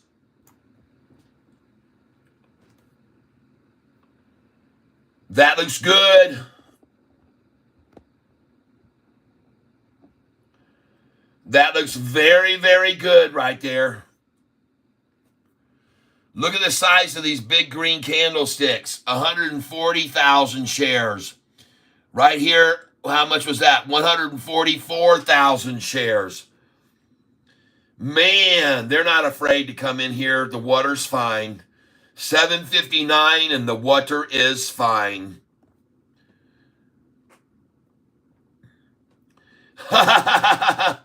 Ascension 191 says, Catfish, please sing the Sofi stock to $7. The workplace is fun when I make it fun. All right, I'm glad to hear that. I'm very, very happy to hear that. And man, oh man, am I also happy to look at this beautiful, beautiful chart right here. Yeah, Milltown Smoke. True dat. No loads left to run. Hanging in the tank with the like-minded people. There you go. Hanging in the tank with like-minded people, folks, and we're all paying attention to what's going on. True dat. Oh, yeah, true dat. I'm going to back out here. I don't want to get too tight on this screen. I am very, very happy to be showing you what I'm showing you today.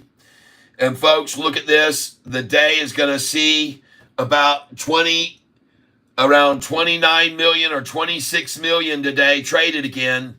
And that's a very, very good thing for us to see that right there. That's a very good thing to see.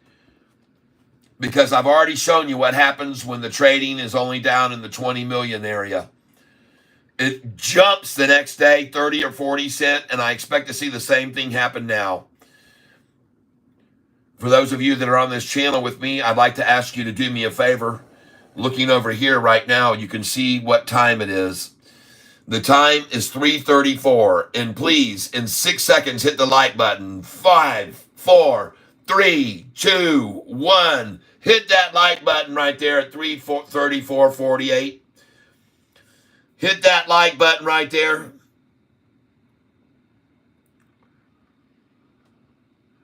Mopar says, if you want to make easy money, learn to repair vehicle wiring harnesses. I charge $150 an hour for the easy stuff. Nice. And the thing is, you got to just pick which end to start on, folks. Thank you for hitting that like button, everybody. They took my like clicker. Go up to the right top corner of your screen. There's 3 little buttons. 3 little, or the bottom right of your screen. 3 little white dots. You click on those 3 little white dots and you'll see a like button, okay? That's where they are. Hit on that, all right? Get back over here, and man, we're seeing this thing looking so good right now. God dang, this looks awesome. 760. Somebody was saying earlier today, they've got so many call-ups in 750, they're going to not let it go over. They don't have any choice. They don't have any choice about letting it go anymore. It goes on its own. There's too many buyers, folks. There's too many wanters of the stock for them to have any control on it. Good time, 300 an hour. Give yourself a raise. I can't fix stuff. Very funny stuff, you guys. I want to thank you all for being here. And look at all that. We got all of a sudden 82 people on the channel. Wow, it's Zimpret, Trump 2024. Yes. Yes. Mopar for life. I just spent $1,100 to have a wiring harness repaired on a skid steer. Wow. Hey, everybody, I'm ringing the hell out of this bell because this price is going higher. We got a lot of buyers. We got nobody sell desire. And the thing is now lit fire. You can see she's running higher. That's right. And the reason why is because what happened, I'll tell you.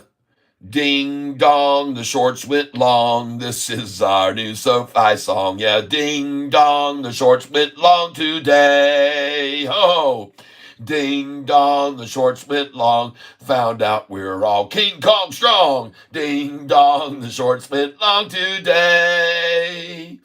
Sofi, it goes and goes and grows and grows and grows, yo ho. And this is why we sing and we ring that bell, yeah. Ding dong, the shorts went long. This is our new Sofi song. Ding dong, the shorts went long today. Ding, ding, ding, ding.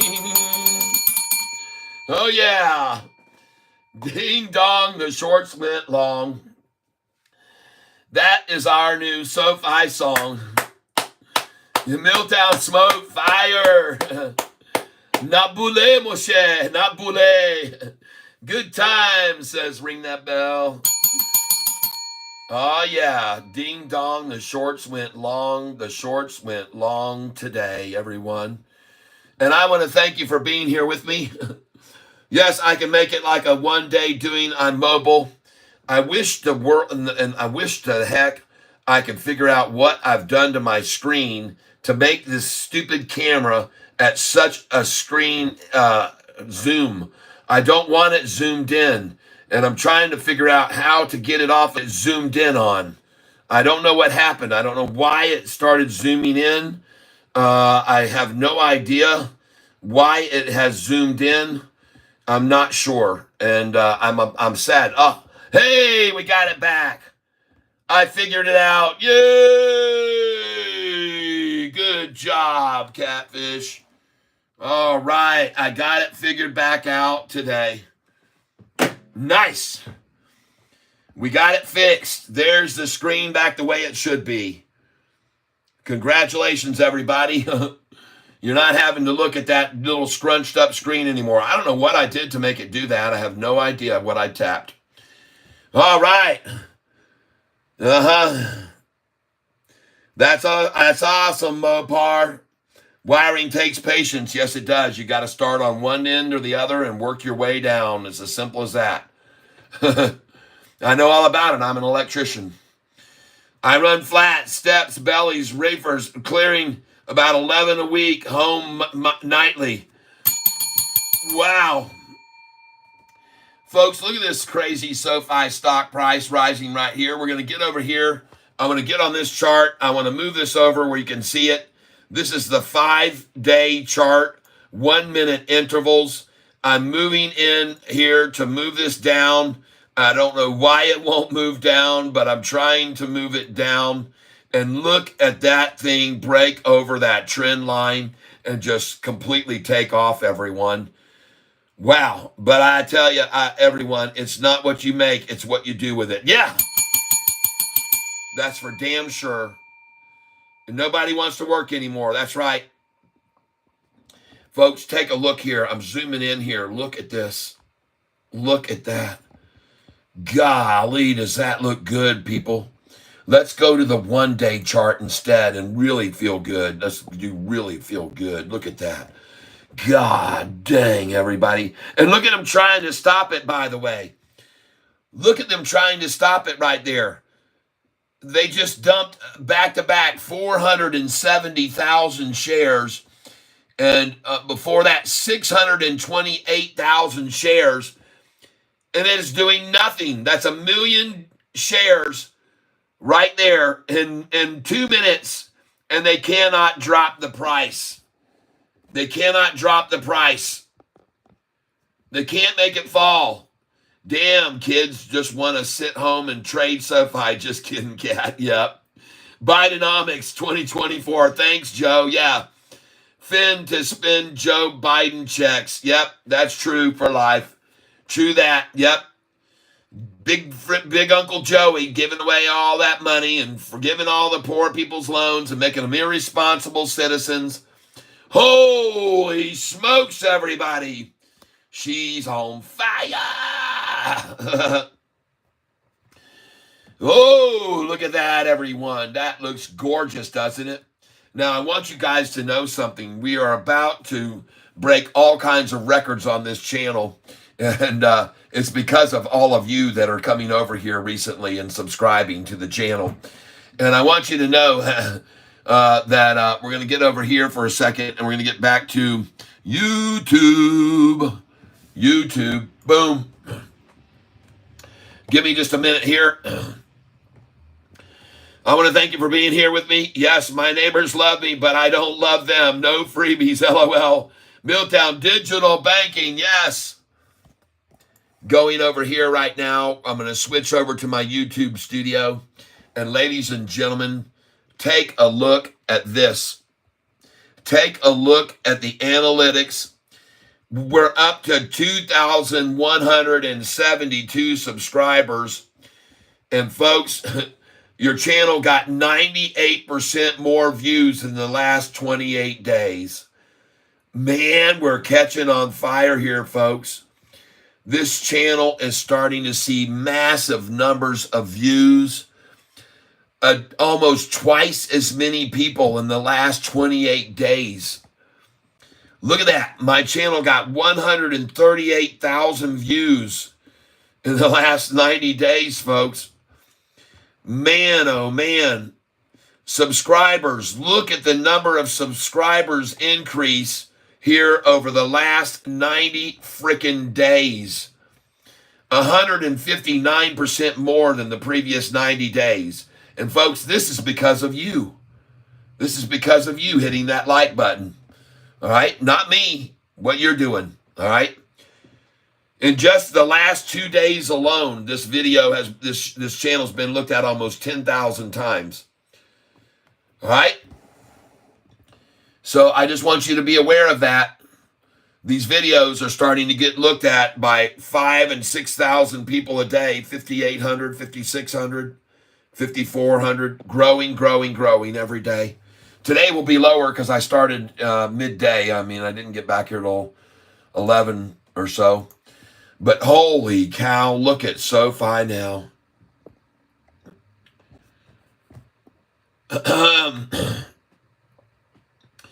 Milltown Smoke 3-in-1 says, "What color is your Bugatti?" Good time. I just say if you want to say thank you, you just pay me when the job is done. Right on. Milltown Smoke, if I had Bugatti money, I wouldn't have a Bugatti.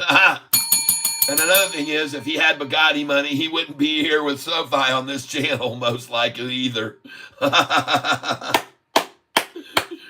Oh, yeah. Everybody who's here who doesn't know who you're with, this is me. I am Catfish Tyler. I have some baseball roots. I'm near Detroit, so I'm a Detroit Tigers fan. My dad was from Lakeland, Florida, where they spring train. I'm also a big Red Sox fan because I was born in Winter Haven, Florida, and that is where the Red Sox used to spring train.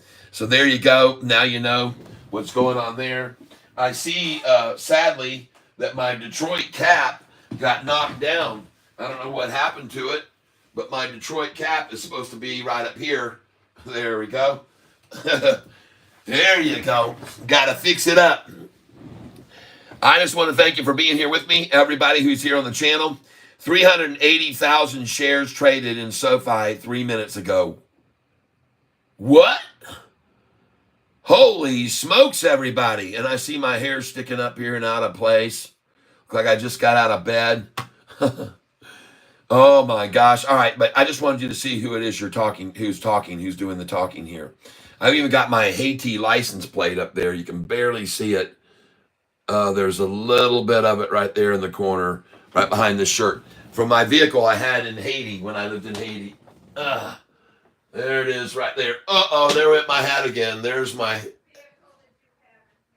I had a van. I drove it every day. I picked up people at the airport and drove them all over the countryside.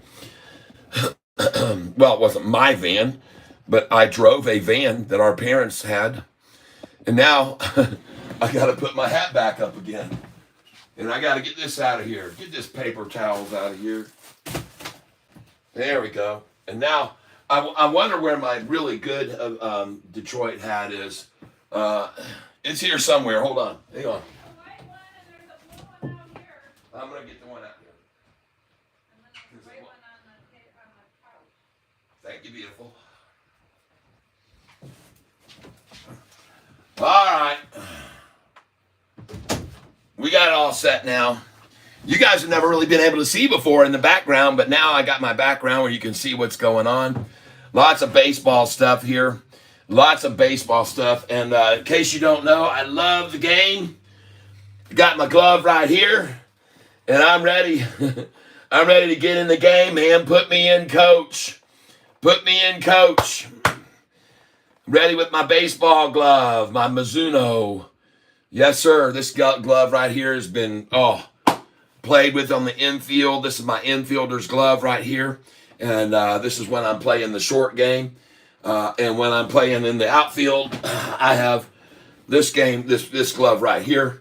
This is a Rawlings, and this is my softball glove. It's cupped for a softball, and this is for playing softball, folks. And I hope you happen to be into sports because it's good for you.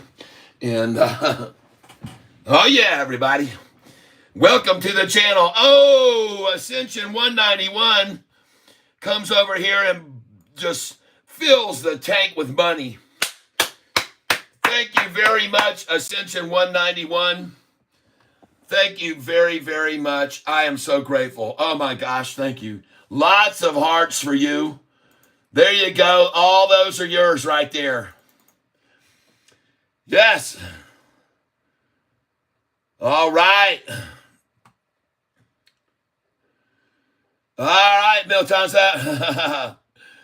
We love you, Catfish. Thanks for sharing your knowledge. You're very welcome. Thank you very much for being here on this channel, all of you. No, there's many other places you could be. How do you like right there? You know who that is, right? Can you see that? Go ahead. Make my day. Yeah. Go ahead. There he is. Go ahead. Well, do you, punk? Well, do you, punk? Oh, yes. Thank you for being here with me, everybody. I know I'm not talking about Sofi right now. Dirty Harry! Yes. Hey, look at Sofi, everybody. God dang, look at the price of Sofi. What is going on? Yes. Please talk about why Sofi is a buy. Okay. I will, 3-in-1.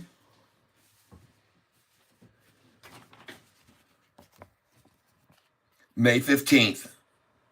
David Chiavrini, a horrible analyst with a 0-star rating, gave our stock a $2.50 price target. The price dropped to $4.45 a share. 29 days later, it was at $10.23 on June the 14th. The very next day, 3 downgrades came out by Oppenheimer, Piper Sandler, and Bank of America. And the reason why is because the shorts had no shares left to borrow. They were down to 0. That's why the downgrades came out. The price 9 days after that was at $7.71.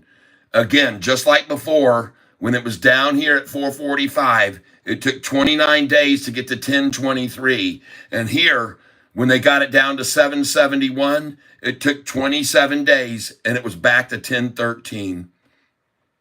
9 days after that, the price was at $8.94. And 3 days after that, guess what? $11.70, folks. 19 days later, $7.89. 27 days later, $9.18. 66 days later, $6.41. And again, only 29 days, just like they're 29 and they're 27. 29 days, $10.16. The same day, they ran it back down to $9.23, but 7 days after that, $10.49, the highest it's been. Is that not enlightening? Buy in the 7s, sell in the 10s. Buy in the 8s, sell in the 11s. Buy in the 7s, sell at high 9s. Buy at 6, sell in the 10s. Buy at 9, sell at 10.5. Need I say more? Need I say anything more than that? And I also happen to be a chart guru. This right here happens to be a chart that you need to understand. because this green line that I have on this chart, in case you don't know, just give me a second here. The green line at the bottom there, this line right here, that's a 200-day moving average.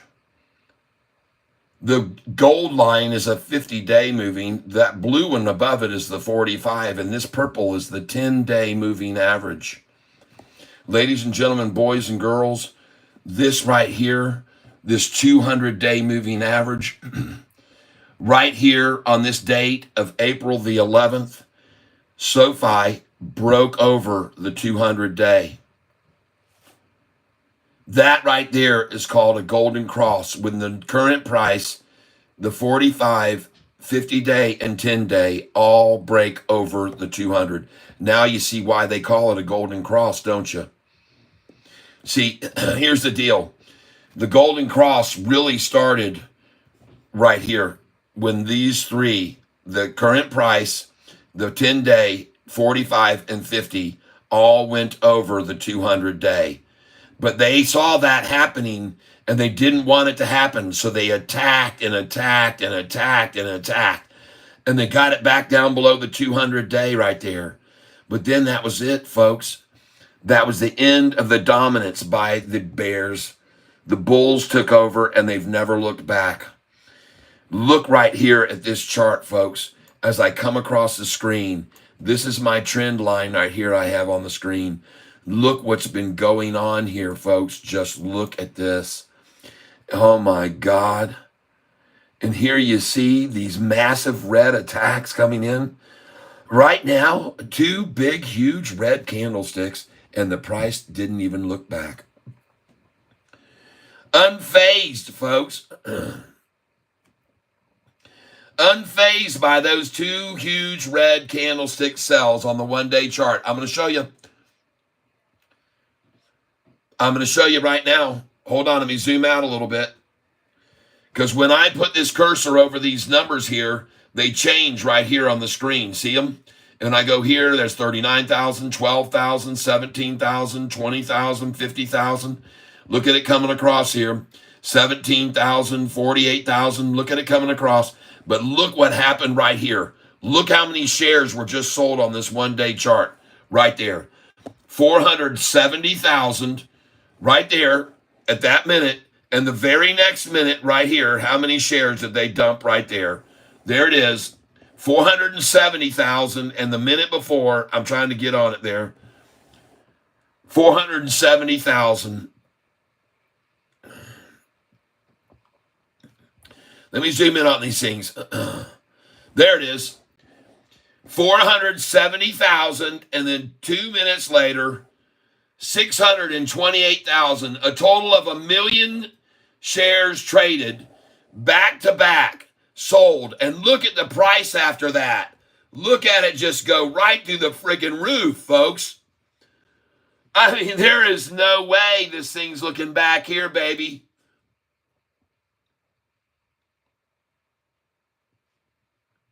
Even with a massive double red candlestick attack like that. Man, this thing's on fire, people.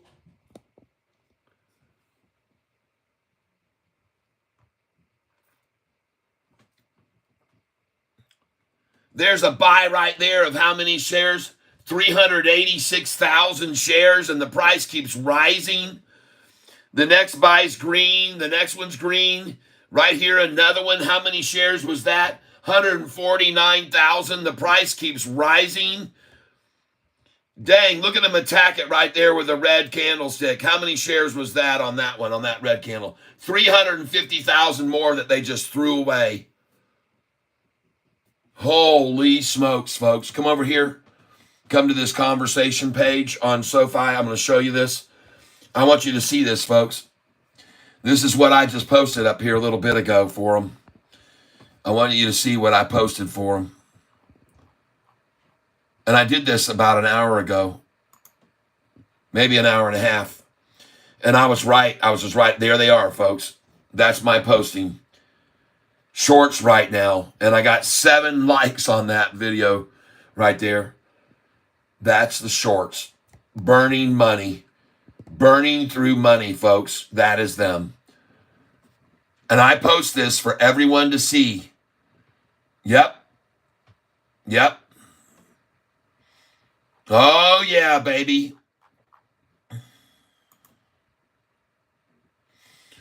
Someone asked me a little bit ago about this stock here. They asked me on LCID. LCID.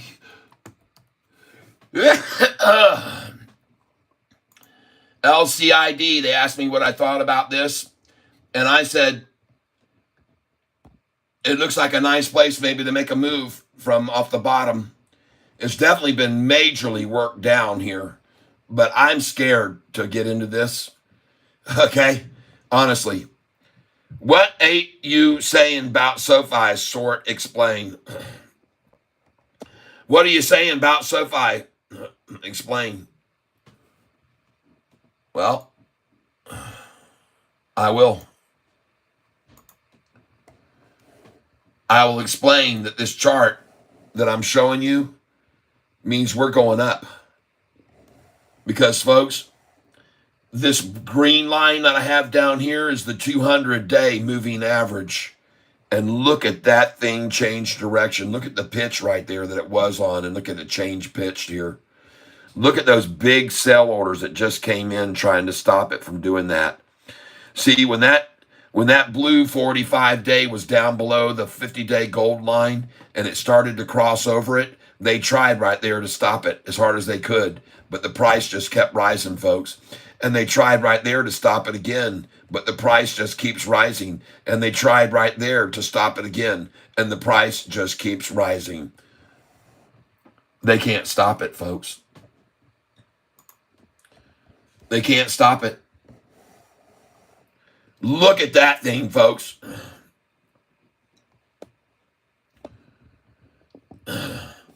Here's another thing I said about it. You ready? This is another thing I said about the stock. Ding dong, the shorts went long. This is our new SoFi song. Ding dong, the shorts went long today. Ding dong, the shorts went long. Found out we're all King Kong strong. Ding dong, the shorts went long today. SoFi, it grows and grows and grows and grows in what we know. And this is why we sing and we ring that bell. Yeah, ding dong, the shorts went long. This is our new SoFi song. Ding dong, the shorts went long today. All right? That's what else I say about SoFi today. Look at that gorgeous chart on its way to 8 and above. There's no one else who's going to fall for the shove. They did it all they could, my friends, and now the run of SoFi begins. You saw my thumbnail, and it says jump in, and I'm telling you now, the run will begin. She's going to run from now until earnings, all against the shorty's deepest yearnings. I'm sorry, folks, but they'll all be learning a very valuable lesson soon. Mopar, no wheel lock key. If anybody runs into this situation, AutoZone sells a wheel lock lug nut remover kit. It threads onto the wheel lock lug nut, and you remove it with a ratchet. Lifesaver. Oh, yeah. Mopar strikes again with incredible knowledge. How long will this uptrend go on, do you think? All the way up until earnings. I have on earnings day, my sell orders on SoFi are all the way up over $20 a share into the 30s and higher. I go all the way up to $39.98 on my sell orders on SoFi. Some of the brokerages won't allow you to do that and will cap you at $24.99 if you don't have a margin account. But if you have a margin account, you can go higher than $24.99. But I tell you all, put your sell orders in on SoFi right now. Put them in at 11, 12, 13, 14, 15, 16, 17, 18, 19, and 20, 21, 22, 23, 24, $24.99.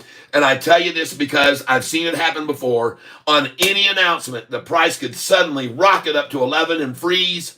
wait for a minute or two, it'll drop back down to 10, then off to 12 and 13, then freeze.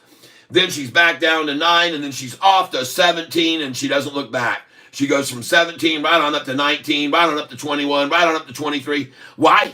Because an announcement just came out that Apple just bought SoFi. Maybe happening. It may be happening.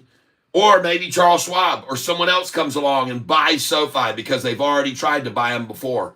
You guys may not know this, but they've been trying to buy SoFi since 2017. And SoFi said, nope.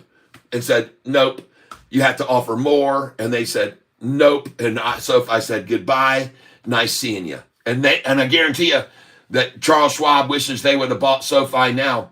Of course, then again, had Charles Schwab bought SoFi out, SoFi wouldn't have been as successful as they are to this day because they're being run by a genius, and that is Anthony Noto, a guy who was at one time the CFO of the NFL, the chief financial officer of the NFL, a guy who graduated in a military academy, a guy who has a brain, who knows what he's doing, a guy who used to be the COO of Twitter. He knows how to run a business. He knows how to increase value. He knows about branding. He knows about visibility. He knows how to make a genius move and sell convertible notes to reduce 60 million off of their books every year that they were spending in interest. He's a smart guy. He's smarter than you. He's smarter than you and you and you and you and you. He's smarter than all of them, all of us combined. He knows what he's doing. He's going to make us millionaires, some of us. Ian Clark is one of them. Sean Shaw is another one. If you're not already a millionaire, you will be.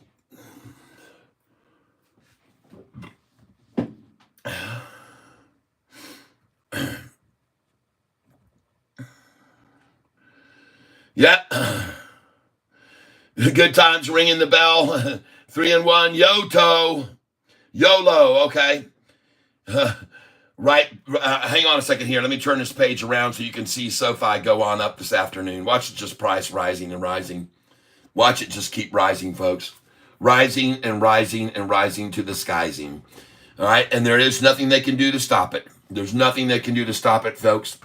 I want to thank you. It is 4:04 in the afternoon. I didn't even realize the closing bell had already rung. How do you like that? All right. How do you like that? Now let's refresh this and see if it's down a penny, 2 pennies, or 3. And they've got it down 2 pennies right now. See, the reason I said that is because they do it every damn day, folks, right after the closing bell. They try to dissuade people from buying in the after hours, but that hasn't been happening as of late. And gosh dang it, everybody, I want you to see something. Take a look at the volume today. Look at the volume today, 27 million. Holy crap, there it is again, folks. That between 26 and 29 million, folks. You might be wondering, why am I showing you that? And what's the big deal? What's the big deal about 27 million shares? You might be wondering, Catfish, why does it matter that today saw such low volume and the price was going up? What does it matter? I'm going to show you right now. Right here, right now. This is the historical data that I'm going to be showing you. The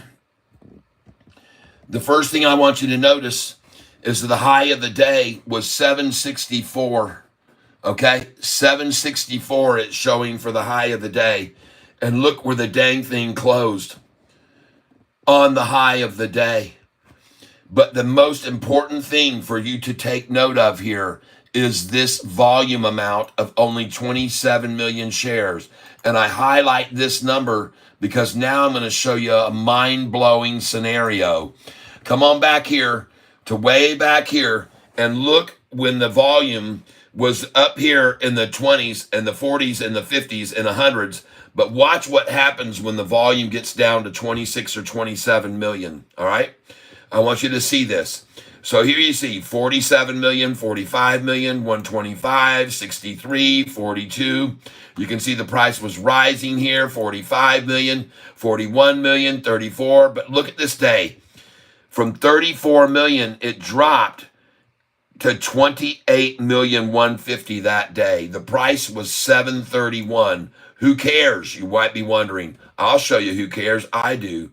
Because the very next day, after a low volume of 28 million and 731, the next day's price got dropped even more. But this was the last time that that ever happened.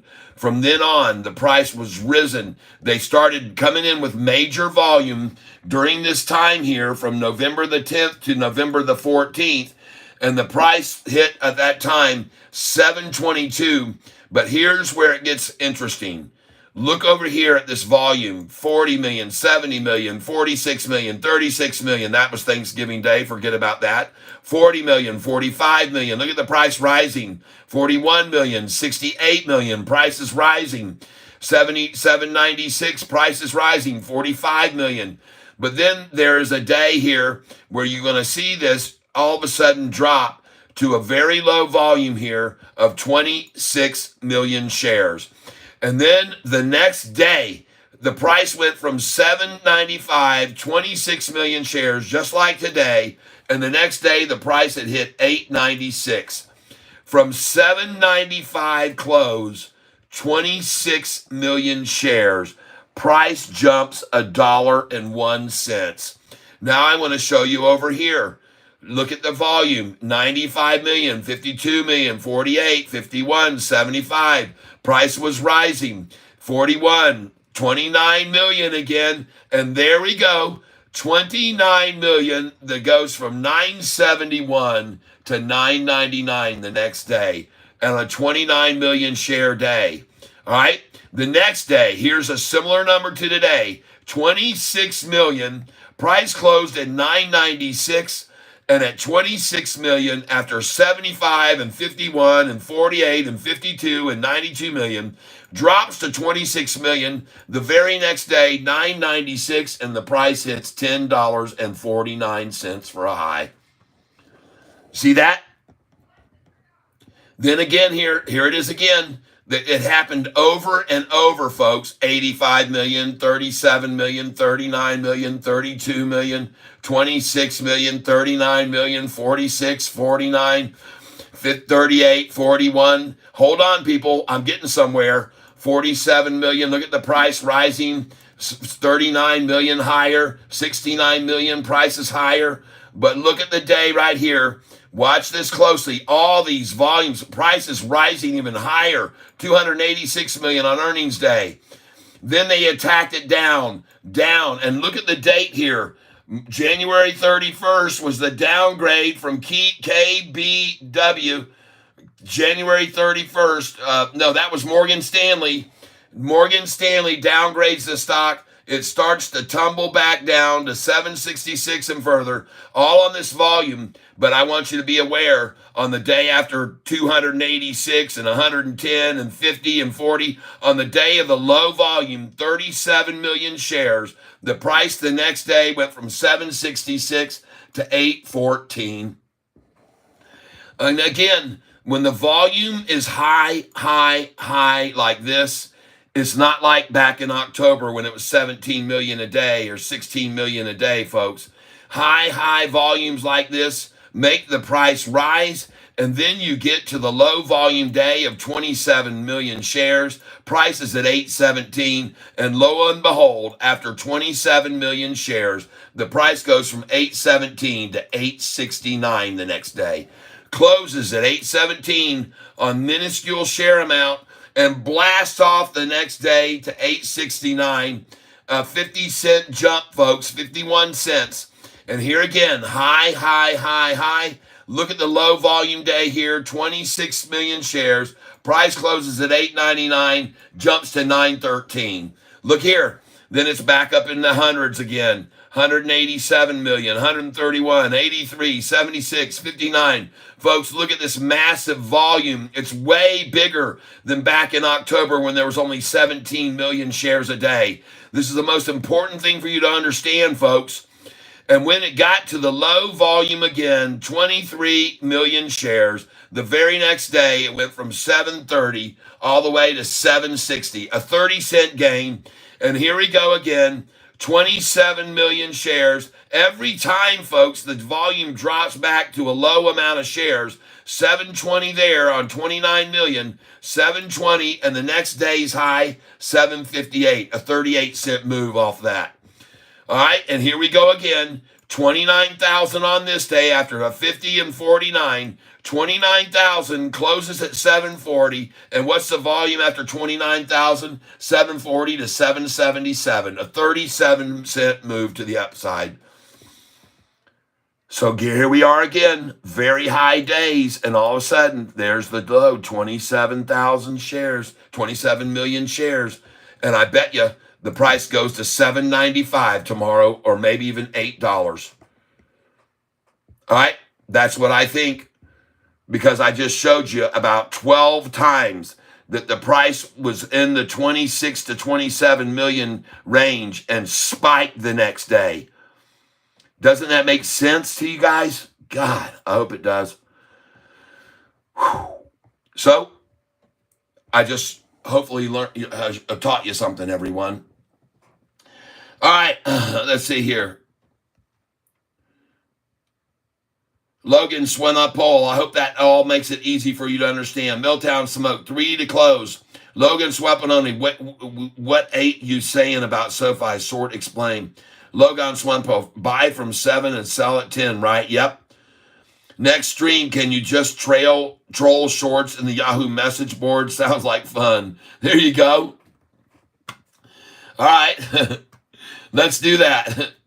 Milltown Smoke, April 29th. That's right, folks. We are now 11 days away. 11 trading days is all they've got left, and this price is going to run up from here until then. 2 to close. How long will this uptrend go on, do you think? All the way through earnings day, and I don't know how high it'll go that day.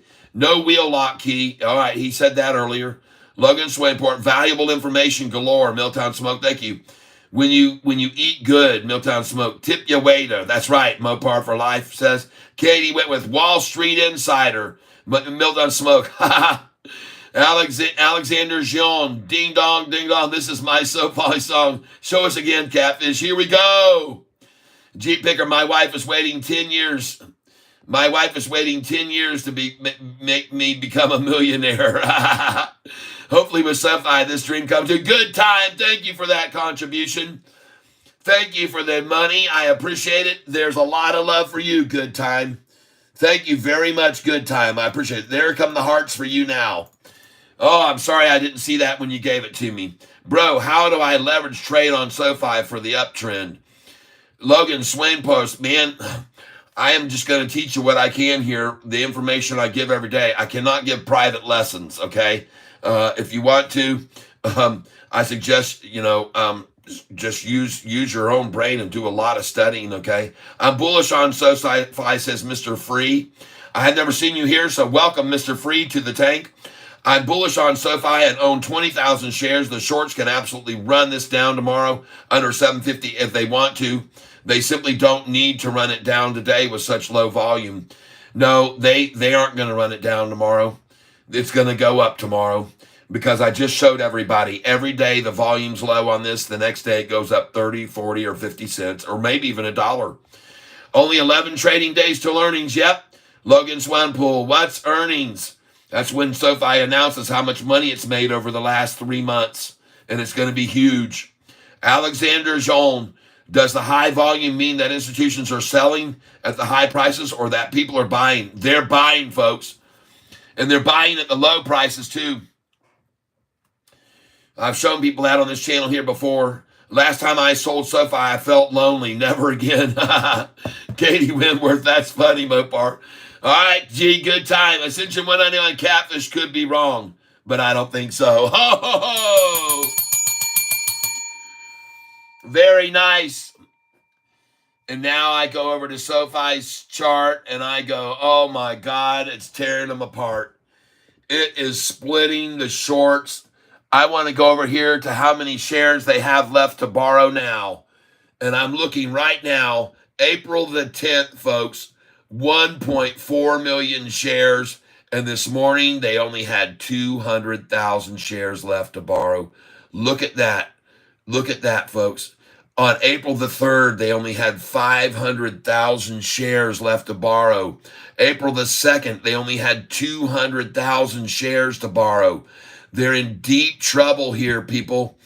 This is from one of the major brokerage houses to show you how few shares are left. And folks, they returned up to 4 million, but used them again right away on April 8th. They used 3 million that day, returned them, and then they got down to 850,000 shares yesterday. She's oh Pete's, man, that's trouble, people. They're in trouble. Today, they've got 1.4 million shares to borrow. I come over here. I want to see how many they have now. Let's look.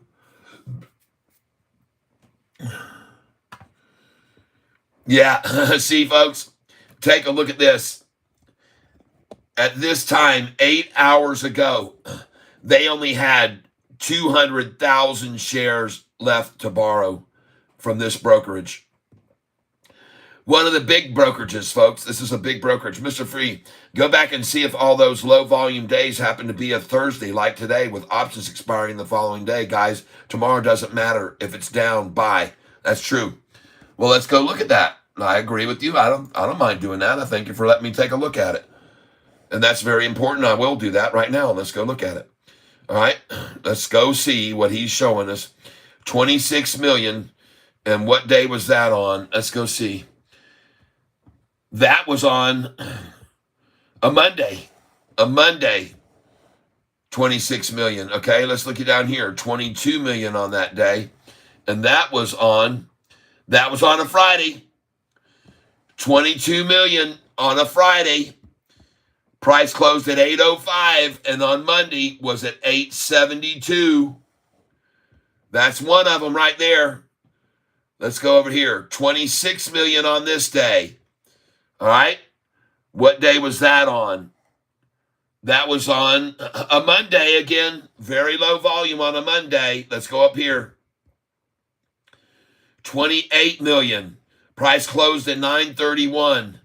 This is the last time they dropped it after, this is the very last time. So let's go up here. 26 million, all right? Price at 868.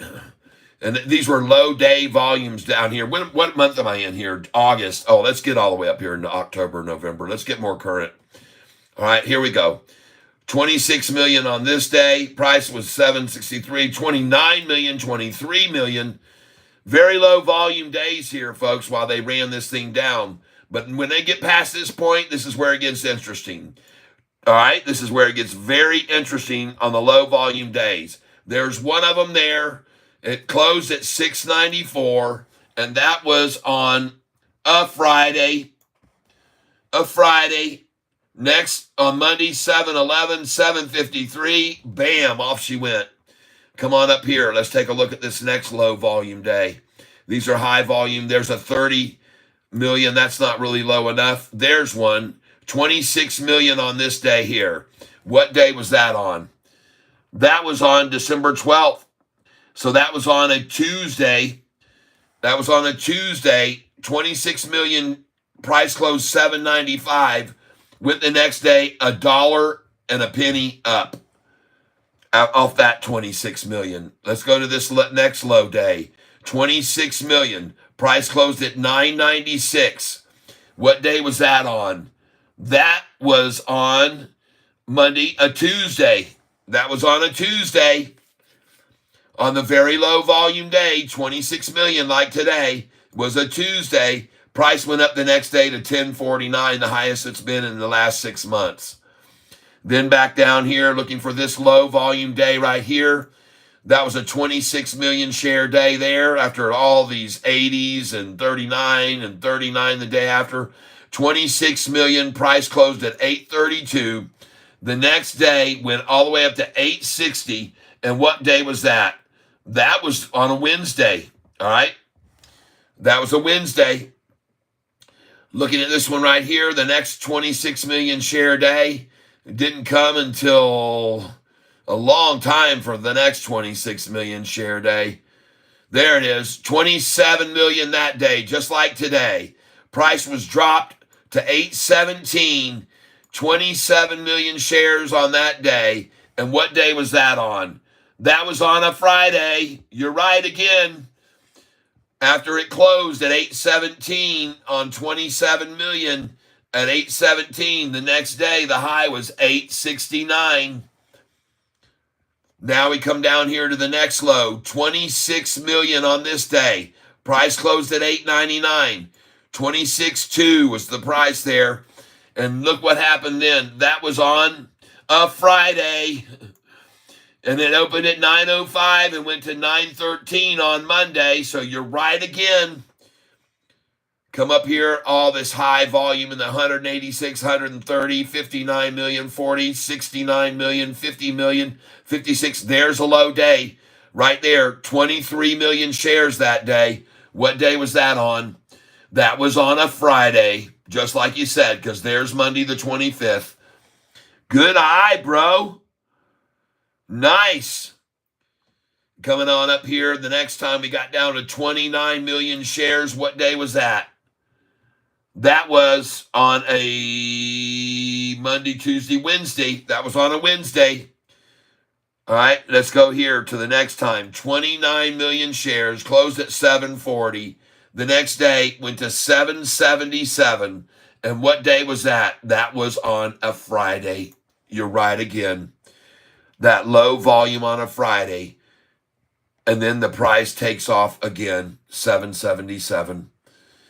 Oh my gosh, we got us a nice little pattern here that we've discovered, haven't we, folks? And look at the volume today. 53 million, 40, 56, 46, 53, then 27. And tomorrow we're going to go from 764 to 799 or $8. Maybe even over 8. Oh yeah, folks, because history so often repeats itself. I fully expect the stock to be at 9 point time before earnings. Big buyers make their money on options and then go long and make more. If they want it under 750 tomorrow, they will run it down, period. Unfortunately, from what I'm just showing you in the history of 27 million share days, I don't believe that. Finer than frog's hair split 4 ways. Yep. Well, that was easy. I want to thank you for being here with me, folks. I've been here now for, today was a short day because I had my doctor's appointment. Went very good this morning, everybody, just in case you're wondering. I had a very good report from my doctor, very, very good, and I'm very pleased with that turnout. I want to thank you all for being here with me on this channel. I'm very grateful. I know there's many other places you could be. And before we leave today, if you haven't done it yet, come over here and let's look at what time it is right now. The time is 4:24. So 4:25, and at 4:25 and 48 seconds, let's all hit the like button together. At 4:25 and 48 seconds, 30 seconds from now, okay? And if you wouldn't mind doing that, let's get this up. Look at all the donations today from each and every single one of them. Anthony Noto, 69. Good to hear your doctor's visit was good. Good work, boss. All right. Please, everybody, I'm going to ask you here, even if I had a Bugatti money, I would be on this channel, probably because I wouldn't have anything better to do. All right, folks. Well, here's the time right now, and we're going to hit the button in 5, 4, 3, 2, 1. Hit the like button right there. Hit that like button right there. Let's get up to 75 likes. And I want to thank you for very much for being here. That's right, Armand. 11 more trading days before the earnings comes out. 11 more. Don't be surprised to see Sofi make another nice pop tomorrow. There were some other things I've shown everybody, and that is almost every time we close near or at the high of the day, the price escalates even higher the next day. I've shown you that before too, going back up over the history of the chart. And today's range was 743 to 764, and the damn thing closed at the high of the day. Folks, if I go back again on this history and I show you how many times the price closed near the high of the day and went higher, you would not believe your eyes, okay? It happens all the time. when the price closes near the high of the day. I'm going to show you an example here. You can see the high of the day right here on this day was 750 for the high of the day.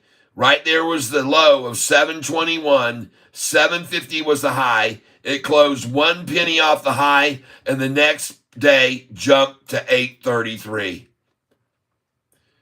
All right? The next time, look at the next time it happened. Just pay attention here, folks.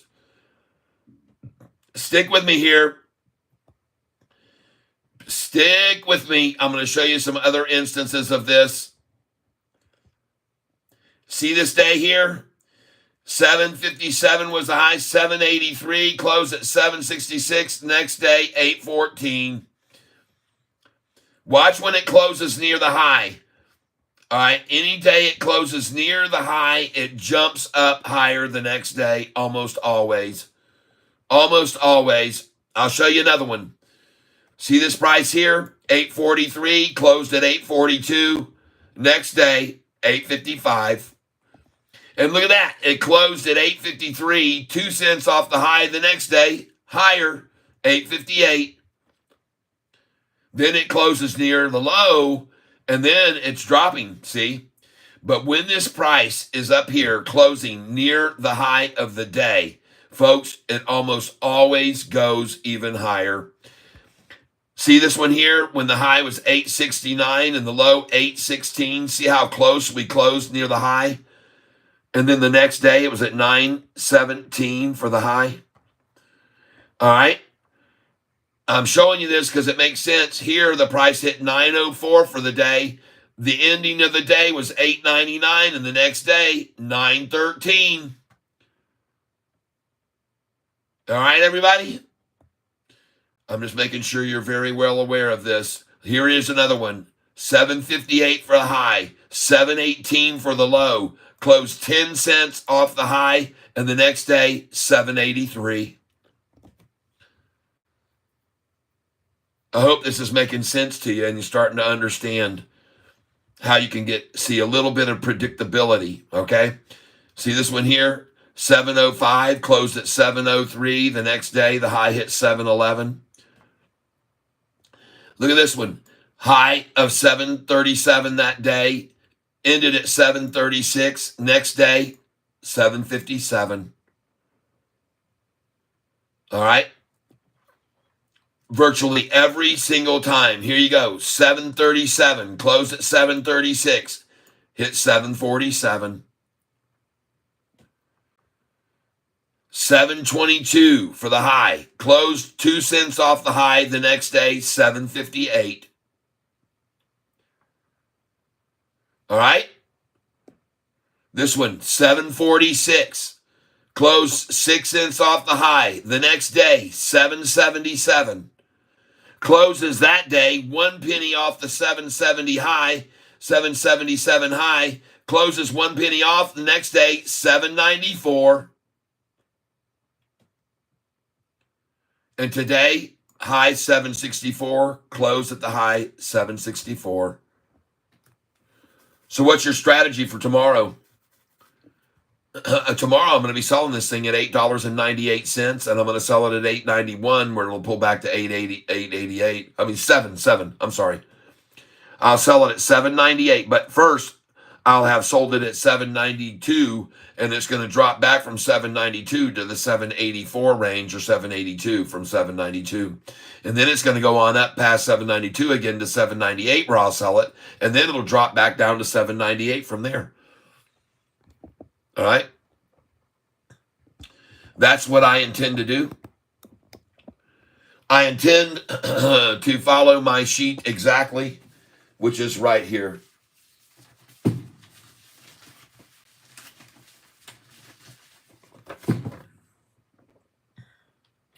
And I've got to turn this around to show it to you right. Okay? I expect to sell. Don't worry about the 8s. These are 7s now. I'm going to sell at 787 tomorrow, and I'm going to sell at 788 and 789, and then I'm going to buy it back at 778 to 779 to 780. Then it's going to go past this number, and I'm going to sell at 792, and I'm going to buy back at 787, 88, 89, and I'll sell 792, 93, 94. I'll have my orders in there. Then it'll go back down to here, maybe even down to here or here from this number. Then it's going to get to 798. I'll sell it at 798, and I'll buy it back 10 cents less. Okay? Then it's going to start its next leg up, goes past 798, over 8 to 808. I'll sell it at 808, and I'll buy it back at 801 to 798. Then I'll sell it at 812. A lot of shares at 812 I'll sell, and I'll buy it back at 788 after that, or 808 or 801. But I'm going to sell a lot at 812, 813, 814, 15, 16, and 17. I'll have all my orders in. I'm going to have 1,000 shares at 813, 500 at 812, 1,000 at 813. I'll have 1,000 at 814, 500 at 815, 500 at 816. And then they're going to drop it back down, and I'm going to buy it here or even down lower, okay? Then after that, when it gets to 820, this will be a major point of resistance, and they're going to drop it back down to here. Then it's going to go back on up. I'll sell it at 824, buy it at 819 to 21. I'll sell it at 830, buy it back here at 824 to 821. I'll sell at 844, buy it back at 839. I've got all these sell orders already in place, all the way through the 8s at these numbers, through the 9s at these numbers, through the 10s, through the 11s, 12s, 13s, 14s. My 55,000 shares are all the way through these numbers up through the teens, through the high teens, then the low 20s, through 21s, 22s, 23s, all the way up to $38.98. And I have all those sells in place, so my shares can't be borrowed by the shorts. They cannot touch my shares because they're all in there for sale, good till canceled, up to $39.98 in increments of 1,000 at each one that's circled, and a 500 to 200 at each one that isn't circled, okay? And then I just buy back in small little blocks.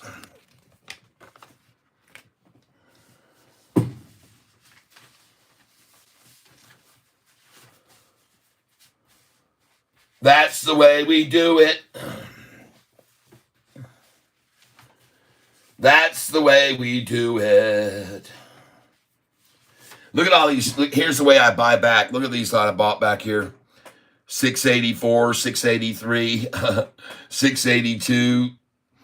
Then I bought back here in the low 7s, 718, 721, 730s, 740s, 50s. Oh my God, all these shares that have been bought. Look how many times I filled at 719 for 50 shares. You think that was a wall of resistance at 720? That's why I tell you 820 is going to be one too. All right, but look at all these shares I've been buying through here. Oh my God. Insane, people. Insane. But I've been buying them, and I've been buying them like crazy. Another day. Here's another day. Look at all these buys in here. Look at all these buys at 750s. Oh my God. Just look at those orders. Look at all of them down to 738. And jeez, oh my God. 711, 713, 709, 751, 52, 724s. Look at how many I filled at 724 there. Jeez, oh Pete's, everybody. Wow. Oh, yeah. That's how we do it, folks. That's how we make money, folks.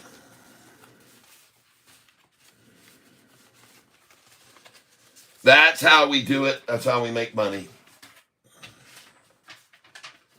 All right, I guess it's time to get on out of here, folks. I'm not even going to have a cold beer today. I think I'm just going to call it a day. I want to thank you all for being here with me. I appreciate it very much. I know there's many other places you could be. So when do I sell? After earnings? Very well. Yeah, have your sell orders already in the 9s and the 8s, 898. Put all those orders in for sell. Put them in. What is it going to hurt you to put sell orders of 20 shares at each one of these numbers and keep doing it all the way up through the 9s and the 10s and the 11s and the 12s and the 13s, 14s, 15s, and 16s. Just keep putting them in there for sale. You don't know on any day when the price could jump from where we are now all the way to $20. And I've had a stock go from $1 in the day to $23.10 in one day. Not $8 to $23, $1 to $23. The company announced a 40 for one split. You got 40 for every one you held, and the price went from $1 to $23.10 in one day. You never know what any company can announce, including if Sofi were to announce dividends, we would instantly see the price double where it is now, because all of the naked shorted shares would have to return, and they're going to do dividends one day in the future, folks. So when do I sell? After earnings. I'll sell at $20. Wow, would that be sweet? Yeah, that's right. You could. I'm telling you now, put your sell orders in at these numbers that have circles. If you don't have a lot of shares, like 50,000, I got 55,000 now. I've got more than that now, 56,000 now. But folks, when you start selling, put your orders in here. Put some in here. Put some in here. Put some in for sale here. Put some here for earnings day. And then do it again at 908 and 912 and 948 and 965, 987, 998. Put them there. Put them in at 1008, 1012, 1048, 1065, 1087, 1098. Put them in there. Put them in at the 11s through these numbers, the 12s through these numbers, the 13s, because come earnings day, I cannot guarantee how high the price could go and have no way of knowing how high they could shove the price up, just like I didn't know they were going to take it from $8.77 to $11.70 in 3 days. All right? So you be on the lookout. You don't know how high it will go. Okay? I'm going to take you back here to July the 31st so you can see what I mean. And I want you to understand, on July the 31st, an earnings day, the price opened up that day the day before, 2 days before. And I mean this, folks. This is the date that I want you to look at. July the 27th. The price was $8.94 a share on July the 27th. $8.94. And look at the price on July 31st, $11.70. $11.70 minus $8.94 is how much?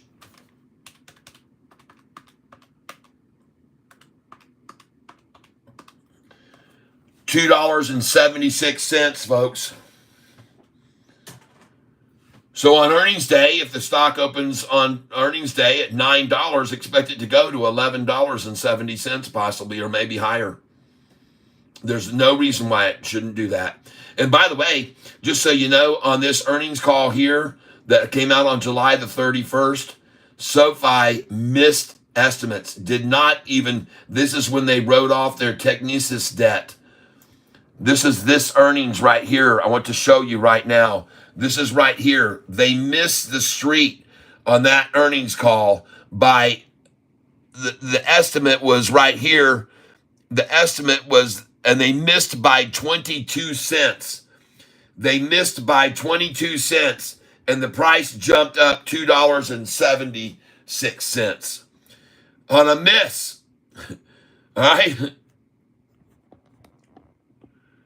Yep, very good. We bounced off the 743. It was lower bound off the upward channel. We are in the hourly chart. Next move to the upper bound will take us to 8. I believe you, and I believe it will be tomorrow. Yep, I honestly believe it will be tomorrow. Anthony, DB reiterated today their $12 price target. Yes, and it's going to $12.29, and there's a reason why. I've already explained it to everybody earlier today. It's going to $12.29. And then it's going to go to $14.54. And I have my reasons. I'll explain more tomorrow. Anthony Noto 69 will actually take us to 807, which is where the gap opens. If we get a breakout there, we'll see another at 858. If then we get a golden cross, shorts are done.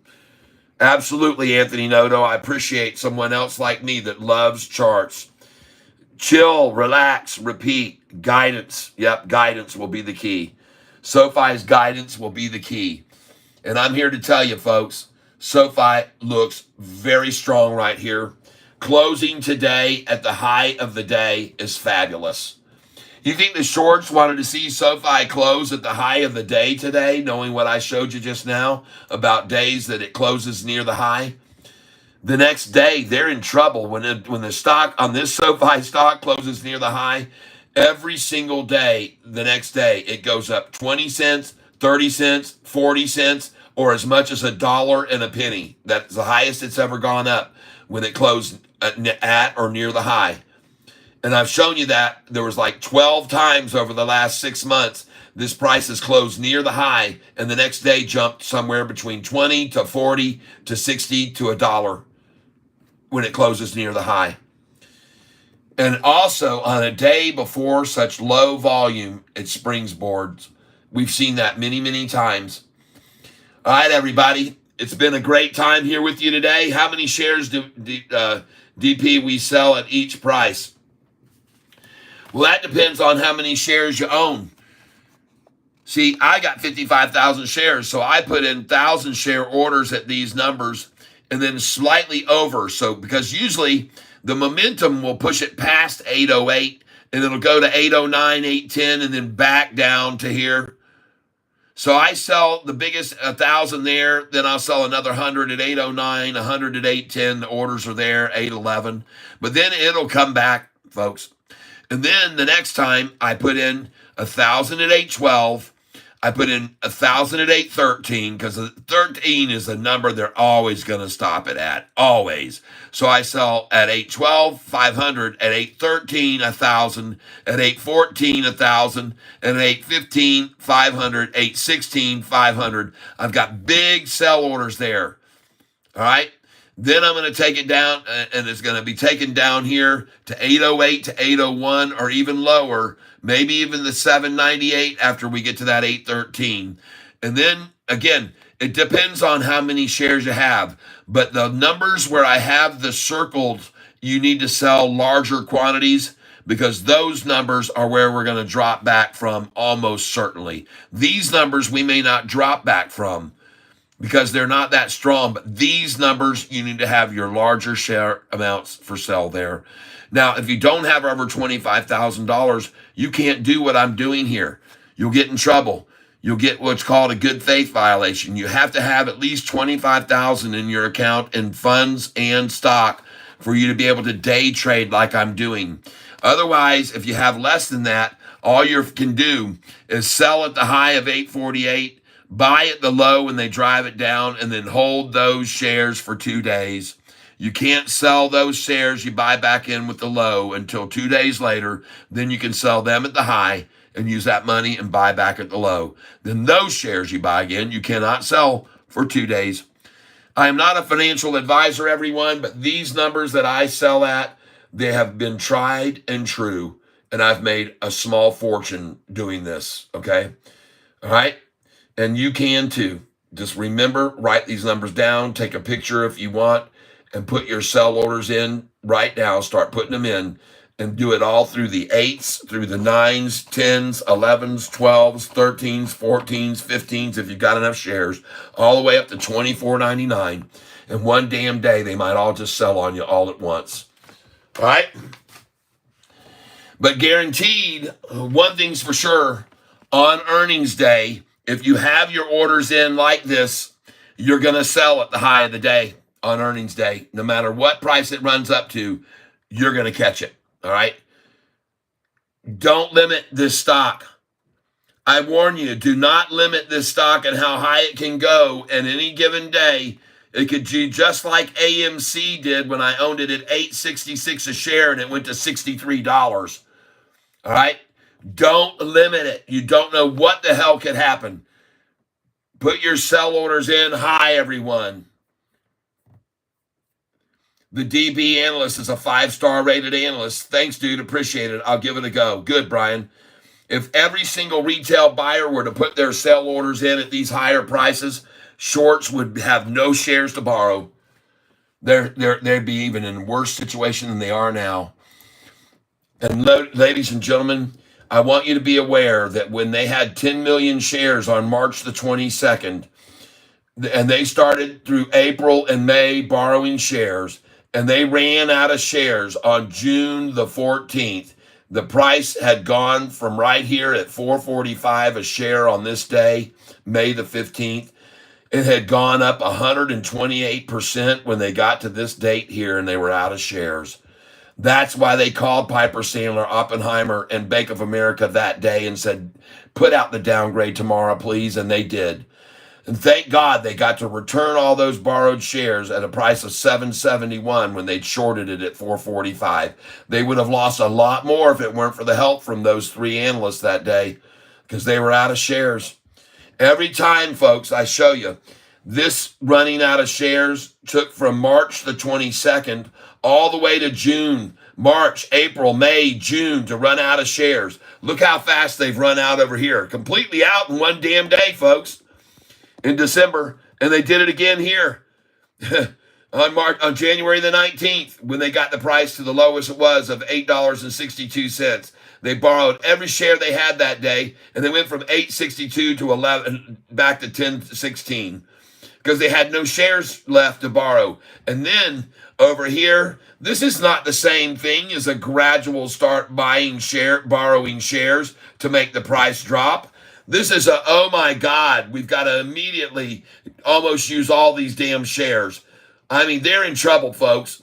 Look how many shares they had on the 21st. They were down to 500,000 shares on the 20th, folks. They don't have that 10 million anymore. They don't have it. On the 20th, look at that. On the 21st, they had only 85,000 shares left, folks, 2 weeks ago. All right? You need to be aware of this stuff. 3 weeks ago, that's all they had. They're covering Mike Hell, by the way. Yes, they are.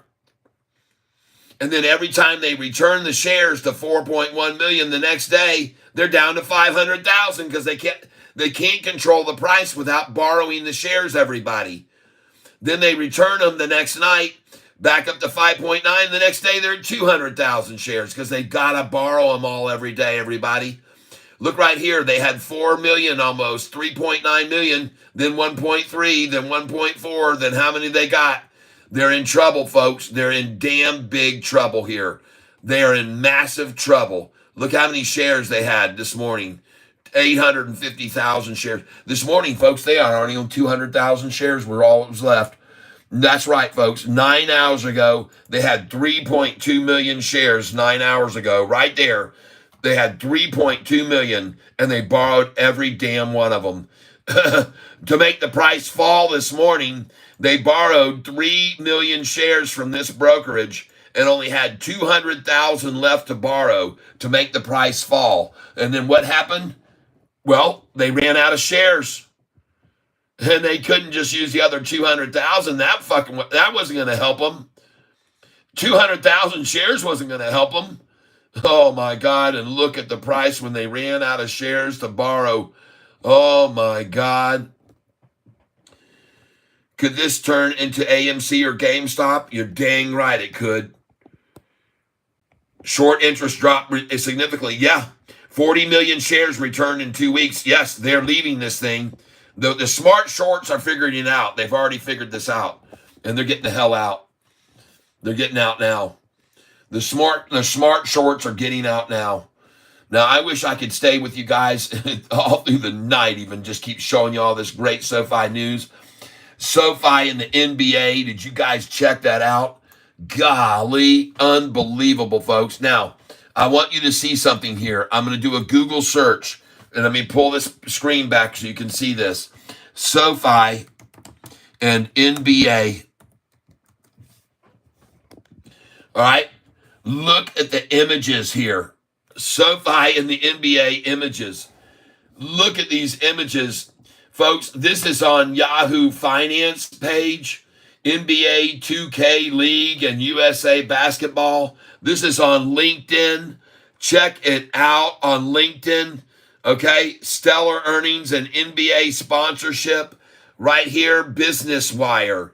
NBA 2K League and USA Basketball. Folks, SoFi is getting themselves all over in the NBA, and you can see everything that's about it. Loyalty 360, Instagram. Look at Instagram right there.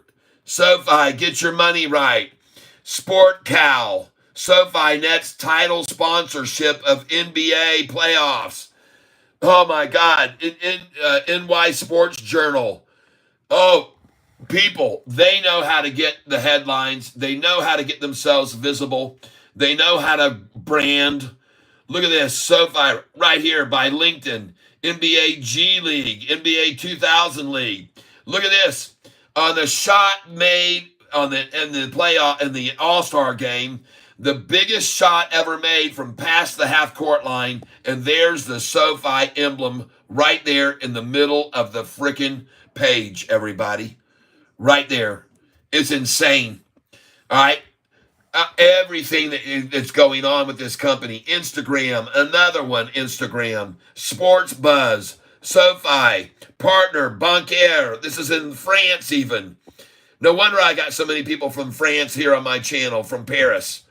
Et toutes les hommes qui sont ici, qui sont de Paris, merci beaucoup que vous êtes ici avec moi aujourd'hui. Partnering in France, they're talking about it, folks. Look here, man. I mean, I could just go on and on this NBA thing, folks, at Getty Images. Boom, there it is. SoFi, official bank of the NBA. Forbes magazine. Jason Tatum.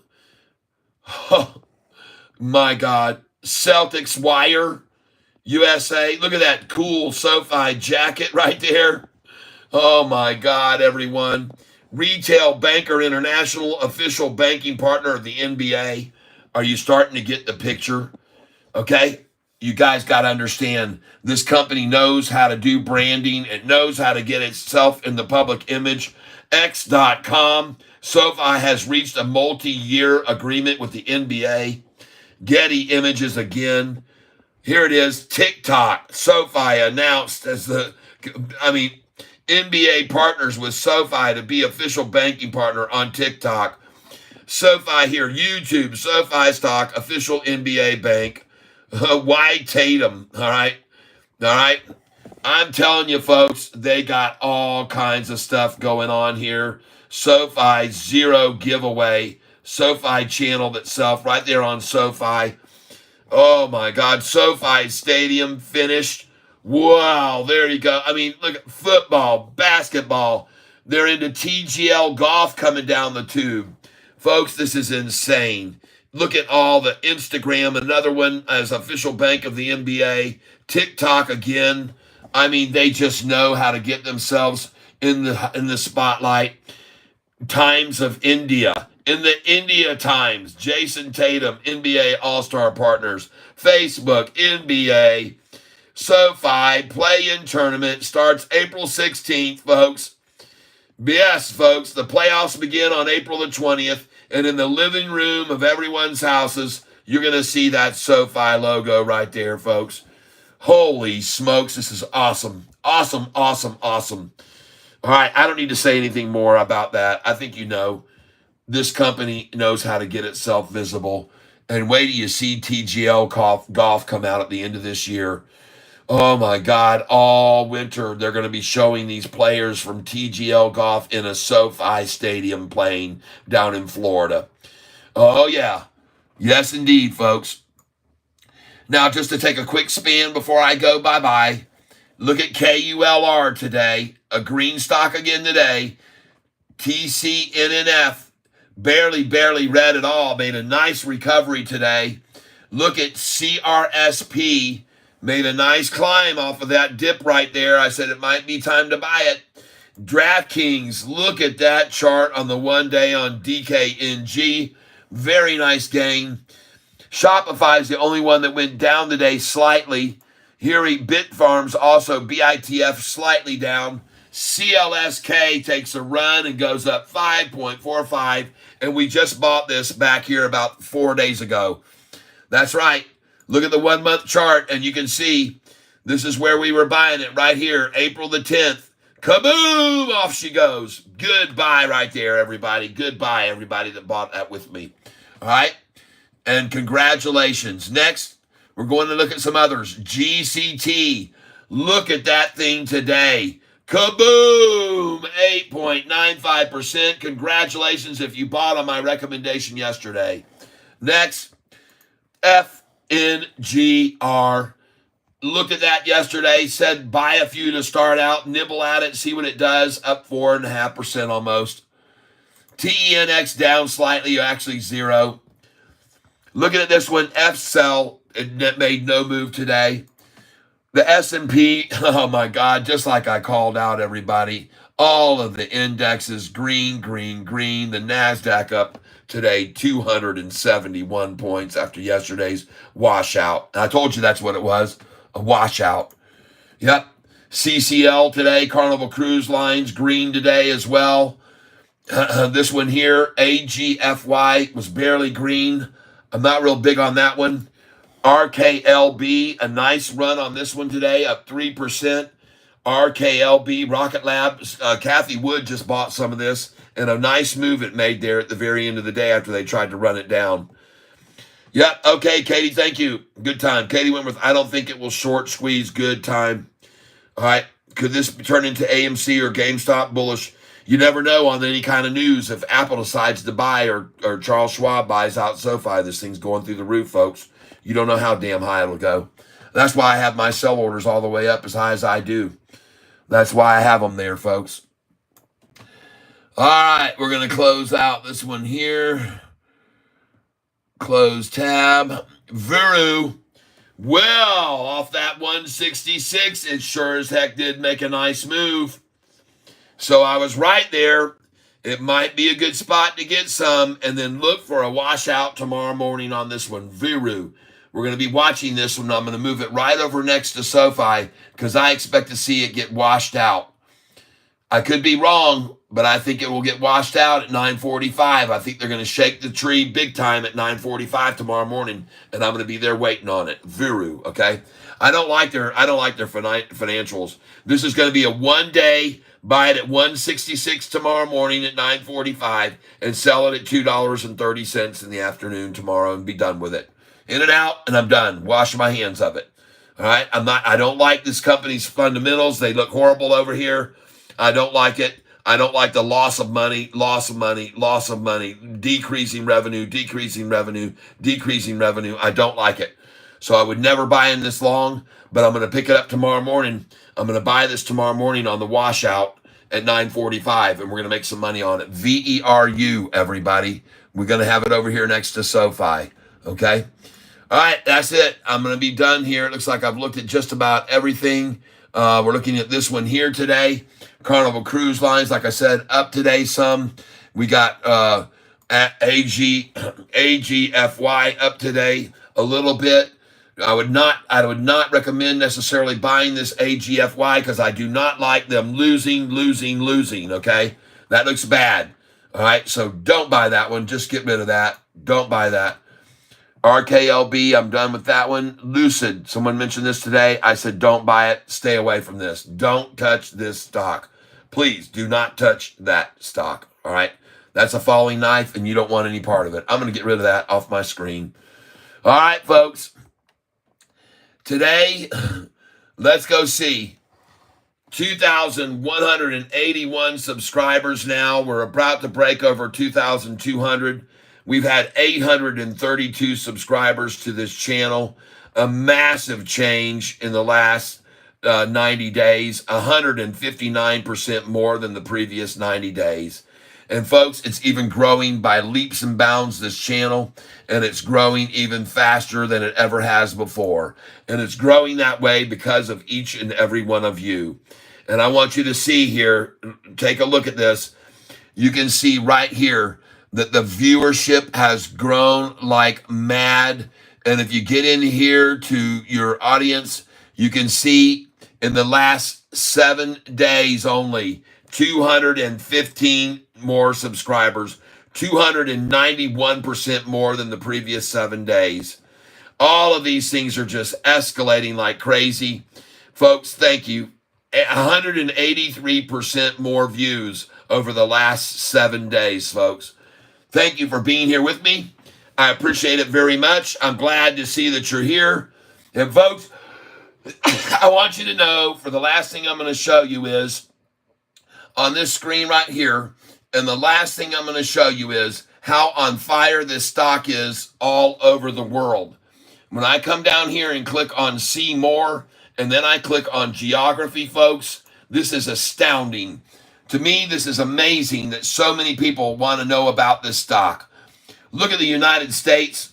I'm going to show you the view numbers here. Take a look right here. All right, over the last 90 days, folks, you can see all the people from the United Kingdom, from Canada right there. Look at the people from the Netherlands right there. Oh my God, folks.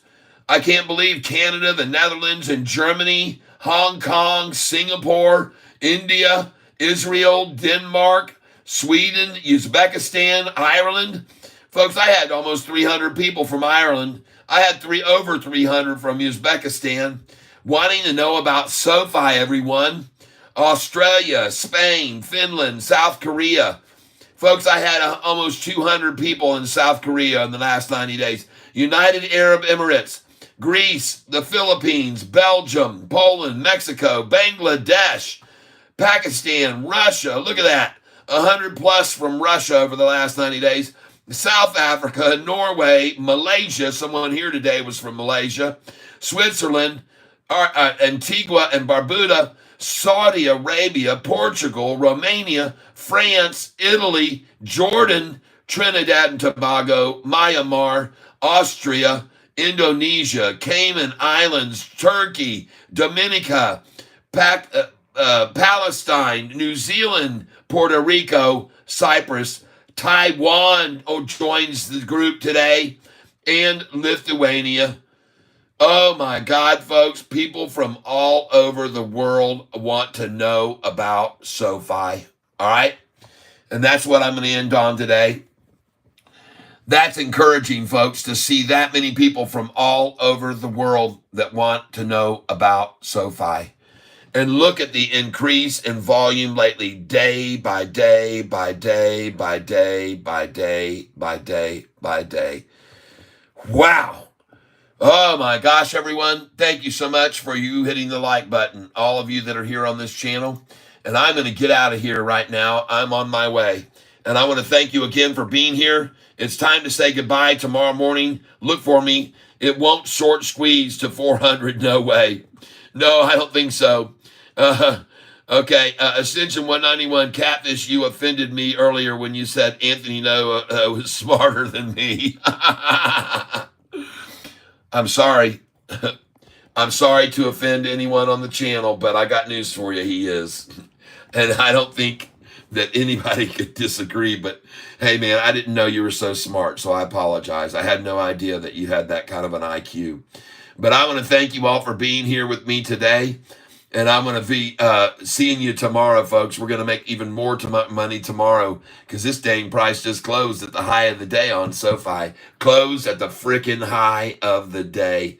And I guarantee you those shorties did not want to see that, folks. I guarantee you they didn't. That was devastating for them to see that happen today. Borrowed all those shares this morning. And you can see right here, I'll show you. This will be another last thing I want to show you. Look how many shares they borrowed this morning. They had 9 hours ago, they had 3.2 million. They borrowed 3 million shares to make the price fall. And then the daggum thing closes at the high of the day. Holy smokes.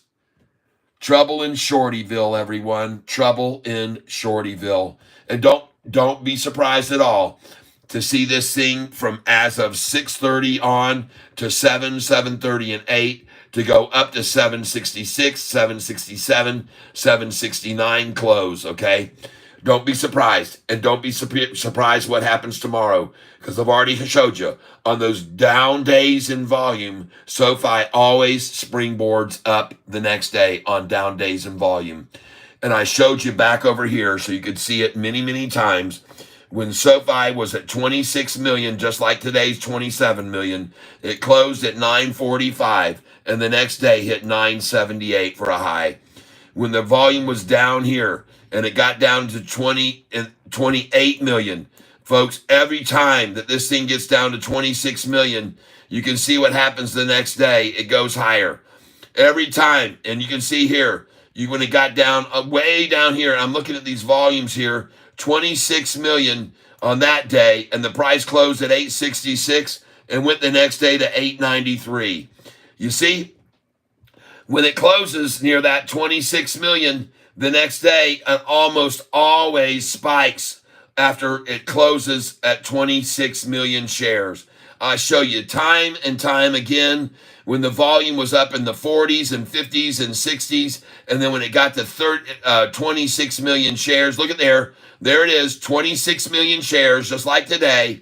And look at the volume, closed at 795, and the next day went all the way up to 896, $1.01 higher than the close when the volume's around 26 million shares. I show you here another one. Price 26 million shares this day.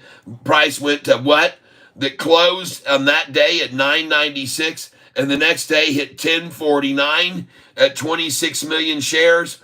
I mean, every single time, folks, 26 million shares, closed at 832. Next day, 860 for the high.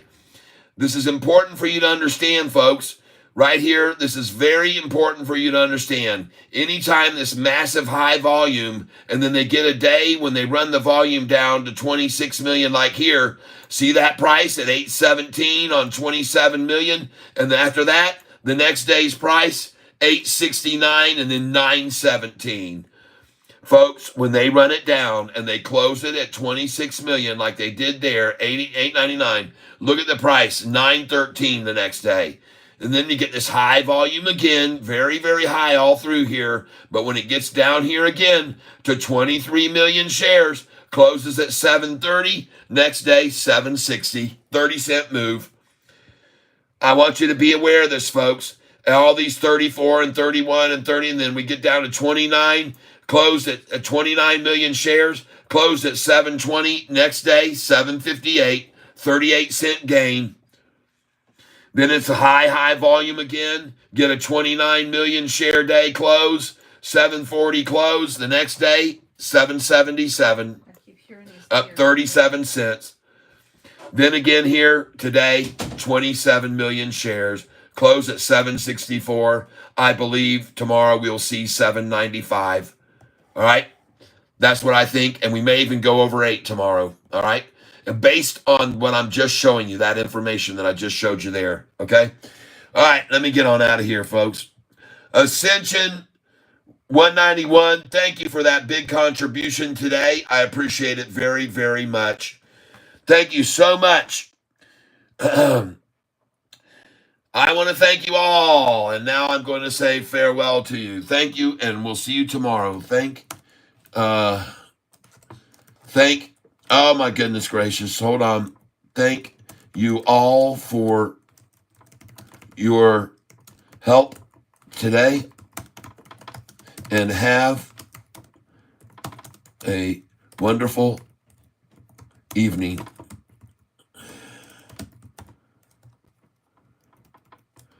All right, and we will see you tomorrow. I'll schedule a live.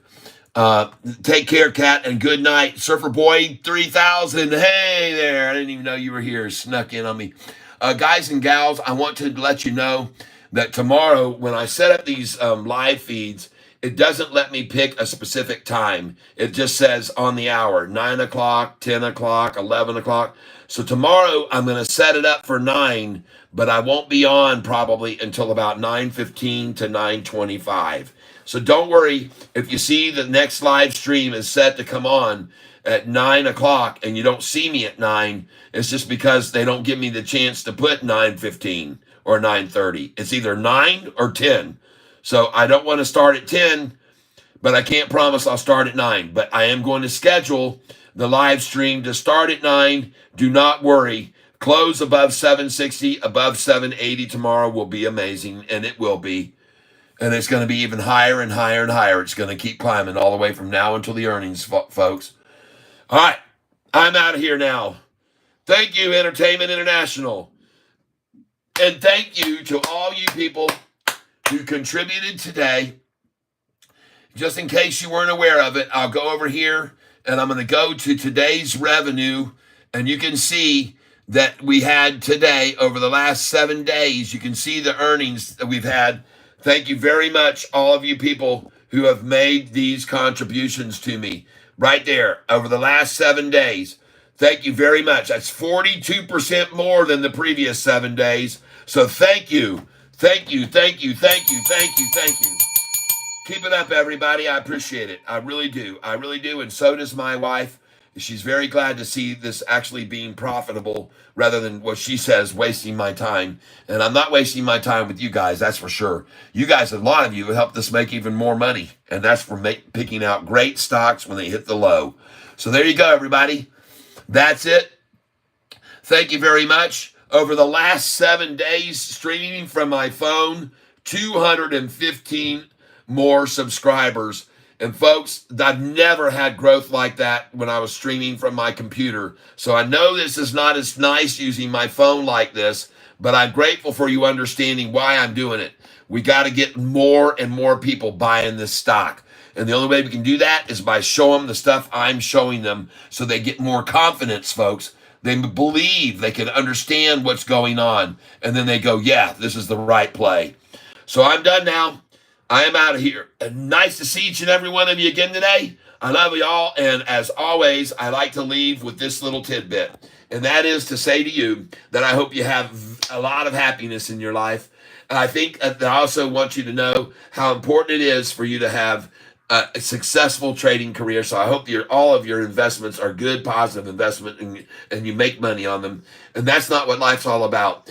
Health is the best thing for you. So if you've got great health, congratulations. I checked out good at my doctor today. Everything looks solid. I'm very good to going forward. And I want to thank you all for being here. I appreciate it very much. I'm sorry if you're just joining in right now, but can you do me a favor? Can you hit that like button and see if we can get over 80 likes today? I'd be grateful if you do. We've got 77 likes today. If you can help me by hitting that like button, that would be really neat. And see if we can get over 80 likes today. Thank you. Thank you. Thank you. I see someone just did, and I appreciate that. So that's it for today. I'm grateful for your presence. Wish you happiness. Wish you great success in trading. Awesome, awesome health I want you to have. But most of all, I hope that you are surrounded with love. This is my heart. Surrounded with love. My pitiful heart there. But that is it. That is my heart. And there it is. My eyes are on you. I want to have you. Hope you have a great night, everybody. We'll see you tomorrow. And remember, I'm going to schedule to start at 9, but I might not start until 9:15 to 9:20. All right? And maybe just before the bell. I'm done here now. I've done all I can. Adios, everyone. Have a good evening.